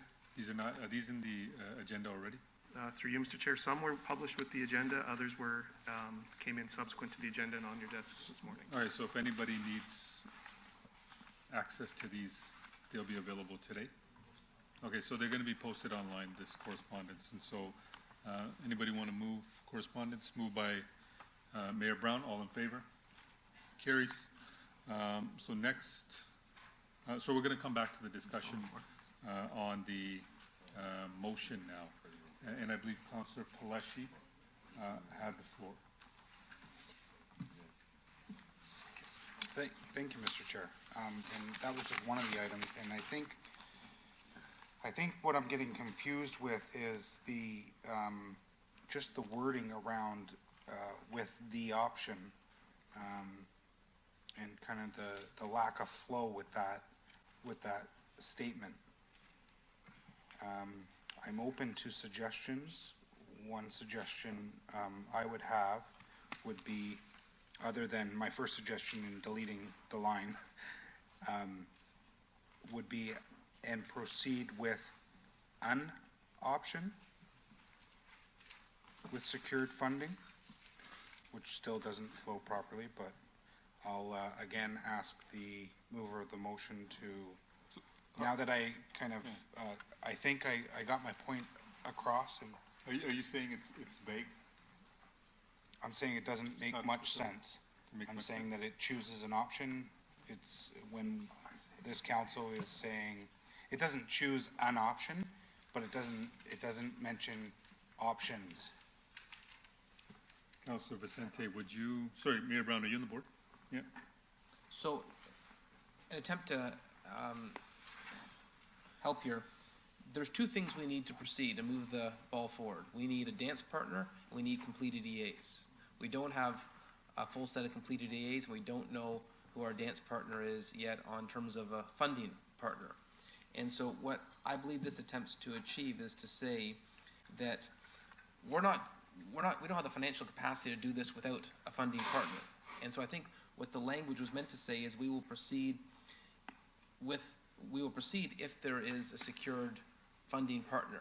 I believe that there is a funding partner for one particular route. Councilor Vicente believes there's a funding partner for a different particular route. But the reality is that's our own assessments. We need to find out. And what we're doing is we're moving the ball forward, saying that this is a priority to have modern transit for the city of Brampton. And so I know the wording on that's a little bit awkward, but it was intentionally vague to be all-encompassing. And so, and maybe it should say, and proceed with a fully funded option. And having said that, if they come back and say, we love all three of them, then we have to have another discussion. Mm-hmm. But, you know, we have our own interpretations of what is going to be the response, but we don't know that until we get the response. So let's not get into that today. I just think since this was drafted by Councilor Vicente and myself, Councilor Vicente, would you be okay with saying, and proceed with a fully funded option? I would just change the fully funded. Yeah. Yeah. But essentially today, just to summarize what we're doing today, we're saying we need to complete the EAs and we need to determine a funding partner. And thank you. And that's, I think, if I have still have the floor, Mr. Chair. And just, so one last little thing there to add in, just to be clear on the language. I know we're all being sensitive on language on an issue that is important to us. When we say, the reason we say at the end, an LRT that connects Steeles Avenue to the Brampton GO is it may not be on main, it may be underground. And so it's saying it may be above ground, it may be underground. We're not limiting, and that's why we're doing the additional EA work. Thank you, Mr. So I'm going to pass it on to just one question. So to the mayor, when we say and proceed with the fully funded option. I'm hoping that we're assuming we'll only get one approved. Do we know that they'll say, hey, listen, choose one of them? We're good with both of them? Like, are we assuming that? If they'll they give us- came back and said, we're gonna give you both, then we'd have an additional discussion here. But I think many of us believe they're gonna come back with one option. They're not gonna say, you get everything you want. It's very rarely they say that. Okay, Council question. Thank you. And I think that's good. And I wasn't getting into, I understand the dance partners, but I wasn't getting into options. I was getting the feeling, using your analogy, somebody is dictating to us, or this is kind of dictating to us, is what dance we were going to be having with that dance partner. Which, there's options for that. Yep, good. My other question that I had, through you, Mr. Chair, is the general rate stabilization reserve. How much money is in that reserve now? He was up there. Oh. Chair. Currently it's about $67 million, which is the target that council has set for the reserve. 67? Yes. Okay. Thank you. Those were all my questions. Thank you, Mr. Chair. Thank you. Thank you. Mayor Brown, are you off the board? Yes. Councilor Vicente. I am good with all the amendments. Thank you. Amendments. Mr. Doug Willens. Thank you, Council Palacio, for bringing that up. I would prefer to see with a fully funded option, but if he's okay with the fully funded option, I'm all right with that. Rick Evans was here and came back, and I know that he wanted to delegate on the LRT as well. I don't know if you want to now, Rick, or not, if you're okay. I'm okay with what you're doing because the EA process is absolutely necessary for you to come. Sorry. I think what we do Rick, is this, so just hang on one sec. Do we need to move to get, No, sorry, because he Rick. was on Mr. Chair, He's you do already- not, you do not. Okay, so Rick, you just want to come up? I picked it up. Thank you. All I want to say is that I think what you are doing is appropriate, given that an EA amendment, an EA is going to be necessary for any of these options, including changing even Main Street so that the stop is north of Steeles rather than south. You're still going to need an amendment. What I wanted to illustrate, and I know that the board is all about getting an efficient, fast solution. Just as I talked last time about price and value, today I wanted to speak about efficiency and effectiveness. We have a little spot in Brampton that we call downtown, and it is a sweet spot in the GTA. We have a development opportunity for a heritage-centric Four Corners. Doesn't exist anymore elsewhere. Whatever decision we make in these options, we have to recognize the potential of what we have for our citizens, our pedestrians, our cyclers, our retailers, and our development as well as our students. I have opinions as to which one we'll make, but I don't think that's the place for it today. Thanks for the opportunity, Councilor Willens. Thank you. Thank you, Rick. Councilor Willens, are you still? No, I'm good. Thanks. No. Okay. Good. So, there's no other speakers. The motion to receive the delegation moved by Councilor Bowman. All in favor? Yep, carries.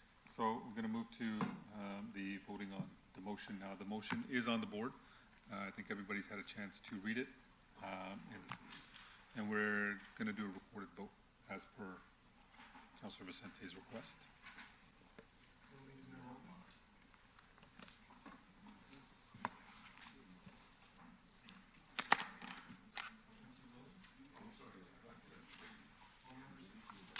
All members have voted, and the motion carries unanimously, 11-0. So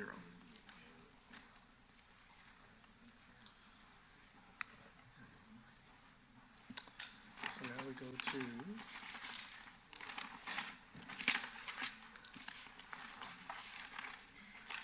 economic development and item 7.2.1, Toronto Global Reinvestment.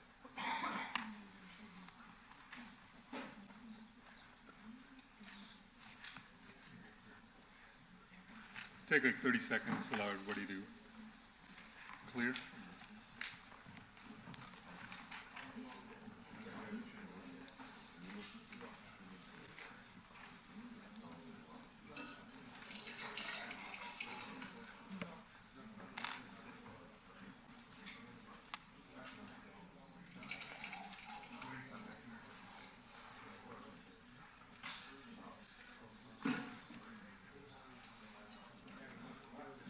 All right, so we got 7.2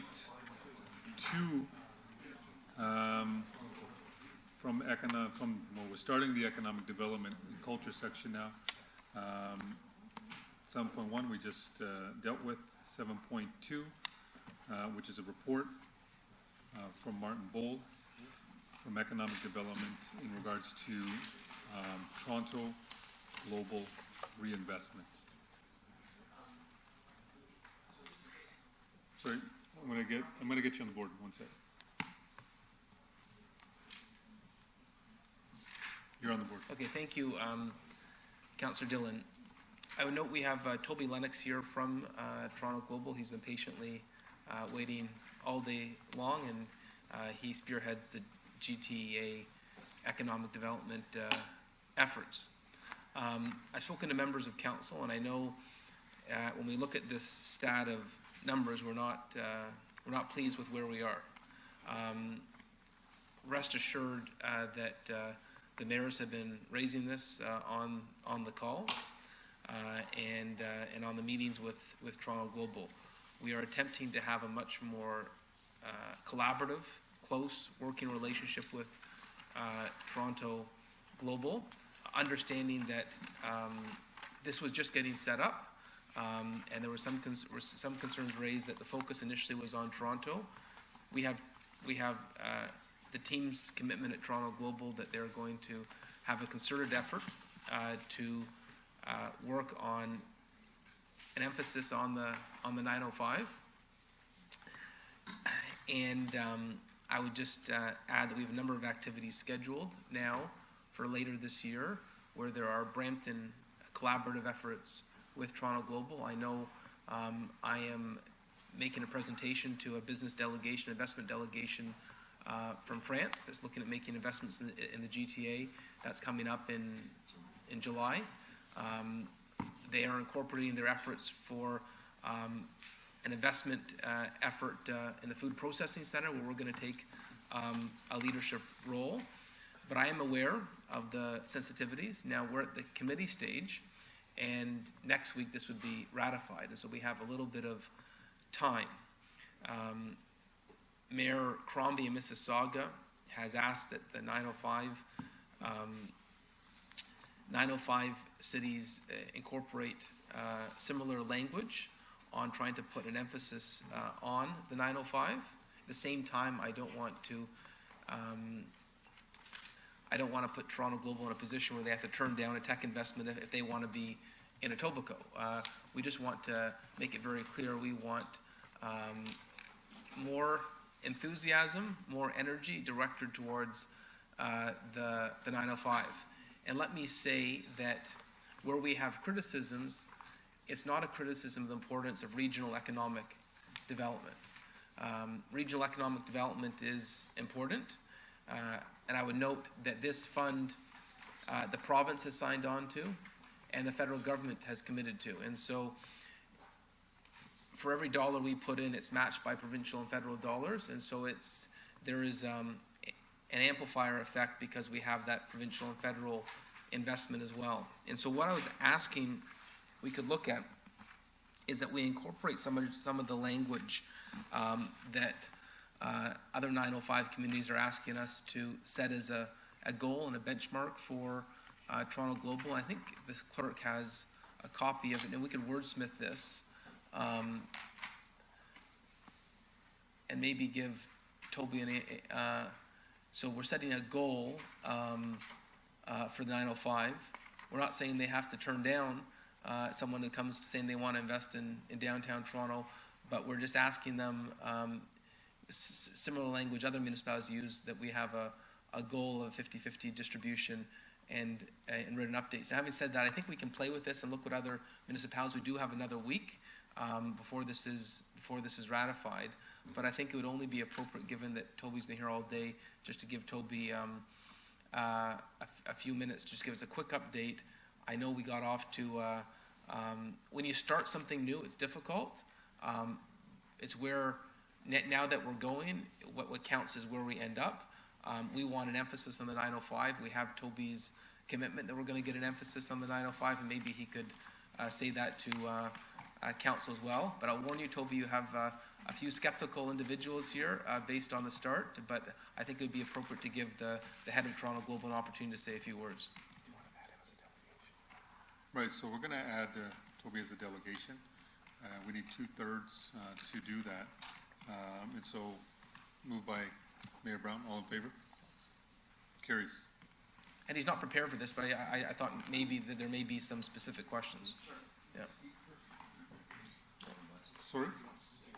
Oh, Toby, can you, so do you have questions in regards to the report, right?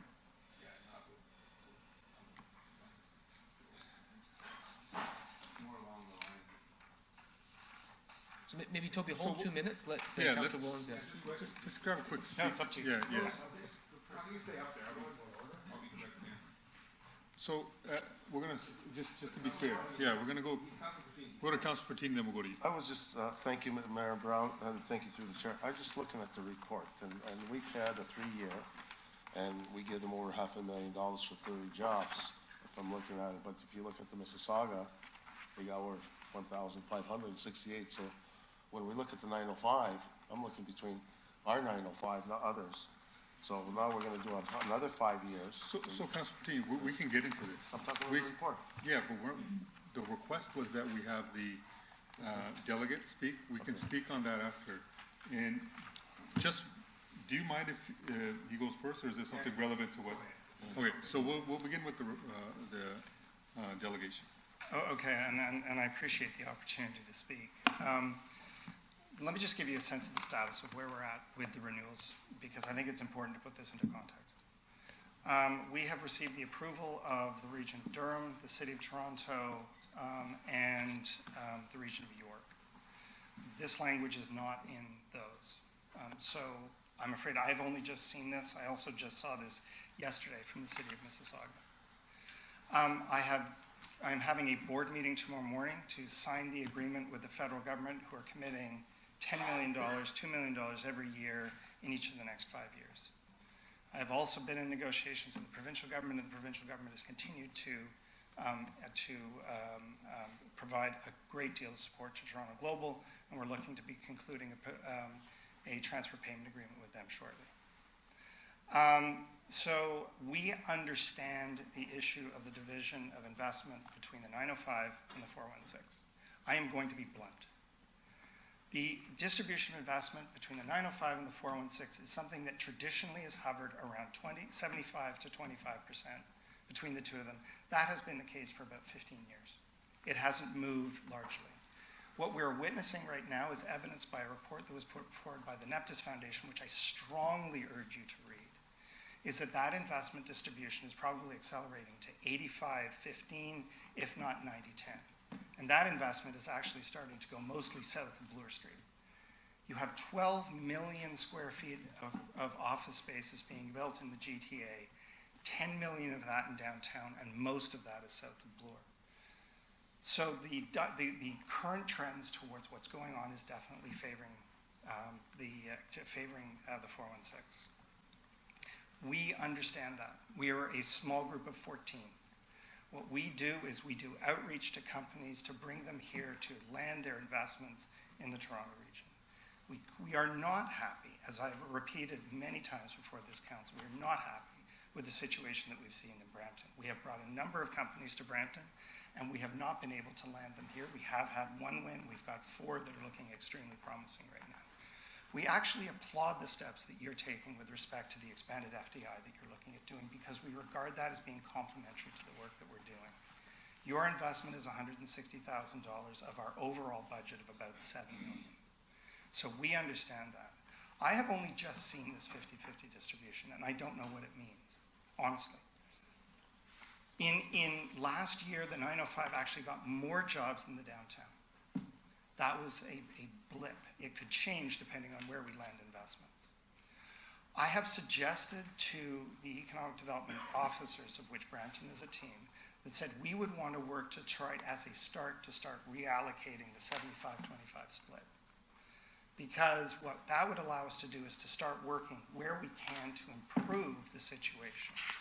To move immediately to a 50-50 split would require my team to lower their expectations right across the board. And as Mayor Brown has suggested, what we would do is once we get to a certain point within our investment cycle in Toronto, we would stop. That isn't for the benefit of anybody. What I would like to do, and I think the mayor has suggested this, is to continue the collaborative relationship that we have, to continue doing that open and that very hard work that we are doing with respect to the team. When we initially saw the results, we consulted widely all across North America, Australia, the United Kingdom, and we contacted experts to talk about this phenomenon that is going on, about this increasing concentration of investments in smaller and smaller areas, as we are witnessing right here in Toronto. Each of them have indicated that they did not have a solution for them, and they didn't have a solution for us, and we'd be happy to continue to share this discussion. What we would like to do is to continue to drive incredibly hard on the work that we are doing to land investments in the 905, including in Brampton. We see very positive results of the work that we are currently doing. As I say, we have 4 projects that we've advised that we're working with the team on. We have also got, as Mayor Brown has suggested, we are bringing an international delegation from Marseille to come and meet with Brampton, because we see that there are overlaps between Brampton and Marseille that could yield positive results. I'm afraid I can't react to the 50-50 because I'm afraid I don't know, A, what that would mean, and I don't know how I would deal with it. The question that I would say is, would we set a goal of an equitable distribution of investments through the 905 and be given an opportunity to work through that? Absolutely, I would. What I'm seeing is that this is a two-way street between us. We have to be able to work with you and you to be able to work with us on tactics over the next little while that are realistic. So I'm sorry, I was presented with this yesterday at a meeting of the economic development officers by the city of Mississauga. I did not know it was coming. I have not had a chance. I've been here all day. I have not had a chance to process this. I've spoken with the provincial government. I've spoken with the federal government. I have an emergency board meeting tomorrow morning. So I appreciate the work that your economic staff have done. I applaud, by the way, the work that you are taking. One of the things about coming to councils like this is you get to see the steps that cities are taking in order to improve what you're doing. And I was so thrilled to see the work that you're doing, but also so thrilled the last time I was here to talk about what was going on. So I am absolutely dedicated to improving that equitable distribution. Absolutely. What I don't want to do is to have to be able to respond to something that says 50-50 when I don't know at this stage. I don't know what it means, and I also don't know how I would respond, but it doesn't lessen my commitment and the commitment of my board and my team to be able to correct this. But what I would ask is that we get to a distribution that is realistic, and also that we're able to improve on that over time, which is why we're asking for a 5-year commitment. And I said, I've spoken to the minister, I've spoken to the federal government about this, and they're on board as well. I'm sorry for my passion. We do have a list, and so Mayor Brown added some recommendations, but if I could just get some clarification from the mayor on his added recommendations as well, because if you look at table 2, Mississauga already had, since 2017 has had 47% of jobs created or brought by Toronto Global come to them, and so nearly 50% already. I just want to get some clarification on if you get a chance to see that. Yes, so and maybe Toby can speak to that, but there was one particular MOU that was of major benefit to Mississauga. And maybe Toby can talk about that, but my general goal is to send a message that we want a greater emphasis played on the 905. Obviously, we're biased towards Brampton, but what the 905 mayors have all been saying is that we just want this to be more GTA-centric, less Toronto-centric, and while at the same time continuing the partnership, but sending a clear sign that we're cautiously proceeding, but you're on a bit of probation because we want to see results. That's what the other mayors wanted to signal, and I think that's what you're going to hear from councillors as well. And just with reference to that, the company called Cognizant, which is a major Indian outsourcer, was looking for premises to base their eastern operation. We found out about that investment. We pursued them. We introduced them to a number of places. They were looking for a certain size of office building with a floor plate of a certain description. They landed just in North Mississauga, just across the border. Most of the employees, as I understand it, actually live in Brampton. That was a particularly unusual one, but the thing is that over the course of, depending on economic cycles, depending on the deals that we land, you will see a rough 50-50 between the 905 and the 416 in terms of jobs. The job numbers for right now, the tech boom that's going on in Toronto tends to be very small in terms of the deals. But the strategy that we want to take is to align our work with the sectors that match with what the strengths are in Brampton. And I think that's the route that we pursue. And so I'm just going to jump in. I know we do have a list, but I think they're relevant to the discussion. You know, we put in $167,000 for 3 years, 17, 18, and 19. Times that 167 times 3. You look at Mississauga, they put 227 in. They got 40% of all the jobs created since 2017. We have 0.0089% Ital Pasta came. From what I understand, Ital Pasta was already here. It's not necessarily foreign. No, it was, what happened was that was a company called Ital Elementary. When they arrived here, they joined with Ital Pasta. I understand, but yeah, understood. Not even 1% of jobs, where our investment is similar to what Mississauga is getting. And so when we say 50%, Mississauga is already getting 50%. Halton got 0. Durham got 0. York got 2. And so I think we're going to allow a discussion to take place, and we'll see what everybody else has to add. But I thought those are some important points to let my council colleagues know. So, Councilor Fortini, still the floor. Yes, thank you. Thank you for repeating what I said, and thank you for being so honest. One thing I wanted to ask, you're saying we're having a problem in Brampton, attracting business, saying bringing them in. Is there? Sorry, what is the problem? Is that what? In the 905 and mainly Brampton, is to attract, to bring mostly other businesses, looking at the jobs. What is going on right now is an unprecedented tech boom in AI. I was meeting with a company last night.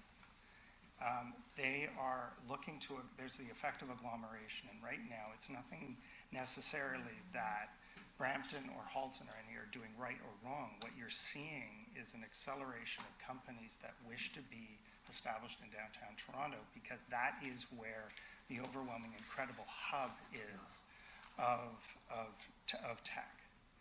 The company last night was an AI-based patent company. They're going to be putting 30 people downtown.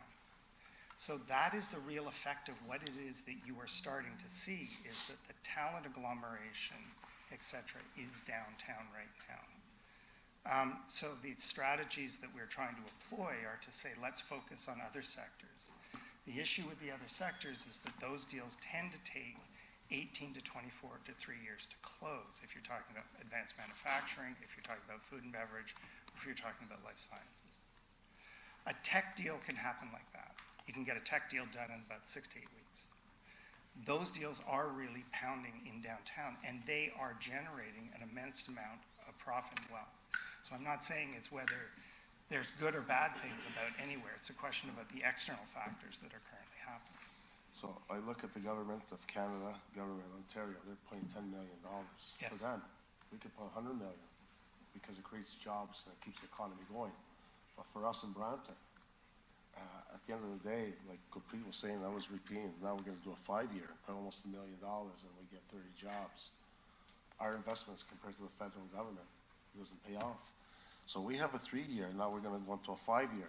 And, you know, looking at the jobs even in Mississauga, what they invested for $50,000, $58,000 more, we got 30 jobs and they got 1,568. So it is costing money. But again, going back to the federal and all, for them, they're okay because it keeps the economy going all Ontario and all, but it doesn't benefit us because at the end, they get this money back on taxes. We don't. So we need it, hoping to track the 905, not only Mississauga, it's for Brampton. That's what we want to, hoping to see what we can do. I understand. Yeah. Thank you. Mayor Brown, are you still on the board? No, I'll reserve comment if there's additional input needed. I just, for clarification, I know we have a agreement here, but you know, if a year from now we feel that we're not seeing results or the partnership's not working, there's always an opportunity for the city to exit. I think we're sending a message today that we're continuing cautiously, but know that we do have that exit route if we see the same thing that happened in the past. And that is consistent across all municipalities. Councilor Willens? Thank you through you, Chair. Thank you, Toby, for coming in. Thank you, Patrick, or Mayor Brown, for bringing up some of the issues. I would like to see maybe that 50-50 taken out of there, and maybe just the Toronto Global be requested to set a goal of more distribution or increased distribution into Brampton and the 905 municipalities, rather than putting Toronto proper, if you're okay with that. Because 50-50, I agree, it's probably, what does it look like? But more so, I think this is, I'm glad you mentioned the advanced manufacturing, food and beverage. Those are our strengths. That's right. In Brampton. There hasn't been many of those come through Toronto Global yet, but hopefully they'll start looking at the food and beverage and the advanced manufacturing, the life sciences. We've done a trip to Boston with life sciences, so there's opportunity there. We're all talking around the table today. We spent a good day talking about the Center for Innovation. When Ryerson's downtown, when the Center for Innovations, then we'll see our tech jobs. We're not seeing them now because we don't have it. As we increase our Center for Innovation, you're going to see more tech jobs come to Brampton. But right now, our strengths are manufacturing. So let's concentrate on manufacturing. If we got 35% of our jobs in Brampton are manufacturing, so let's concentrate on the manufacturing for now until we get the life science, until we get the other techie jobs going. So, I mean, I think we should continue on. I think Mayor Brown said it right. You're sort of on watch, but I think you're okay with that. But I'm fine. Thanks. If I could, just in terms of sectors that you should also focus on, and this is something we've done a lot of work on with Martin, is the life sciences sector. In fact, we did a trip to Korea in the fall that was largely highlighting the opportunities in Brampton for life sciences. So those take time. We did have one investment that we were almost to go on a genomics company. Unfortunately, they went to Quebec because of regulatory issues. But don't let up on the life sciences one either. Councilor Santos. Thank you, through you, Chair. Thanks for coming in today. I'm wondering if, because it deals with this motion in particular, we could bring up page 7.2.1-4 of the report and specifically table 2.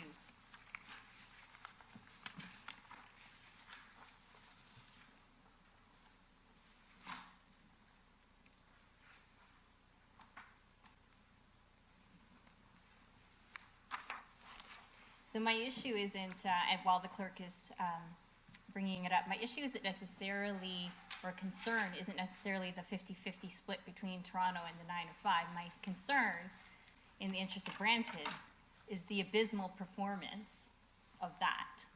30 versus over 1,500 in Mississauga. We have been, for the past 3 years, subsidizing for job creation in Mississauga. That's what that tells me right there. And if this were the private sector, Toronto Global would be fired from the perspective of Brampton. Now, I appreciate that we're now looking at a 1-year probationary period to see whether or not the performance improves. But I am curious to know a couple of things. Number one, the report also talks about metrics.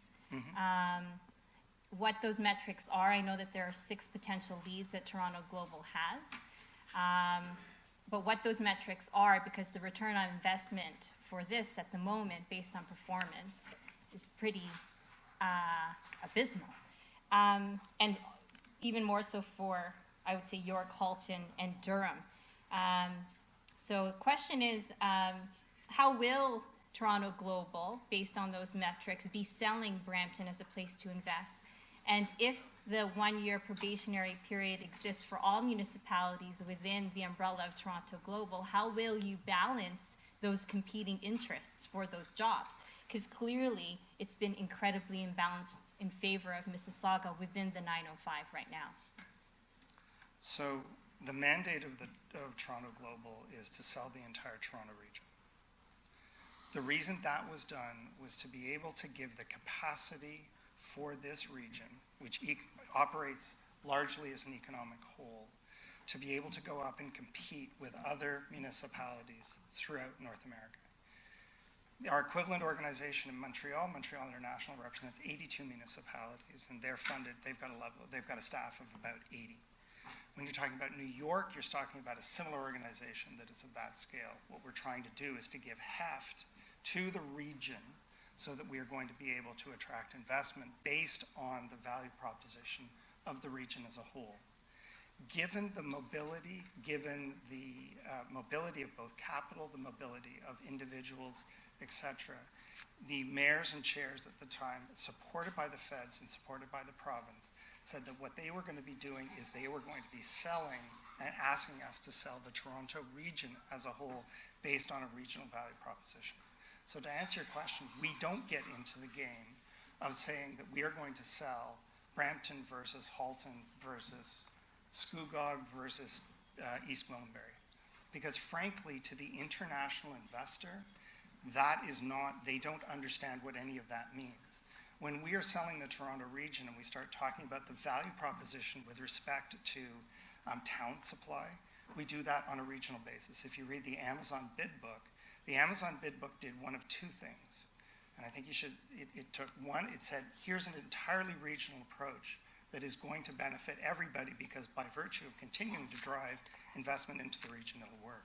The other thing we did very intentionally is that we put in, within the bid book, properties, 10 properties from each of the municipalities. The reason we did that and the reason we made it public was so that we were going to be able to highlight the opportunities to investors in each one of our municipalities. Now, what we try to do with respect to each individual municipalities is we look for assets and attributes that are going to be of benefit and single out the opportunities that the region presents. So we would never go off and sell, for example, Ajax on its own, because people frankly aren't all that interested in Ajax on its own, a wonderful place though it may be. What they're looking for is the value proposition of the region as a whole. So what we look for are opportunities that you may have that are presented by Brampton itself to augment the entire value proposition of the Toronto region. So take, as I was speaking before, about the life sciences sector and the opportunities that you've got in the life sciences sector. There is, you've got Peel Memorial Hospital, which is offering different styles of care.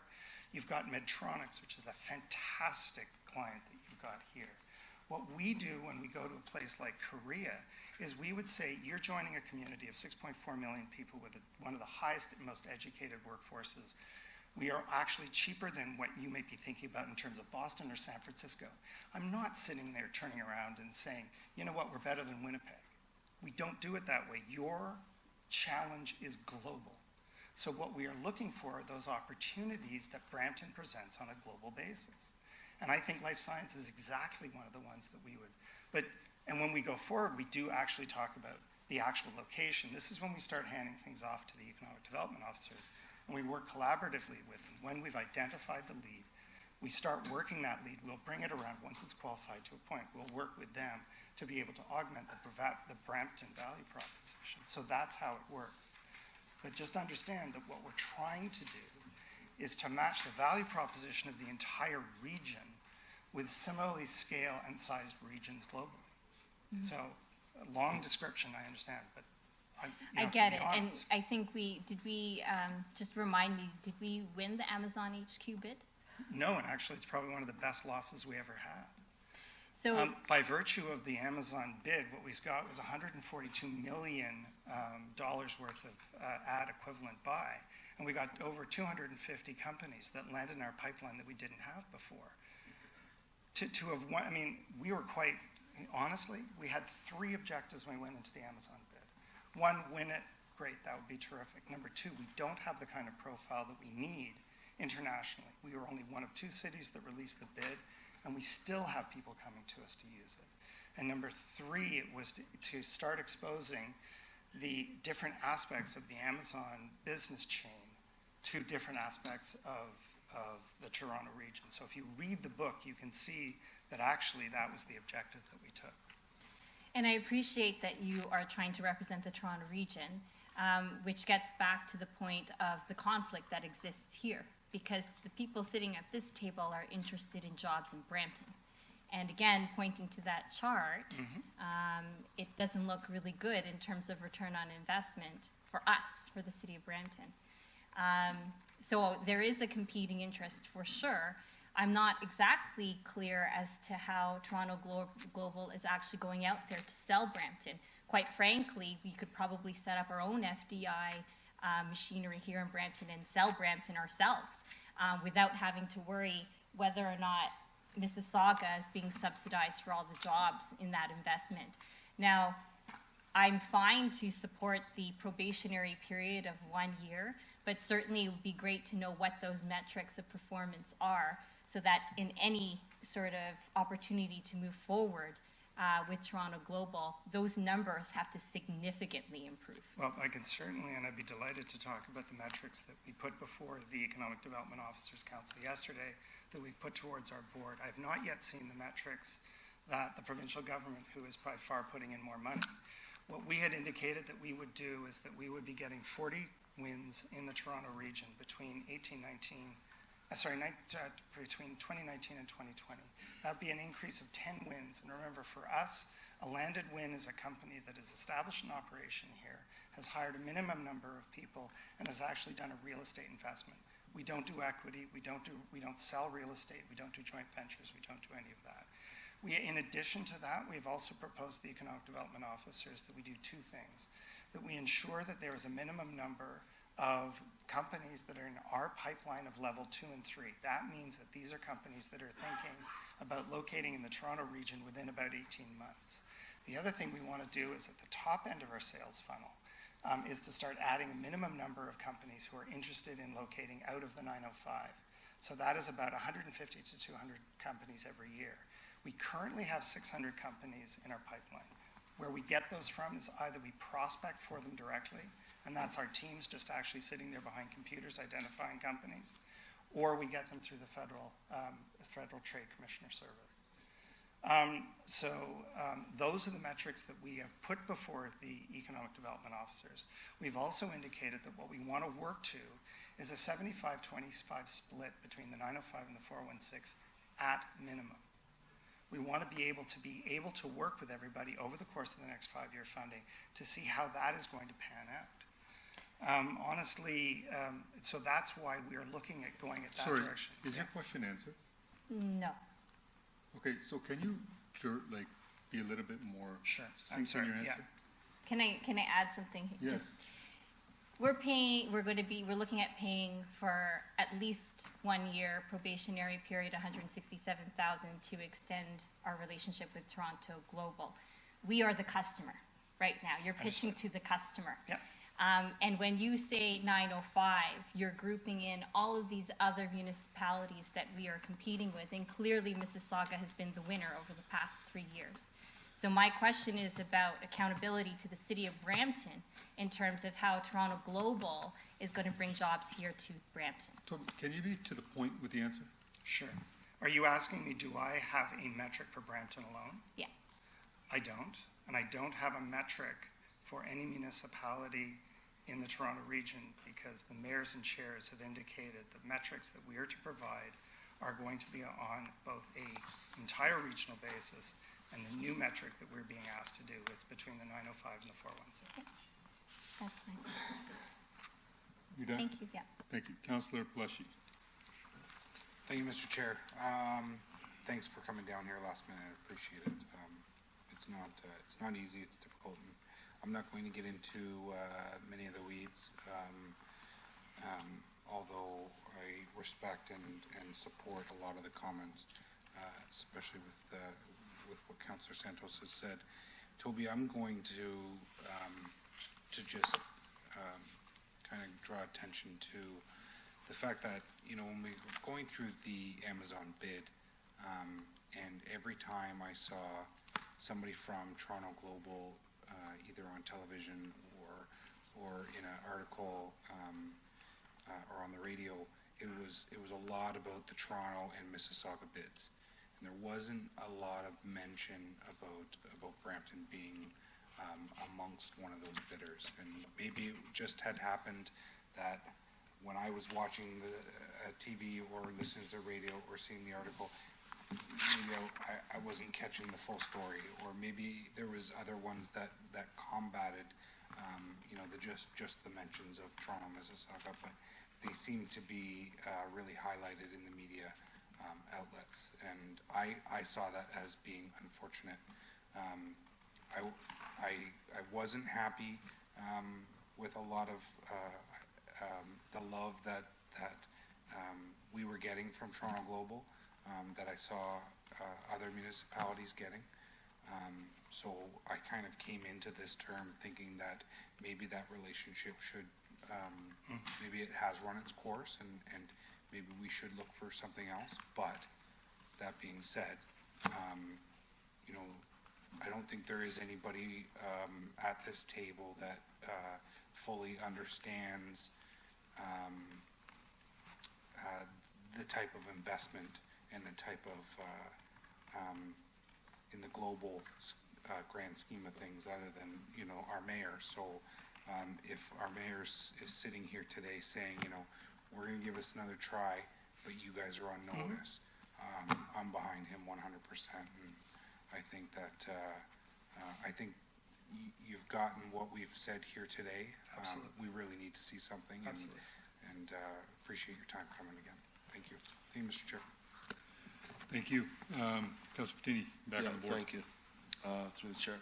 So we could pull out in a year, so can we ask staff to maybe come back in a year and see where we stand on this? And see, and, you know, and because I think we should continue, see how many jobs we could create, and that's our goal, is to try to get as many as we can. And if it carries on, then we'll carry on. Thank you. Done? Councillor Bowman. Thank you, through you, Mr. Chair. Toby, thanks for coming down. Councillor Bowman? You've taken a lot of a bombardment down here. I'm gonna focus on the good side of what Toronto Global has done. And economic development is not just the aspect of bringing jobs to the city. Economic development also has a lot to do with the people who fill those jobs, who live in your city, spending the revenue they earn at that city in your city, buying houses, paying property taxes, visiting restaurants, all that stuff. So if the numbers are correct, and Toronto Global brought 1,500 new jobs to Mississauga, of which you said a large portion are people who are living in Brampton now, there was an economic upside to those jobs coming to this area, to the 905. So let's be crystal clear on that this dollar figure that we're spending with Toronto Global is not just money that's been blown out the window. In many cases, when a person has a job and lives in your city, you can multiply their salary by a given number to get the economic drivers that they add to your city. So thank you for that. I will agree with a lot of our other speakers. We do expect more for the city of Brampton. We do expect jobs here in the city of Brampton so people don't have to leave. But, you know, all in all, we can't just look at the number and say we've wasted $500,000 over the last 3 years, because from an economic standpoint, that just isn't true. So I thank you for that. So moving forward, I support what Toronto Global is doing. I know that we met with you on several occasions as you were just starting this up. You were in council here 3 years ago, I guess? I've been in council roughly, yes, frequently. 3 years, and at that point you did tell us this is going to take some building, and we all agreed that the investment would be worthwhile. So I'm all in favor of moving forward. I'm looking at the investment to this city, hopefully, but like I said, we can't look at this through one lens and say that the money was wasted, because it's not. But I'm hoping that you're Brampton focused for the next year, and that you bring some very good jobs here for us. Understood. Thank you. Thank you, through you, Mr. Chair. We've had conversations about the future of Toronto Global and how it could continue to do work for the city of Brampton. If the council decides to go ahead another year, just to be clear, what will Toronto Global do differently to make sure that a year from now we continue with the relationship? So I think there's a few things. There are companies that are currently in the pipeline that we are going to continue to work with to push, in conjunction with you, to push them over the finish line over the course of the next few months. There are 4 in particular that we think are very promising, but as I keep saying, remember that you're in competition with cities around the world to land those. The other thing that we are going to be doing is further focused value propositions, as we just did with respect to the value propositions for food and beverage, for advanced manufacturing, and for life sciences, in order to tailor much more our pitch when we're actually seeking out companies, to make sure that those are carried forward and to do alignment of both our prospecting for companies, but also the value proposition that you've got. The one thing that we want to start doing a bit differently, which we think we haven't tried yet, but we'd like to see if it's possible, is as we are doing with the delegation coming from Marseille, is to start finding cities that are of equivalent size and equivalent nature to Brampton and others in the 905, so that when we're doing that prospecting, it's an easier match. Right now, because of the growth in the tech sector, obviously places like San Francisco, New York, Boston, etc., London, are very attractive to us. That would mean going to places through the U.S. Midwest, or the sort of Cleveland, Pittsburgh, Cincinnati. These are cities that are currently booming and looking for their next expansion. The other area that we'd like to go is into the British Midlands, because outside of the London, places like Manchester, Birmingham, and Liverpool, and start prospecting there. The other thing we're doing is to sit down with our federal counterparts and provincial counterparts to make sure that when they're doing their prospecting, so they're bringing leads to us, those factors are taken into account as well. So those are the things that we're looking at doing. There have been some comments made here that essentially we're subsidizing economic development in other cities. You mentioned also in your comments that you've recently secured $10 million in funding from the federal government. Yes. Is that correct? Yep. So in the work that you do to secure funding of that size, did you mention as part of your application for federal funding that you represent and work on behalf of Absolutely. The city of Brampton? Absolutely.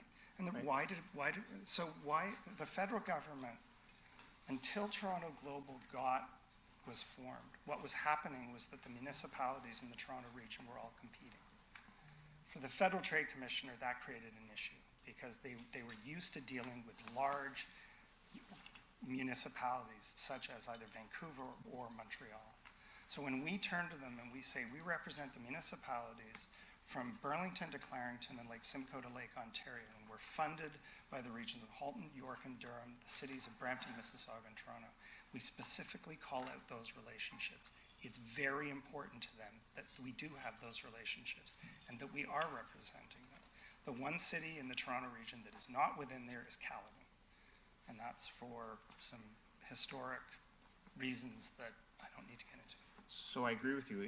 I think it would be very important if I was in your position to make sure that the federal government is aware that I was representing Brampton, because that helps them make a decision to help fund your operations. And so all this council is asking, that's in right. kind, in the same sense that we, through our association with you, has helped your organization to expand and increase your capabilities. We are now looking for a return on that investment and that relationship. And so I think council spoke very clear, and we look forward to you continuing to work with us over the next year. And I agree with you. And thank you. Mayor Brown? Okay, I think we've had an exhaustive conversation here, and I know some of the comments have been animated, but I think you can appreciate some of the concern we have now.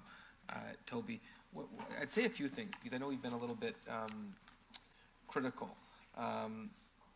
Part of I think the onus is also, one, we've challenged Toronto Global to do better, but part of the onus is on us to do better too. And Toby mentioned in his initial remarks that he's impressed with the initiatives we've taken.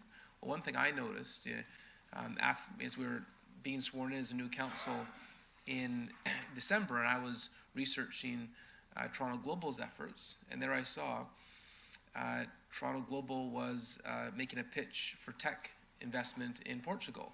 And Frank Scarpetti and John Tory had aggressive pitches for the city of Toronto and the city of Markham.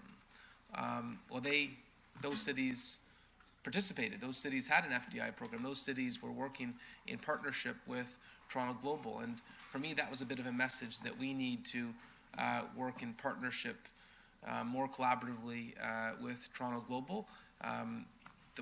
As you're going to see in the FDI report, part of that goal is to, for us to have a pitch at that Web Summit this year. And so I think there are lessons that can be learned of how we can be more aggressive on economic development and FDI. I think we're doing that, and that's why I think it's going to be I'm optimistic, cautiously optimistic it's going to be a better relationship going forward. I would note, Toby mentioned sort of the interest in AI and tech being sort of a growing industry. One thing we got a big boost on was the federal government recognizing Brampton as a center for cybersecurity. The fact that the federal budget this year puts a big arrow at the city of Brampton as a potential center for cybersecurity in Canada, that dovetails well with the success they're having in the tech sector. That's something I'd like for us to explore a lot closer. We really believe Brampton can be the capital for cybersecurity, if not in Canada and the U.S., but even broader. I think there's, given the fact there's a federal allocation, I think big things can arise there. I'd also note Toronto Global works really well with the consular offices, and we're starting to do that as well.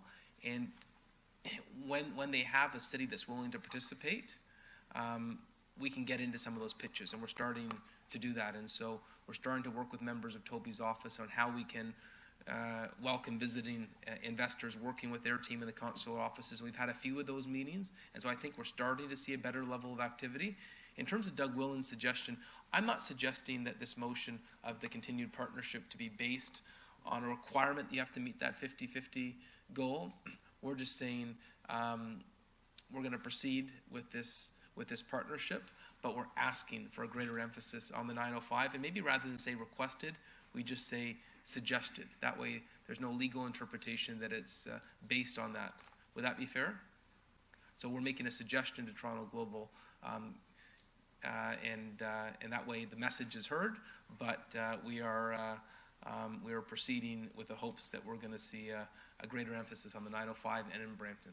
May I make a suggestion, if I could? A more equitable distribution of investment deals in the Toronto region. That allows me to be a lot more flexible as to whether I'm going to be able to say, do it on jobs, do it on wealth, do it on I don't know what. It just, a more equitable distribution, and I know it's not my place to suggest. I agree with you. Message has been loudly received, and it is something that we are speaking about at our board meeting tomorrow. I'm just making a suggestion that I would leave with you to consider. Feedback from council on that wording change? But looking to our chair and vice chair of economic development. So I have some comments. Okay. Perhaps I got a couple questions as well, so, but if you're finished. Did you just put that wording change, the thoughts? More equitable. Distribution of investment. Distribution.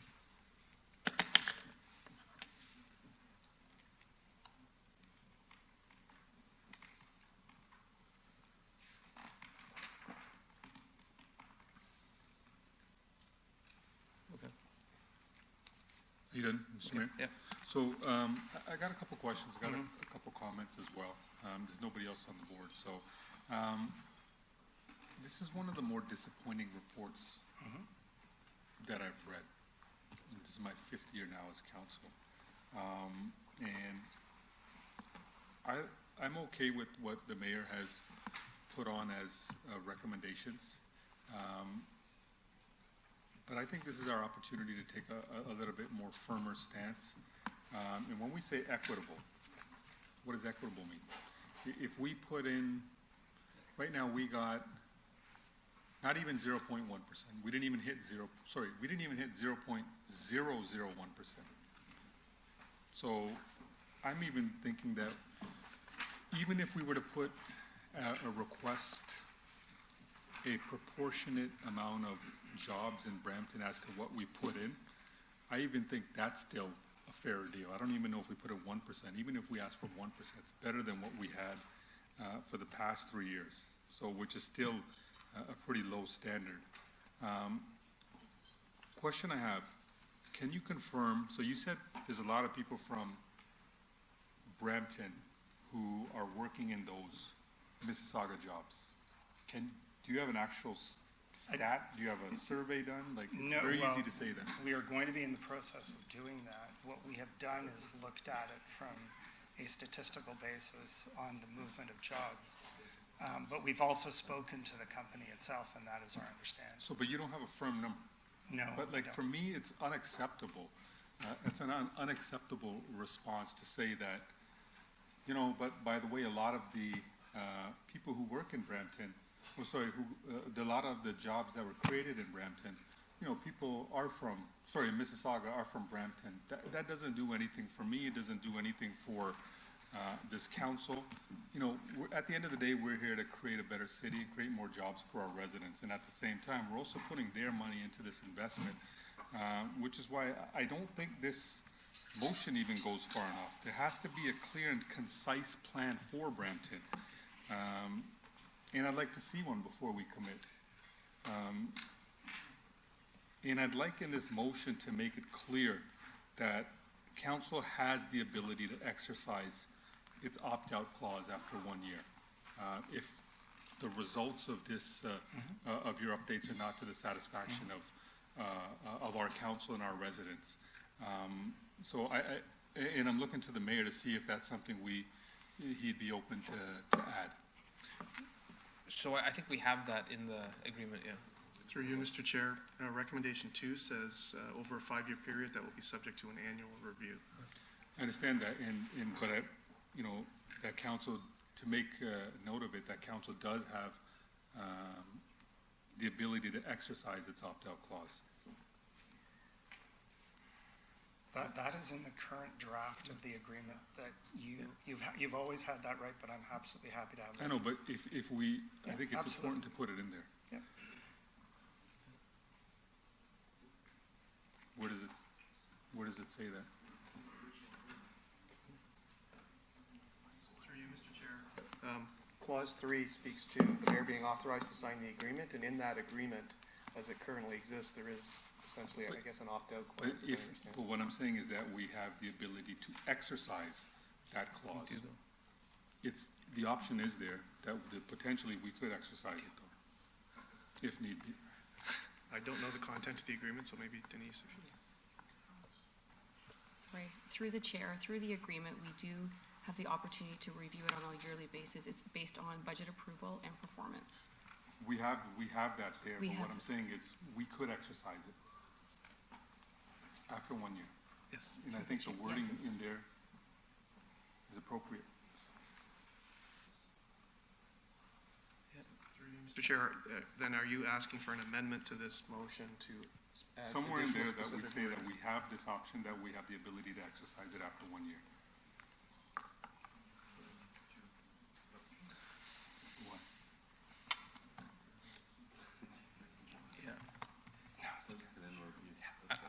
I would just say, I understand what Councillor Dillon is saying, because I had the same initial concern, and staff assured me that we have that legal right within the document, and so,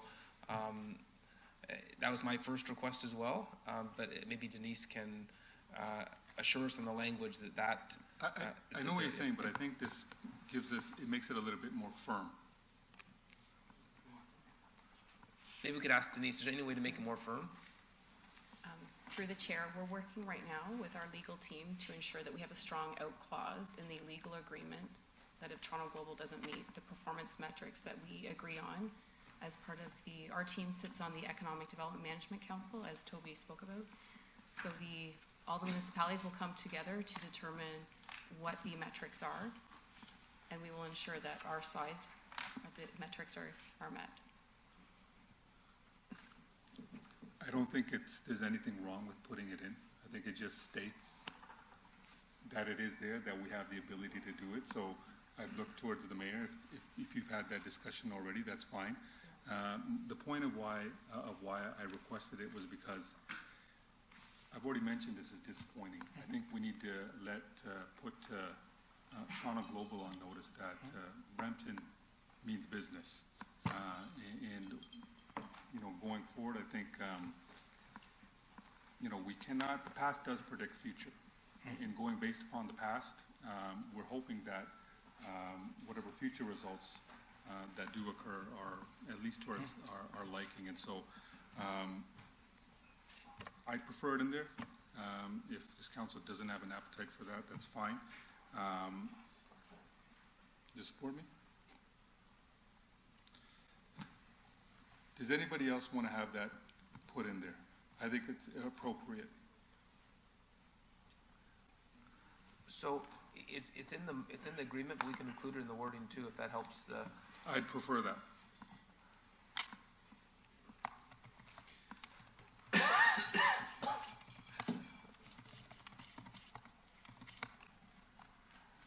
Opt out? You just say, and as per the agreement.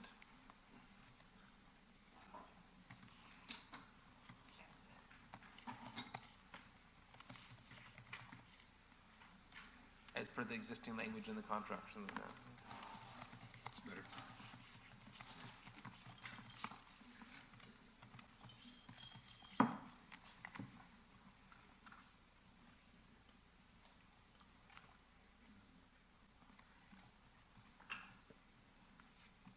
It's fine. And Toby, we're not, hope we don't come off too harsh, but, but,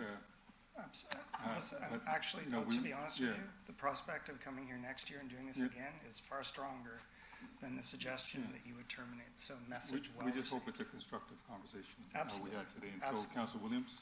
Yes, through the chair, very quickly, I think the only issue I take right now is the equitable distribution. I think when it's more concrete and clear, then we have something to actually reach towards. So the equitable distribution is that as it stands, if you get 20 deals, Toronto is going to increase by how much percent, and Brampton is going to increase by how much percent. So I'm just... If I could, the reason that I ask for that is that we are currently in discussions with the economic development officers about our annual business plan for next year.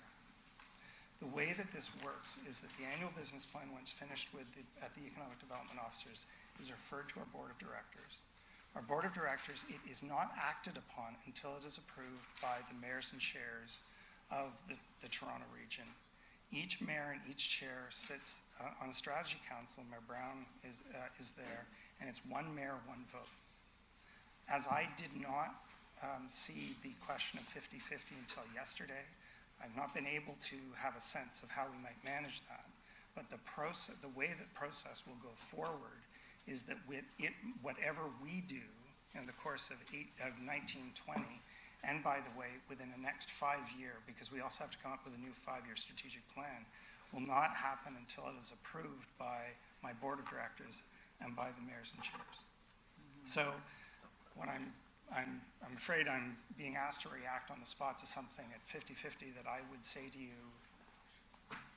I don't think it would be reasonable for us to be expected to do that. But there are mechanisms in place for us to get to a point where the overall metrics that we're going to have for the company are going to be established and then revisited and assessed. Well, as long as it's looking at the investment deals as opposed to, other forms of measurements like revenue bodies and this and that, like we really need to look at the number of investments that are coming into our city, because as many have shared, the proof is in the pudding. It's on paper, one, and that's very disappointing. So, and I think our residents deserve to have higher numbers, and to see that we are putting in 50-50, you know what I mean, or see a number that is, encouraging.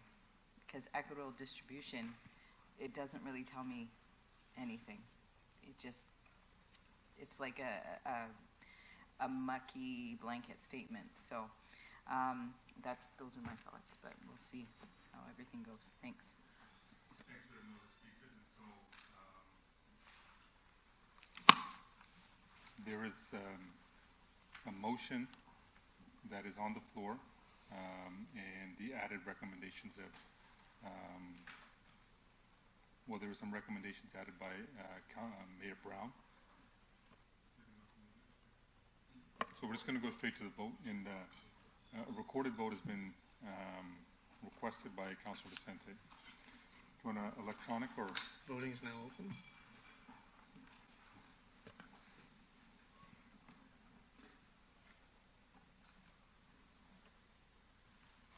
All members have voted.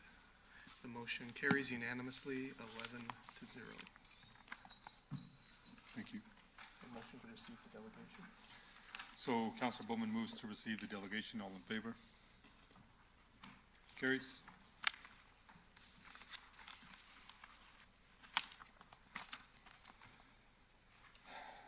So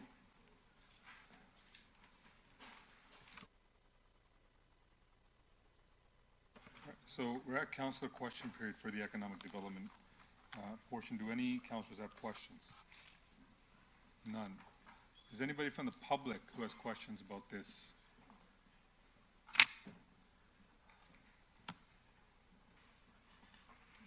Hi, I've got a couple. I'm Sylvia Roberts, and I have a couple questions. This is on the Center for Innovation. It was talked about 150,000 square feet, but then it was also mentioned that 40,000 might disappear. Is that correct? That 40,000 of the 105,000 might be reallocated to a different use?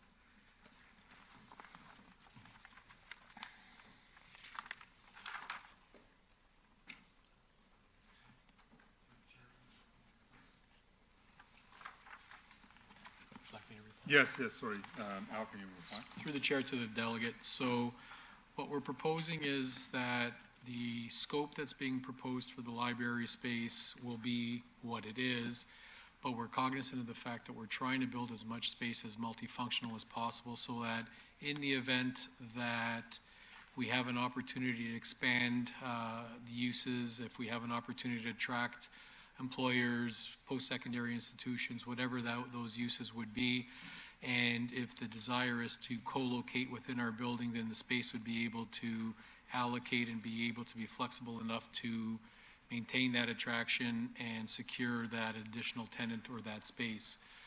We don't know whether or not that's going to actually happen, but we wanted to allow the flexibility so that the city can respond and be nimble in case that happens. And if that happens, what happens to the central library? Because then you just have a somewhat larger than average library, and you're sort of planning for a lot of people downtown. And is a moderately larger than average university really a central library? Through the chair again to the delegate. So right now there's so many things up in the air. I think it'd be premature for us to really sort of nail something down. What we've done is, I think the original plan is that the current scope allows for the basically tripling of the current footprint that the library has in the downtown. If the need arises, we've got some flexibility to either scale up or scale down. Bottom line is that we will work with the library board. We will have all of our stakeholders in agreement with what the ultimate decision is going to be. And what we wanted to do is make it crystal clear to everyone that Brampton is going to be flexible and will be able to address everyone's needs at the end of the day. For the bus terminal that's also in the Center for Innovation, unless I'm misunderstanding it, I think it's rated for 16 bus bays and our current setup is 10. If demand grows as fast downtown as just the population does, so we're assuming that the usage rate stays the same and we don't get more transit usage downtown, which seems weird. Within 20 years, you're at capacity for that. How is that going to work, having in the base of a big building without, from what I understand, I don't see any potential for expanding the bus terminal, which could be at capacity in 10, 15 years, and presumably this building is going to last at least 40.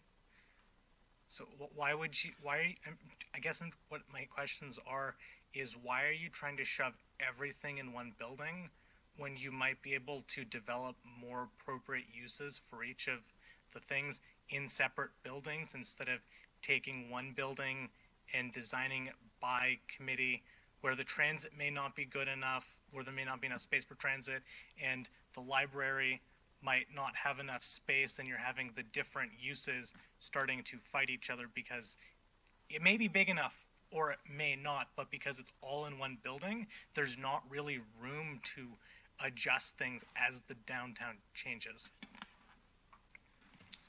Through the chair to the delegate, just to be clear, so the proposal and the vision right now is that the revamped, expanded downtown mobility hub would not be under the building as it currently is. It would be adjacent to the railroad tracks along Railroad Street, and incorporating some of where the current building footprint is, but it would not be under the building as it currently is, and it would have provisions to be able to expand the bus bays should demand warrant an expansion of the mobility hub. How much capacity would there actually be to expand in terms of bays? Through the chair to the delegate, I don't have that in front of me, but based on the vision that I've seen and some of the drawings that we've seen, I don't see why there would be any limitation on how much expansion. It could easily expand all the way up Railroad Street if the demand is there. Okay, and then on the LRT, there's Sorry, through you, Mr. Chair, we have a 5-minute public question period. For this section, we have to move on to the next. The only way to move to extend, it is unanimous approval in the procedure bylaw. So perhaps we can ask for the vote if that's what you want. But if not, then what you can do is just direct your questions to either staff or the counselor. Is that all right? After the meeting, yeah? All right, so we'll just do that. That ends economic development. So we're on corporate services, and Councillor Singh has advised me to stay in the chair while we discuss 8.2.1, which was removed from consent. Councillor Singh?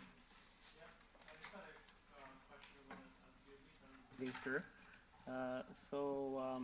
Number 9, which is economic analysis, return on investment for downtown Brampton. Just want to know what that was, and is that coming to council, the results of that, or? Through the chair, that work was necessitated by feedback we got from the federal government in terms of securing funding for the flood mitigation strategy work, that economic development work be done. So we retained Urban Metrics or a competitive process to give us that information to feed into that process to secure the additional funding as directed by the feds. Okay, so it's required for any, okay, got it. And then consulting services to develop an implementation strategy for the Brampton 2040 vision. Is that recurring, or, yeah? The chair, I'll ask our director of policy to just provide the committee with an update in terms of that project. Okay.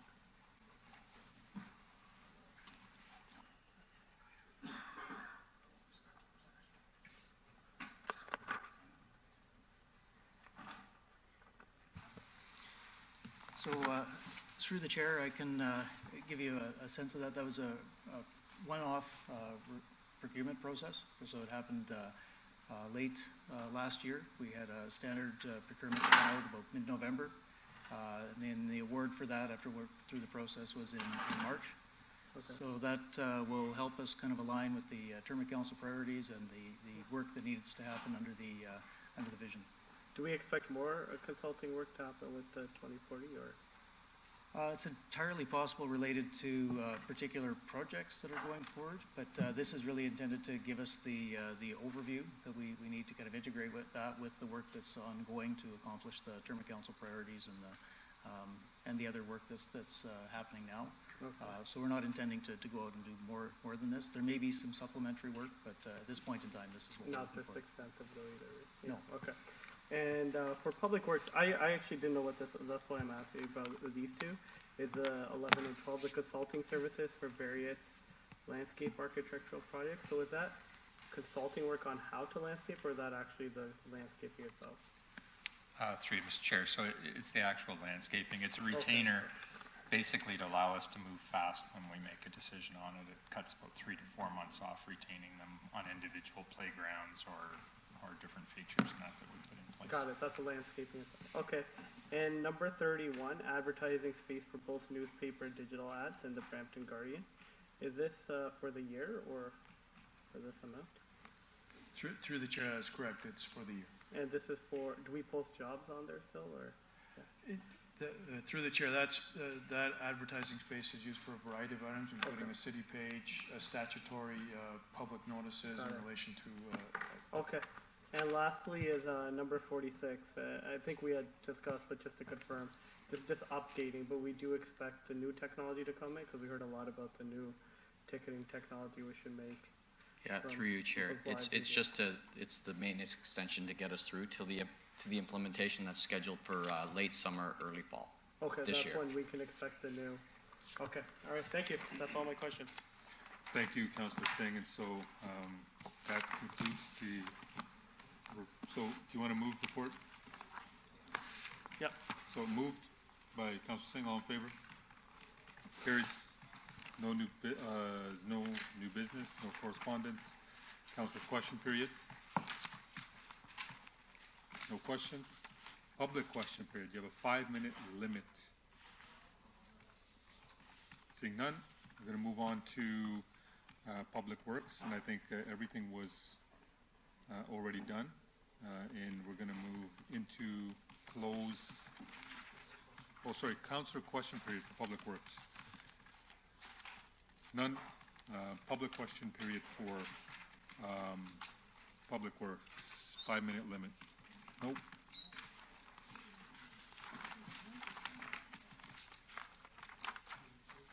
Oh, community services, there was nothing, and so there was one report in consent, no new business, no correspondence. Councillor's question period. None. Public question period, 5-minute limit. Nope. Referred matters list. Any questions? Seeing none. Public question period. Any questions in regards to any decision made at this meeting? It's 15-minute limit. This is a different section. For the LRT, it's Councillor Vicente and Mayor Brown both kind of think different parties are going to back different potential routes. What happens to the motion if there's no consensus from the provincial and federal governments on what route, or they don't allocate money?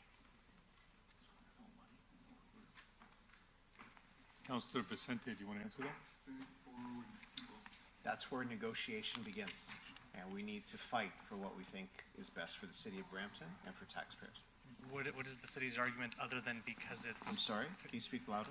What is the city's arguments other than it's fair and we deserve money? What is the actual business case for it, given that the section between Steeles and Nanwood mostly faces inwards for the residential neighborhoods? Then you've got floodplain stuff, then you've got the Brampton Mall, which is a floodplain stuff, then you've got north of that's a protected zone. It's a heritage area where people don't like to see any change whatsoever, and then you get to Wellington and Church, which is a 500-meter stretch. That's about as wide as Bramalea city center is for that inner road loop. And we've got people saying they want to preserve the heritage, but the only way the development numbers make sense for this stuff is if you demolish large swaths of downtown to redevelop it.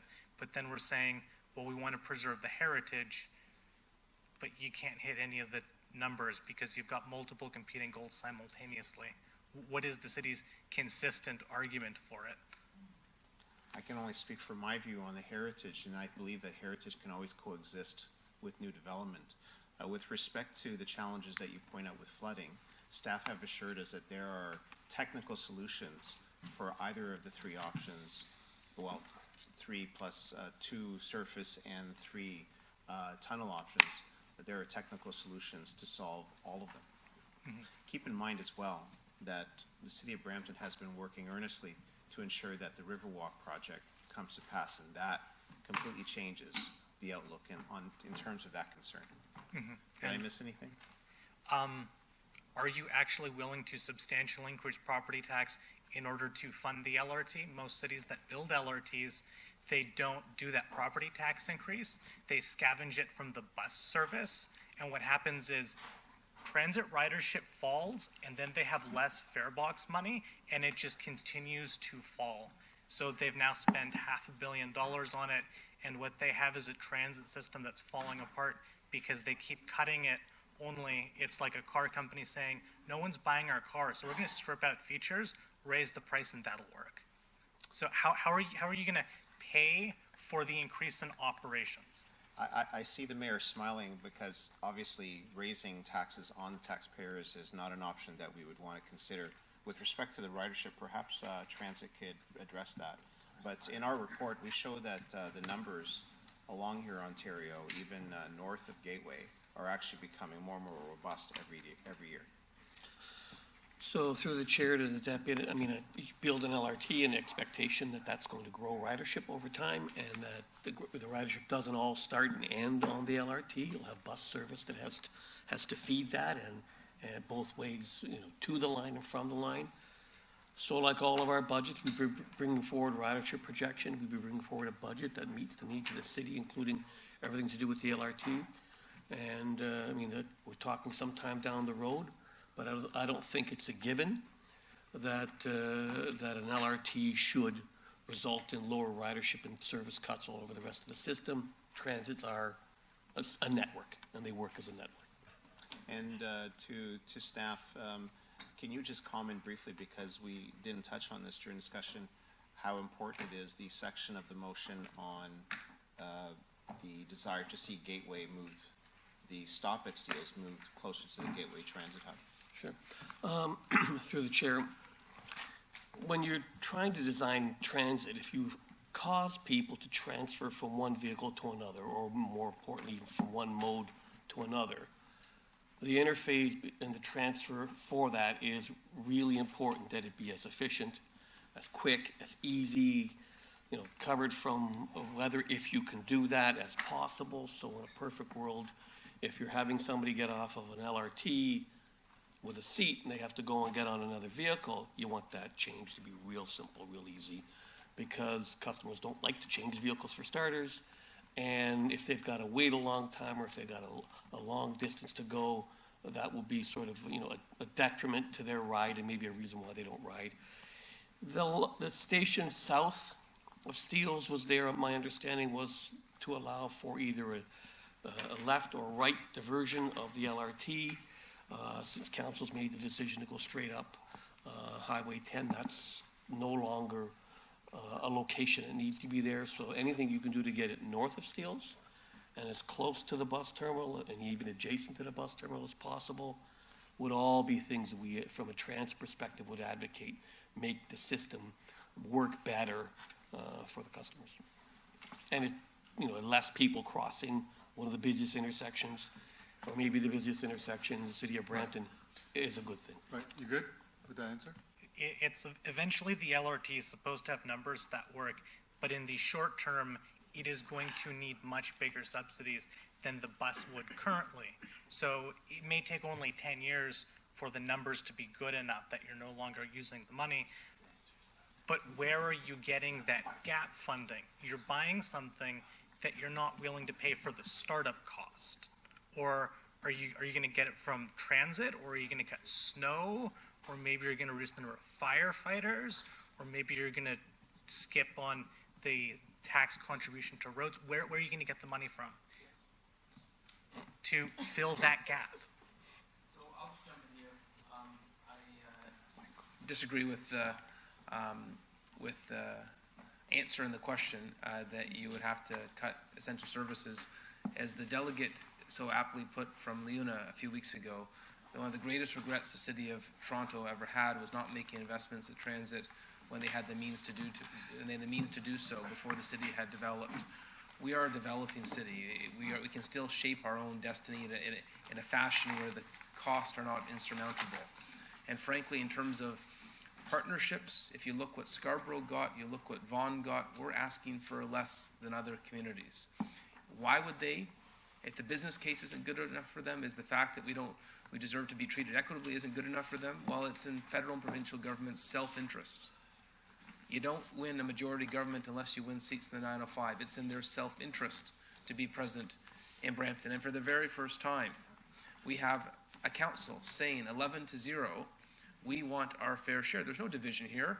11-0, our council is saying we want our fair share. And so if you build it, they will come. It's not going to take 10 years.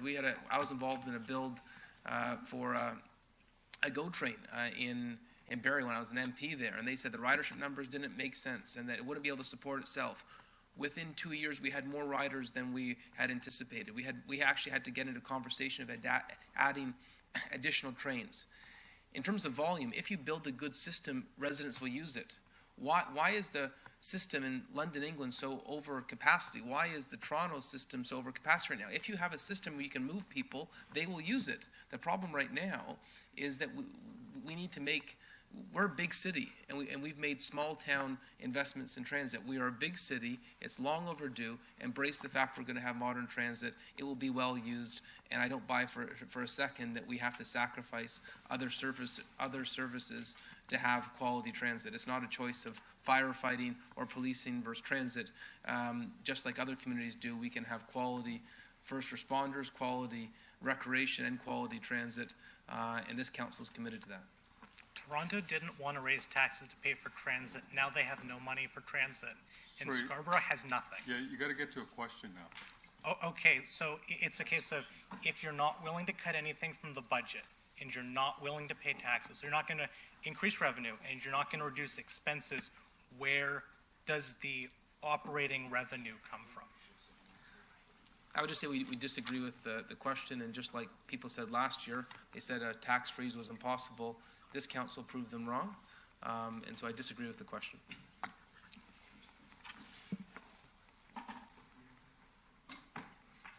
All right, no more questions, so we're going to move into closed session. So we need a mover, right?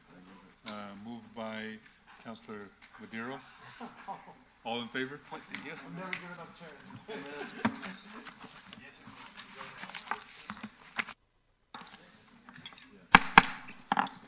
Welcome, everybody. We're back from closed session, and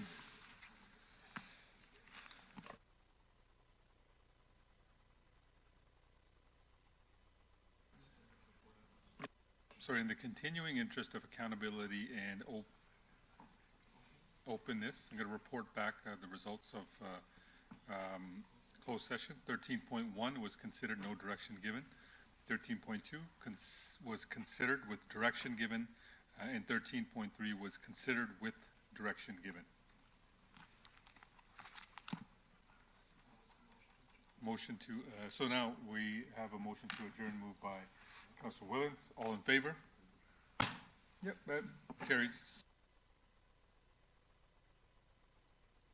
Sorry, to see a Tuesday night for the special meeting.